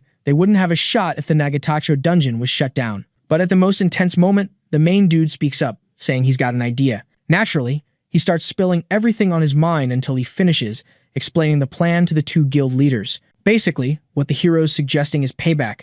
An eye for an eye, a tooth for a tooth. Since they got hit first, they should hit back twice as hard. Determined to make it happen, the hero says he'll get permission to enter a super tough dungeon, joining the 2 hunters there. The hardest and most epic, one of the 8 great dungeons of the world, untouched by humans. Top-tier hunters are seen as national treasures. Because of this, in Japan, ranks S to A team up to tackle these dungeons, but they need the green light from the hunters' oversight crew set up by Parliament. This time, for the first time in Japan, Takato, with 5 other S-rank new-gen hunters, got the go-ahead to try exploring the 1st floor of the Nagatacho dungeon. Finally, facing the portal they're about to enter, they gear up, but Takato's curious why the old-timers are there too. Oyamata yells and complains, but the young dude doesn't care. Murakami says he already explained 2 days ago that they'll join Takato on the first floor. After all, they want to share the glory, but Takato thinks they're just there to snag some leftovers. Alright, so this dude's totally roasting the oldies, saying they're gonna get nada after his epic speech. He's all about recording everything for the dungeon archives, like receipts for days,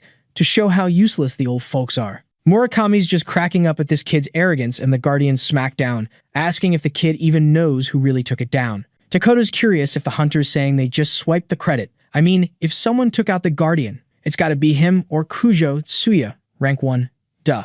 Takoto's like, no other way. Murakami's all. Tsuya didn't claim it either, but the girl's like a ghost, and the Kujo fam backing her is just wild. After this quick chat, Takoto and Murakami share a look. Hiroto knows if he tries to claim the win now, it's just gonna be sus vibes all around. Anyway, in less than a day, everyone will know it wasn't Tsuya, but him who KO'd the Guardian. Switching gears, Murakami's like, losing an elite hunter here would be a bummer. Plus, to get to the US, now's not the time for generational beef. Takoto's like, is that your excuse to tag along? Oyamata's like, they won't butt in unless the kids are in real danger. So, Takoto's cool with the help, as long as they don't slow them down, even if his face says otherwise. They're gonna portal in first, and the second squad's coming later. Just like in the US, these dungeons have entry rules. Once inside, the cameraman sees the exit slam shut, and boom, they're surrounded by massive monsters popping up out of nowhere. Takoto's like, let's get those barriers up, squad.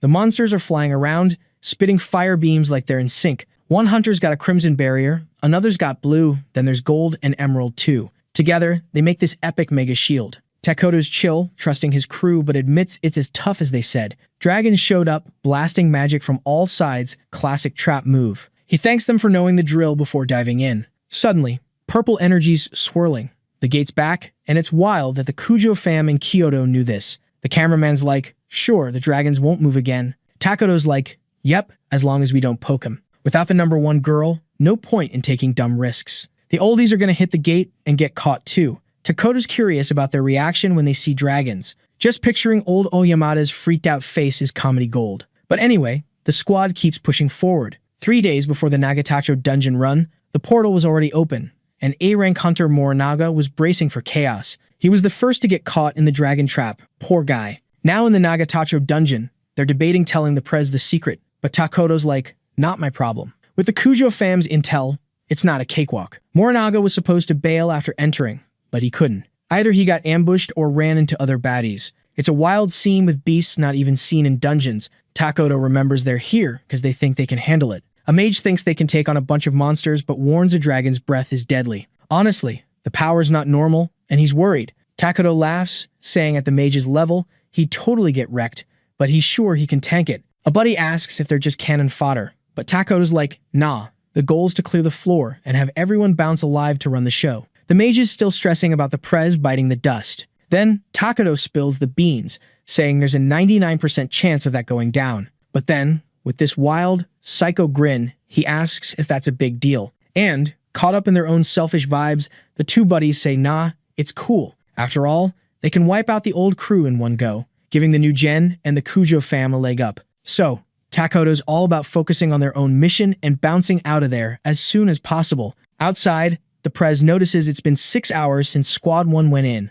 Oyamata chats with the hero about maybe not being able to roll with the new gen hunters. Honestly, he knows he and Murakami might just slow things down, so he checks if Hiroto's really down for this. But the hero's all in, saying he's prepped for everything. Curious, Murakami asks if the kids leveled up more in the past week. So, he spills that he has, thanks to tackling some hardcore dungeons. And since it's the main dude talking, Oyamata's got no doubts. With the time up for Group 1, the 3 old-school reps gear up and dive through the portal, which slams shut behind them. Sadly, Murakami's the first to spot they're not alone in there. He gets ready to whip out his sword when he spots dragons, but that crazy vibe building up from their squad freaks him out. Oyamata knows a direct hit would be like signing a death warrant, but Hiroto's face doesn't even twitch. He just kicks in all the resistance skills he knows. And when they're stacked, they unite for the ultimate defense move. A barrier forms around the hunters, called the Blessing of the Four Elements Kings. As expected, those dragons unleash a fire blast at the trio, but the hero's defense is rock solid.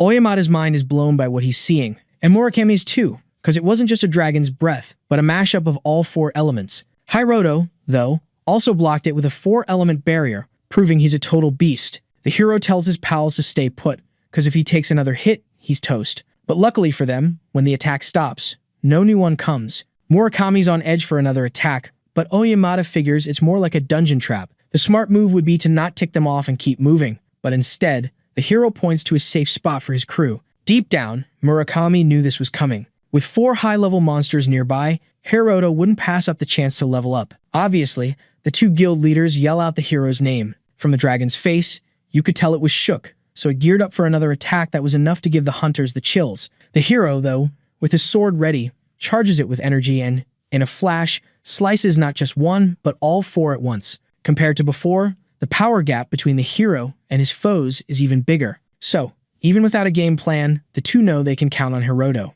And without wasting time, they dive deeper into the floor. A bit further away, an ice-type monster starts getting summoned by the dungeon. One of the new-gen hunters spots the bad news while defending himself. But staying chill, Takoto tells his crew to duck. And from his sword's tip, he calls up the swordsman's ultimate fire magic, creating a flame wall that splits the monster like a bug. Suddenly, another baddie pops up from behind, this time a fire ghost. But Takoto's got it covered, using a spirit skill to summon an ice shield and ice up his sword. So, he takes down the fire monster with the opposite element, no sweat. To wrap it up and flex for the camera. While the cameraman's shivering, Takoto explains that on this floor, there are elemental monsters, so using opposite elements makes it a breeze. The other hunter mentions his barrier worked, but he almost turned into a popsicle. But for Takoto, as long as his buddy's still kicking, it's all good. Finally, despite his crew's condition, the young dude says the enemies are just a bit tougher than expected. Even with the elemental hacks, it was tough for the others. But they still had someone like Takoto, who carried them, living up to being number 2. So, word on the street was that this young dude totally outdid both the 3rd Oyamata and the 4th Murakami. Anyway, once they got through the hallway up ahead, floor 1 would be done, and they could finally drop that epic video they recorded. Takoto was all.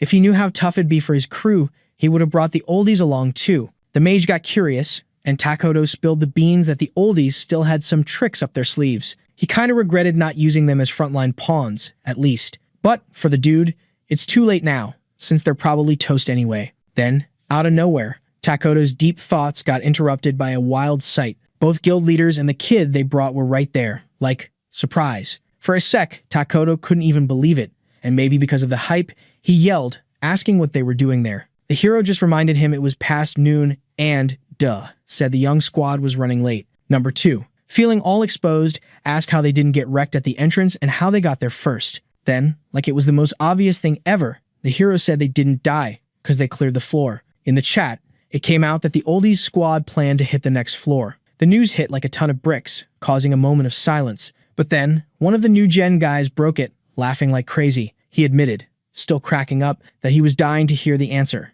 Everyone started laughing, because they only got this far thanks to Takoto, and the second floor would be a beast. Except for number 2, everyone was roasting those 3. But Takoto wasn't, because deep down he knew his crew were the real clowns. What really caught his eye was the super confident look on the president and Murakami. From what he knew, the hunter thought something was definitely up. So, he threw out another question, based on his doubts about their confidence. Murakami answered no sweat, saying they just did some prep work. And to clear things up, he said it was actually Hiroto who did the prep. Takoto still had no clue what kind of prep they were talking about, but he zeroed in on the fact they brought an unknown hunter. There was this incident where, from the whole hunter training school, one survivor was Yuzuki Kujo, but, as he remembered, Hiroto Ejima too, yet Yuzuki was barely in class S. So, mixing what he knew with the trio's weird confidence, he still didn't get it. Takoto thought, but quickly ditched the idea that the Kujo family helped them. So, the young dude argued that S-rank hunters need Parliament's okay to tackle dangerous dungeons. The point was,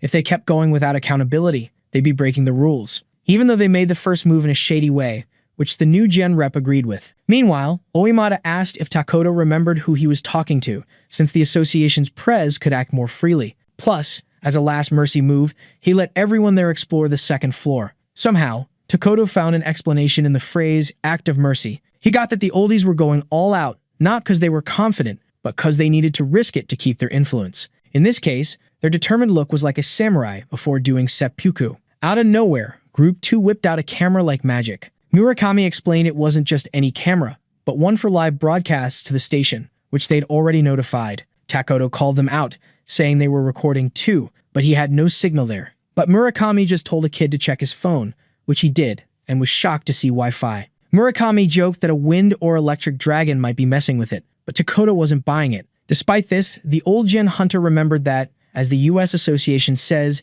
dungeons are unpredictable. To Takoto, it was nuts that people who should be toast were planning a live broadcast. Once again, the idea that they were super confident popped back into his head, and once again, he started thinking maybe the Kujo family ditched them for the old guard. At the very least, Takoto figured they might have some artifact or OP weapon with them. But if there's a chance the Kujo family isn't backing them anymore, the young dude knows he's got to get ready. Takoto's all, yo, if the old folks can level up, we should totally get a pass too, right? So he's like, not only are we tagging along, we're gonna own that second floor. With that settled, the hero's like, alright squad, let's roll the floor too. Boom, they're teleported. But Takoto's swagger vanishes real quick. Cause, standing there, is an enemy that's definitely not your average monster. Takoto's trying to figure out why this dude looks so much like a samurai. Turns out, the dungeon's calling it a Miyamoto Musashi clone. And, surprise, the dungeon's got more tricks, popping out more clones. Not just Musashi, there's an Abe no Seimei too. And Takoto's like, what is this? A History Channel special. Instead of monsters, they're facing off against famous peeps from history. The hero's like, dungeons always throw mythical curveballs. But Takoto's all, dude, myths are one thing, but real historical figures. The hero's like, dungeons are just weird like that. And with his sword ready, he tells his buddy to chill while he flexes his skills. The camera's set, and the crew's ready to stream this epic showdown. But Takoto's like, Murakami, you sure about going live right now? Murakami's like, why not? We're here to clear this place and show off. So, no more chit-chat. Takoto's like, us newbies got this. Takoto steps up, unleashing his swordsman magic, energy crackling from his arm. But the enemy, looking all zen, uses some crazy Vajrapani move, sending Takoto flying. After crash landing, Takoto's coughing up blood, feeling like his ribs are toast. He yells for the healer, but another baddie's already on the attack with some nature magic. Takoto's feeling the heat from this insane mana level. Meanwhile, a girl at home calls her mom to watch Takoto's live stream. The mom's a big fan, thinking Takoto's both dreamy and unbeatable. But what she sees on TV is a whole different story. Takoto's getting wrecked, unable to get close to the magic users. His squad's down too, and he knows things are looking grim. Luckily, Hiroto's not one to just sit back and watch. He jumps in to help, asking if they get now that they're outmatched. The bald dude from the new gen crew's like, stay in your lane, assistant boy. Takoto's confused about Hiroto's plan, especially since he got owned too. Fear and anger mix on Takoto's face, but Hiroto's unfazed, activating all his restriction powers. Bam! All those legendary clones are trapped in the Supreme Prison. The bald guy's starting to get it, realizing Hiroto's got mad skills. He and the mage see Hiroto as the ultimate support. If he teams up with the president and Murakami, they might just win. Takoto's fuming at the thought, cause support roles aren't usually the stars. But Hiroto's ability to lock down an enemy that tossed him aside is next level. Takoto's baffled how someone this powerful flew under the radar. Suddenly, Abe no Seimei busts out some magic, breaking Hiroto's prison spell.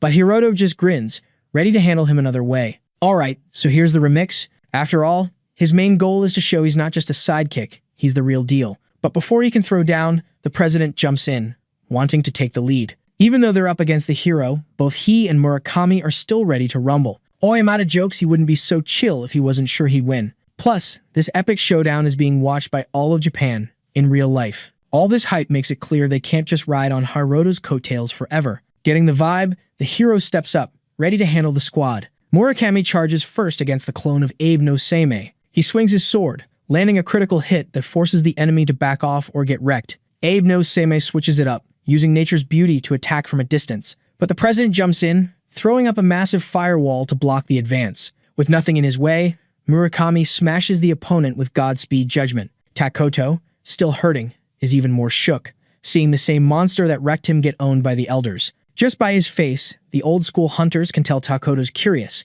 Murakami jokes, it must be a shocker, but it's simple. When it comes to magic monsters, unless there's a huge level gap, you can't win up close. And the president's fire skills are top tier, even having one that cancels out fire. So, even though the monster had big area attacks and explosive power, it was still limited by mana and elemental stuff. Basically, in the right conditions, they could not just beat them, but wipe them out. Even with their skills, Murakami says if they teamed up right, they'd win. Takoto's attack power is a beast, but they remind him not to underestimate veteran hunters' battle smarts. But he also sees it as the cost of always fighting weaker foes. Getting the picture, Takoto still wonders how the old guard knew the enemy only had fire moves. Then, the president mentions news about the protagonist prepping them, something Takoto remembers Oyamata saying before. Finally, the protagonist tells them to bounce, as this was just the warm-up for this floor. And apparently, the real challenge is behind the gate that's opening up ahead. Inside, there's a nature scene that looks endless, totally wowing the new-gen hunters.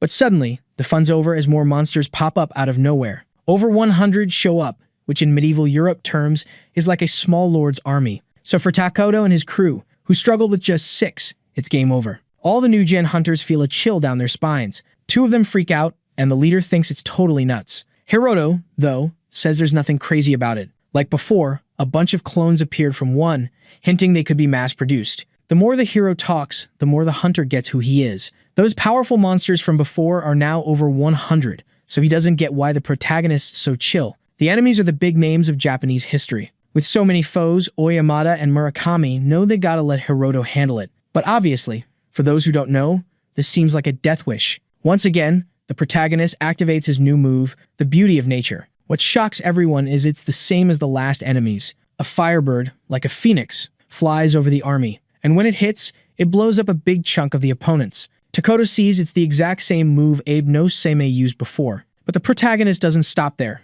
He also copies the sacred lightning of the Buddhist, and then he wraps himself in divine fire, hitting more opponents, which shows he also snagged the nine-tailed fox's foxfire ability. For the next trick, the hero switches to ice powers at absolute 0. Takoto starts to see the protagonist's moves are from the monsters on the last floor, and Hiroto's proud of it. Obviously, the hunter figures his power is copying others, but the protagonist reveals it's actually stealing when he beats the same monster 100 times. Takoto's still trying to unmask him, yelling that the numbers don't add up, cause these enemies are rare AF. That's exactly what our main dude was saying from the start when he said he was ready to roll. Basically, Hiroto not only soloed the first 3 floors of this dungeon, but also snagged their abilities before even starting the quest. Thinking this is total cap, Takoto reminds the hero he shouldn't be exploring solo. But the main dude claps back, saying for a newbie rank S, going solo, rules don't apply. After seeing the boy's epic strength firsthand, Takoto's gotta believe it. Sure, he admits the main dude's strong, but after that massive power move,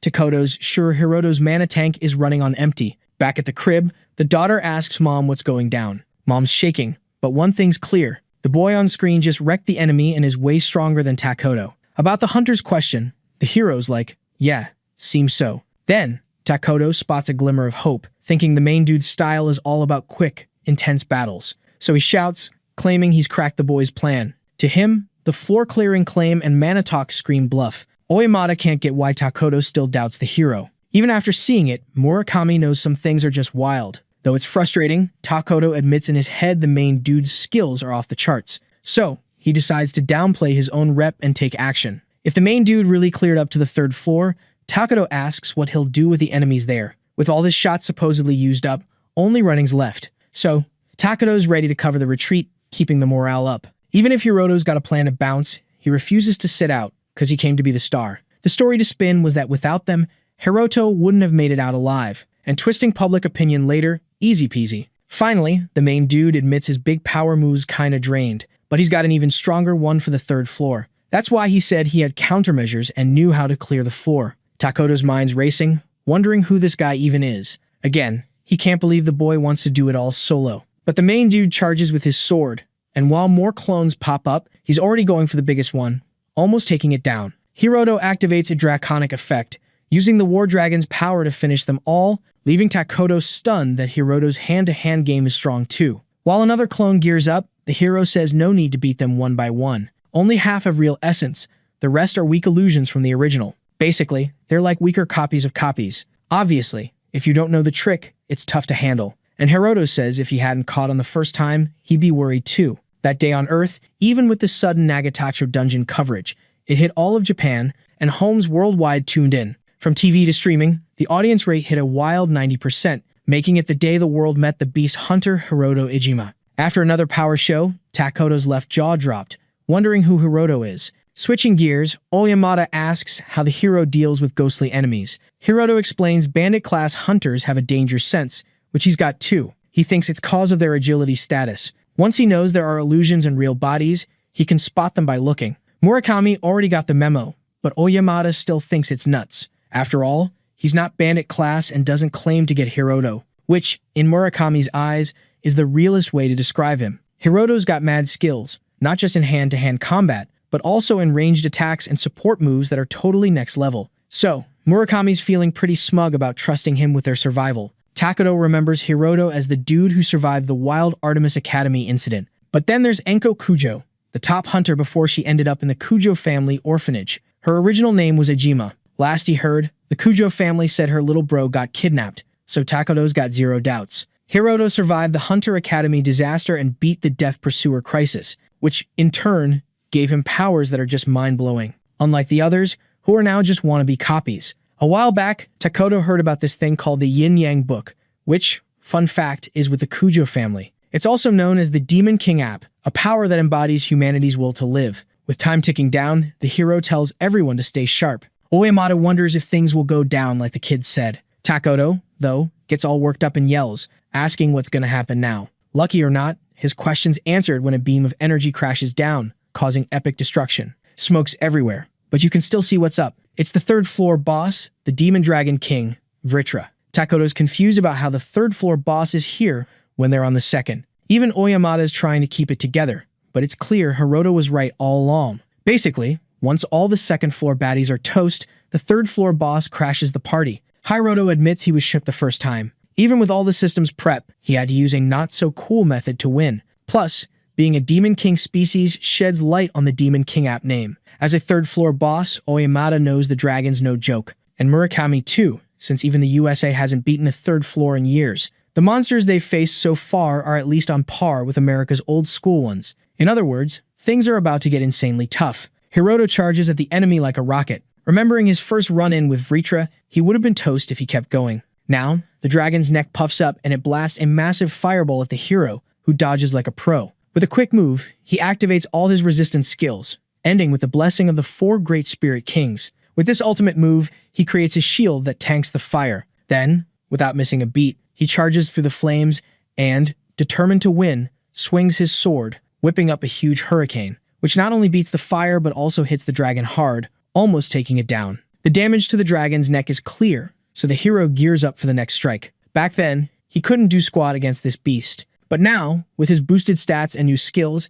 Hiroto's sure he can take on even Demon King species. Once more, he swings his sword, and the monster takes to the skies to fight back. Then, the hero activates his ice-coated sword and, using all his might, unleashes the Morning Star attack. The strike hits the monster's core and pierces it brutally, freezing not just the wound but its whole body until it crashes down, defeated. On Earth, the broadcast cuts to breaking news about the mysterious hunter. A journalist spills that Hiro grew up in a hunter's orphanage and survived the Artemis School disaster. Plus, he's just been named an S-class hunter. Naturally, folks in Japan are buzzing, some curious, others totally shocked. A kid says he's never seen anyone like this, but another remembers Hiroto's F-rank aptitude. Still, in a world where your birth talent decides your fate, he made it to Class S. For them, it doesn't add up that someone with low talent could outshine the president and Takedo. But one starts to think Hiroto's even more epic because of his recent wins, since it was hard work that got him to the top. With barely any backstory, Hiroto was picked for the Nagatacho exploration,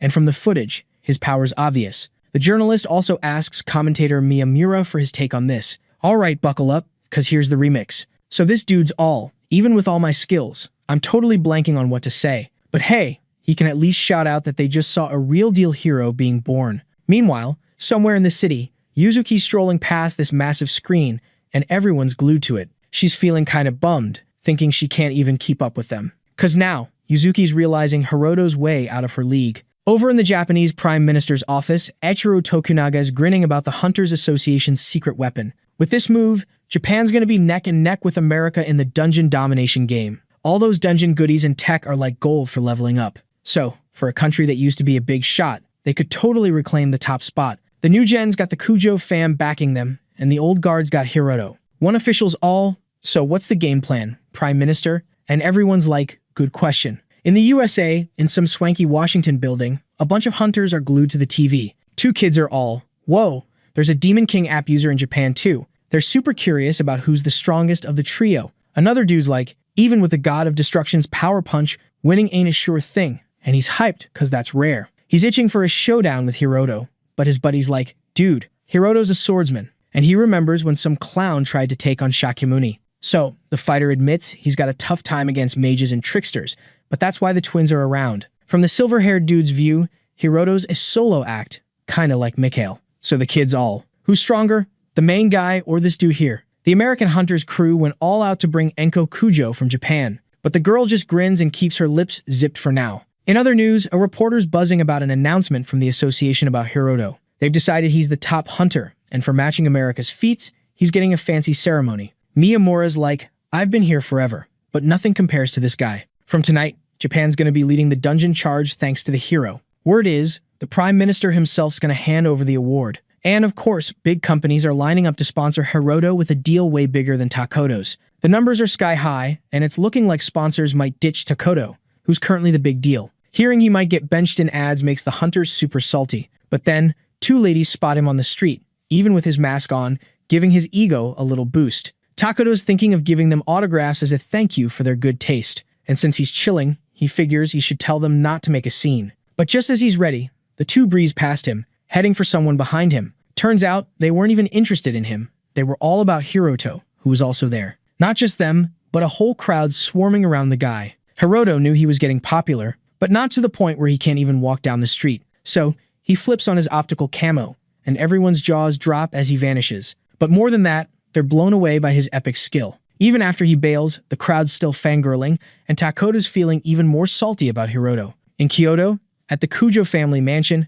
Mirano's out cold on a symbol on the floor, and someone's checking on her. The folks there are thanking the Lord for the revival ritual, but are worried she's not fully back. The head honcho says the only way is to boost her soul's rank using Yuzuki, because Mirano's crucial as a guardian. But he warns that something wild like in Fuchu could go down. So if Yuzuki doesn't accidentally kick the bucket, they gotta keep her safe. A girl mentions Enko's not in Japan to be super cautious, but another's like, shouldn't be too much trouble. Yo, so the Lord's all curious about this Enko character. Word is, she teamed up with the American squad, and they're gearing up for some epic dungeon raids. Everything's going smooth on their end, and the Island King's got his act together too. But the chief's like, if Hinamoto goes bonkers, it's game over. In the background, someone gets that talking about Enko like this means the Lord's gotta be super powerful. Meet Overlich, a human with a crazy hard-to-beat level, known as the Guardian of Humans. Everyone there, including this dude, should totally see the epic status window. This guy's just a tiny pawn, so he's clueless about the big picture.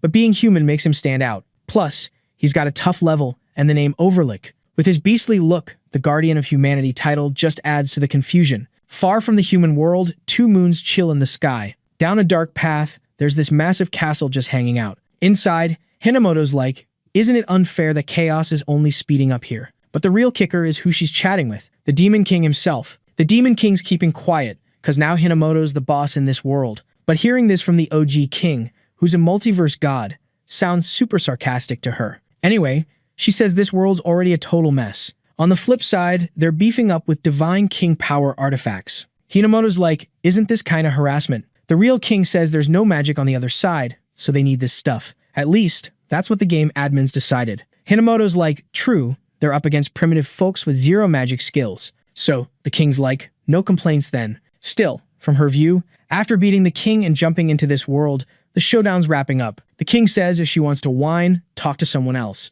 Then, she's cool with it, saying she doesn't care if they win. Trusting her buddy, the critical land's coming up, and the gate's about to open in the OG dungeon. Then, they can attack from there and shove all this chaos back to the other side. But the king warns it won't be a walk in the park, though he's got a gift for her. Obviously, she's hyped. Even though she's hit divinity, she can't do it all solo. But Hiroto might avenge her and get back at the traitors. Right now, he's just a spirit, unable to do anything. Finally, she asks if pretending to be a god is fun. Even if it is, the king's like, he's just one of many. Though he admits power lovers might dig it. Back on Earth, Takoto's cruising through the city in disguise. He's the most handsome, top hunter, and knows how to act in public. Both a hunter and a celeb, he's even got ties with the Kujo fam. If he sticks with the association, he could aim for the presidency and prime minister gig. Finally, in an elevator, he hits all the buttons, because the building's got a garage floor listed. But rumors say there's a secret second garage floor way underground. When he gets there, it's like a party, nightclub vibes. When Takoto hits a table, his name's called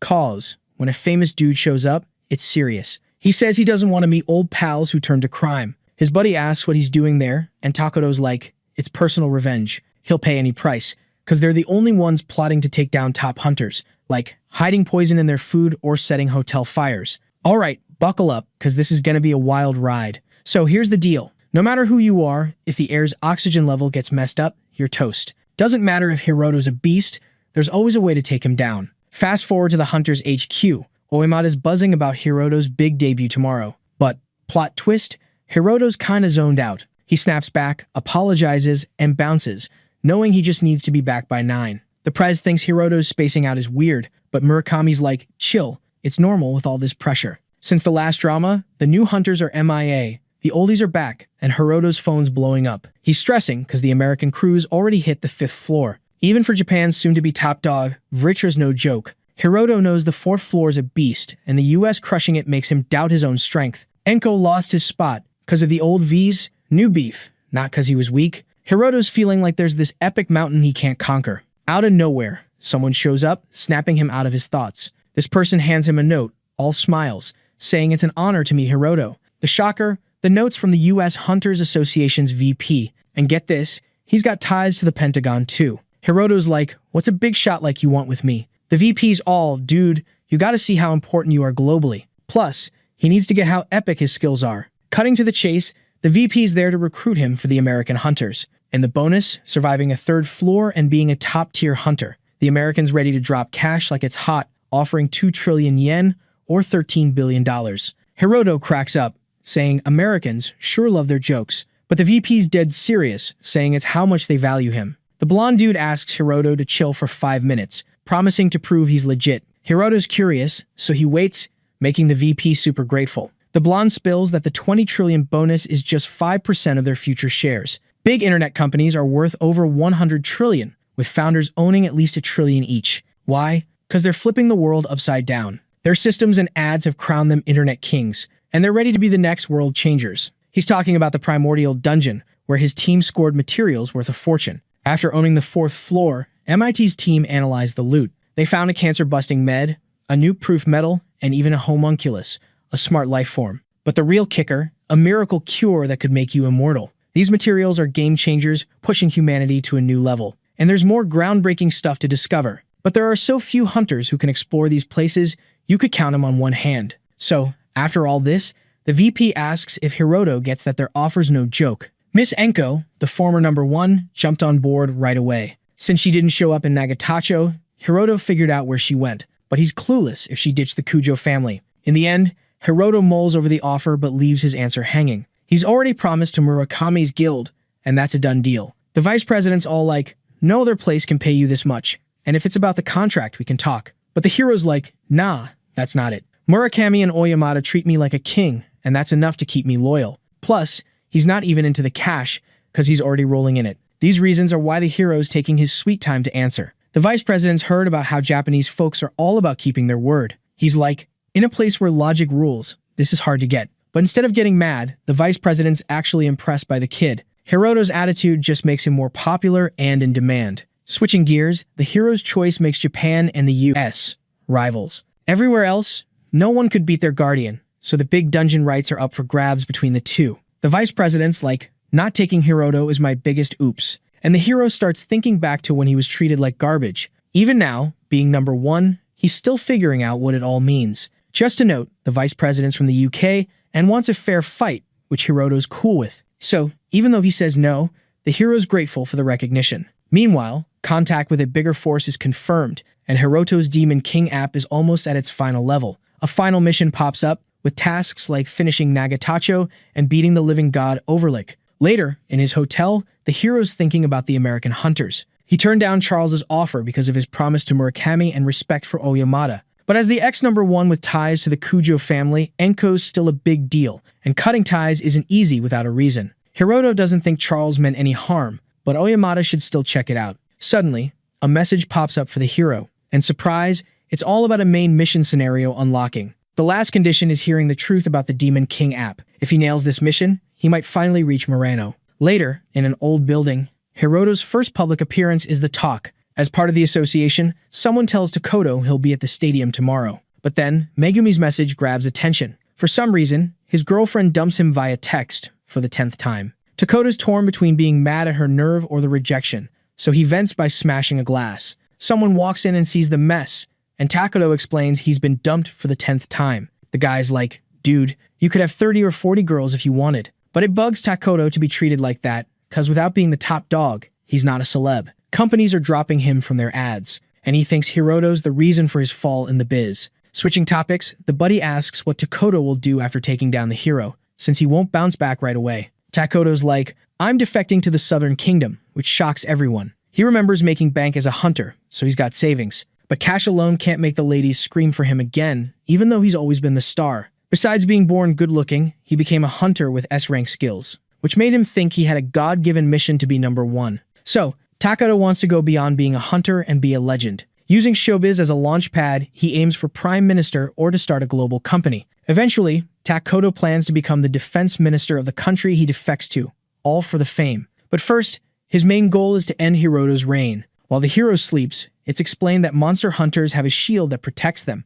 which only their own core can pierce. Alright, so here's the revamped version, keeping the same line breaks and all. So, ever wonder why hunters don't just start epic revolutions or take over the world? Well, one reason is they're living the dream, so why mess with a good thing? But, plot twist, when they snooze, their super shields go on a coffee break. Even a regular Joe could take down a mega hunter then. So, if the crowd's after them, even the toughest get a bit jumpy during nap time. And right now, Hiroto's got a C-rank hunter on his tail, way tougher than your average Joe. The assassin chucks his blades at our hero, and they all hit above the sheet. Seeing the red stains, the hunter's doing a mental victory dance. He strolls over to grab some proof, feeling all smug. But surprise, surprise, there's a log behind the sheet, not Hiroto. In the background, Hiroto's all, hey, I know that stealth suit, not for C-rankers. If he was gonna get whacked, he jokes the enemy should have done their homework. Since going solo, he's always ready for sneak attacks thanks to his mad skills. Hiroto casually mentions if the hunter knew him, he wouldn't have to bite the dust.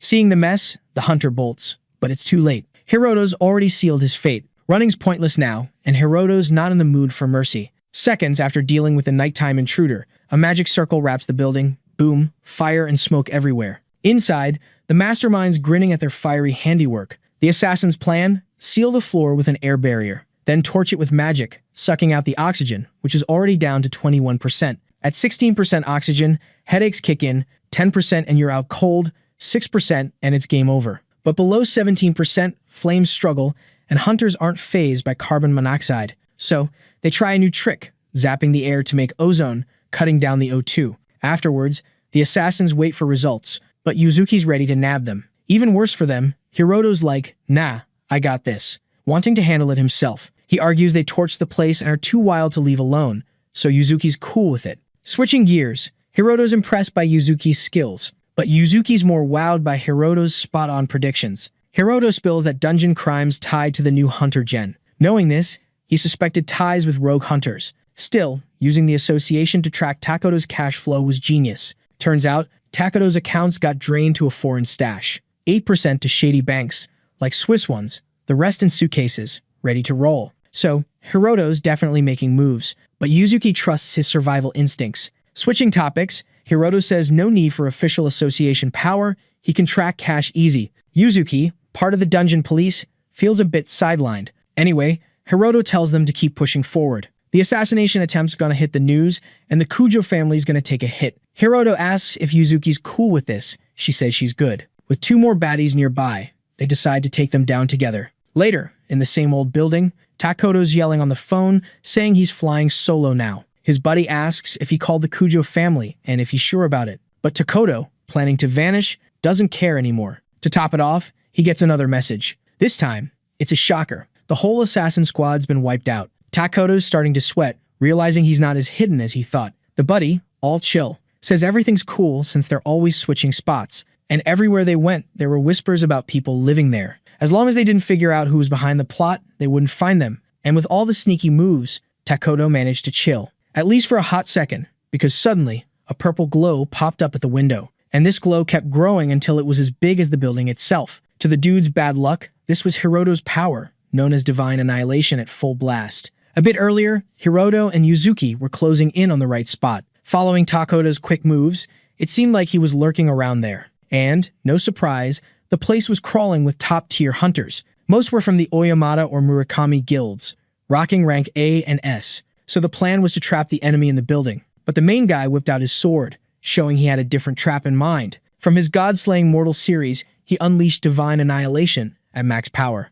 towards the abandoned building, causing a mind-blowing explosion. After all, when it comes to pest control, Hiroto thinks there's nothing better than a big old fireball. Inside the abandoned building, despite the chaos, Takoto's just frozen. Obviously, someone pops up saying the association's behind this. Given the destruction, they figure they're using missiles. Even their hunters were struggling, so Takoto knew it wasn't modern weapons, but something like magic. Takoto thought he'd never seen anything like this before, except for Enko, who's in America now. But then, he remembered someone else who showed the same power days ago. The panic to escape kicks in, but it's clear the place is surrounded by tons of hunters. With no escape plan, Takoto's brain's in overdrive. At this rate, they shouldn't run because they'd be seen as criminals. The guy who warned them before was trying hard, but his plan fell apart when his mind went blank. Slowly, Takoto's worst nightmare was creeping closer. Then Hiroto showed up, asking if they knew why he was there. With no objections, the hero draws his sword, asking them to at least go out with some pride. Obviously, survival instincts kick in,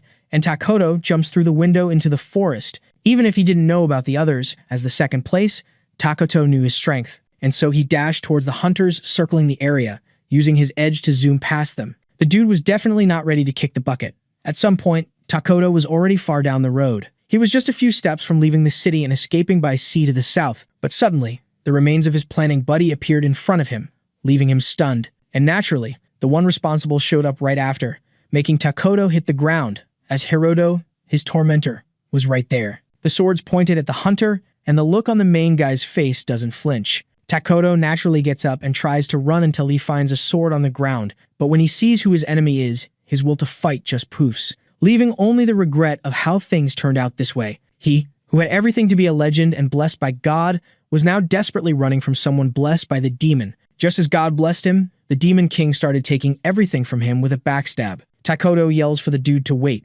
Using the cash he still has, he tries to bargain for his life. When that flops, he talks about leaving and tries to tempt Takoto with girls. But since the hero's not interested, he raises his sword high. Hiroto says he doesn't want to repeat himself. Then sadly, Takoto starts to see that the person in front of him isn't someone he can bargain with. Maybe by some miracle, as they were on the street, a girl running by appeared, recognizing the two. She asked what was going on, and since this was his only shot, Takoto didn't hesitate to grab her as a hostage. No matter how heartless the hero was, the hunter knew he couldn't ignore the girl. So, Hiroto just says a word, does a cool hand move, and poof, the girl vanishes. This was a slick swap trick, switching two things in a flash. While the girl hits the ground on the other side, guess who's in front of Takoto's blade? Yep, Hiroto, who disarms him like a boss. The more Takoto watches, the more he's like, who even is this Hiroto dude? Facing certain doom, Takoto totally freaks out and, well, let's just say his pants didn't stay clean. But Hiroto's all feelings, nah, and finishes him off. Zero regrets. And just like that, the new gen pests are history. Next day, Takoto's epic fail in a short fight has Oyamata shook again. Murakami's like, dude's always distracted, showing off for the crowd, farming, aura, or whatever. Yesterday's action? Murakami thinks it was a total waste. The hero's realizing how bad the new gen is, but Yuzuki's like, nah, it's way worse. Usually, they wouldn't gather so many hunters because of the commission rates. But this time, almost every hunter's in, even for free, because it's their dream gig. Yuzuki spills the tea on what being the strongest hunter means. Having mad skills and being called extraordinary, now every hunter's got eyes on him. Hiroto's already the big deal among hunters in the country. Plus, the president and Murakami are tight with him. Oh, and the president's like, so, unlike last night, are you in, hero? But as numero uno, Hiroto's gotta make a press announcement. He's not cool with letting the public in, but tickets are already gone. Hiroto's so popular, everyone's buzzing about him, as Murakami shows on his phone. Anyway, the hero's like, I'll be there tonight, gotta handle some hotel stuff first. When he arrives, first thing he does is chill on the couch and check his phone. Hiroto admits he's not into killing for kicks. Honestly, he wasn't sure how he'd nail the final mission of taking down 3 S-rank hunters, but now that's done, next stop, the final floor in Nagatacho. Next morning, at the stadium for the announcement, it's packed with people. In the VIP room, Yuzuki's like, the hero's different. All the big guild leaders and top hunters are here. She's like, this didn't even happen when Enko got an award. It's like the boy's gone far away, leaving her feeling lonely, but saying it sounds kinda selfish. Hiroto tries to chill her out, also surprised by his own growth. But that's not what she meant. Her face says she just wants to be close to him. Finally, Oyamata jumps in, asking for a sec, so Hiroto puts the convo on pause. The president announces that someone big just made a decision, even though they were going to skip due to beef with the Kujo family. The prime minister, Ichiro Tokunaga, steps in. He stood up to the Kujo family's pressure to join the ceremony, which is huge. Considering the crazy offer from Charles to recruit him, Hiroto thought he got it, but didn't see this coming. Finally, since they've got common enemies, the prime minister shakes hands, saying Japan's got his back. In fact, he says everyone in the room's supporting the hero. Anyway, Ichiro apologizes, saying he's less formal with younger folks as he gets older. Ichiro spills that the country's in crisis, barely hanging on with dungeon stuff and Kujo's influence. Then, in a bold move to break free, the prime minister bows to our hero. With all the humility he's got, he asks Hunter Hiroto Ujima to lend his strength for the country's sake.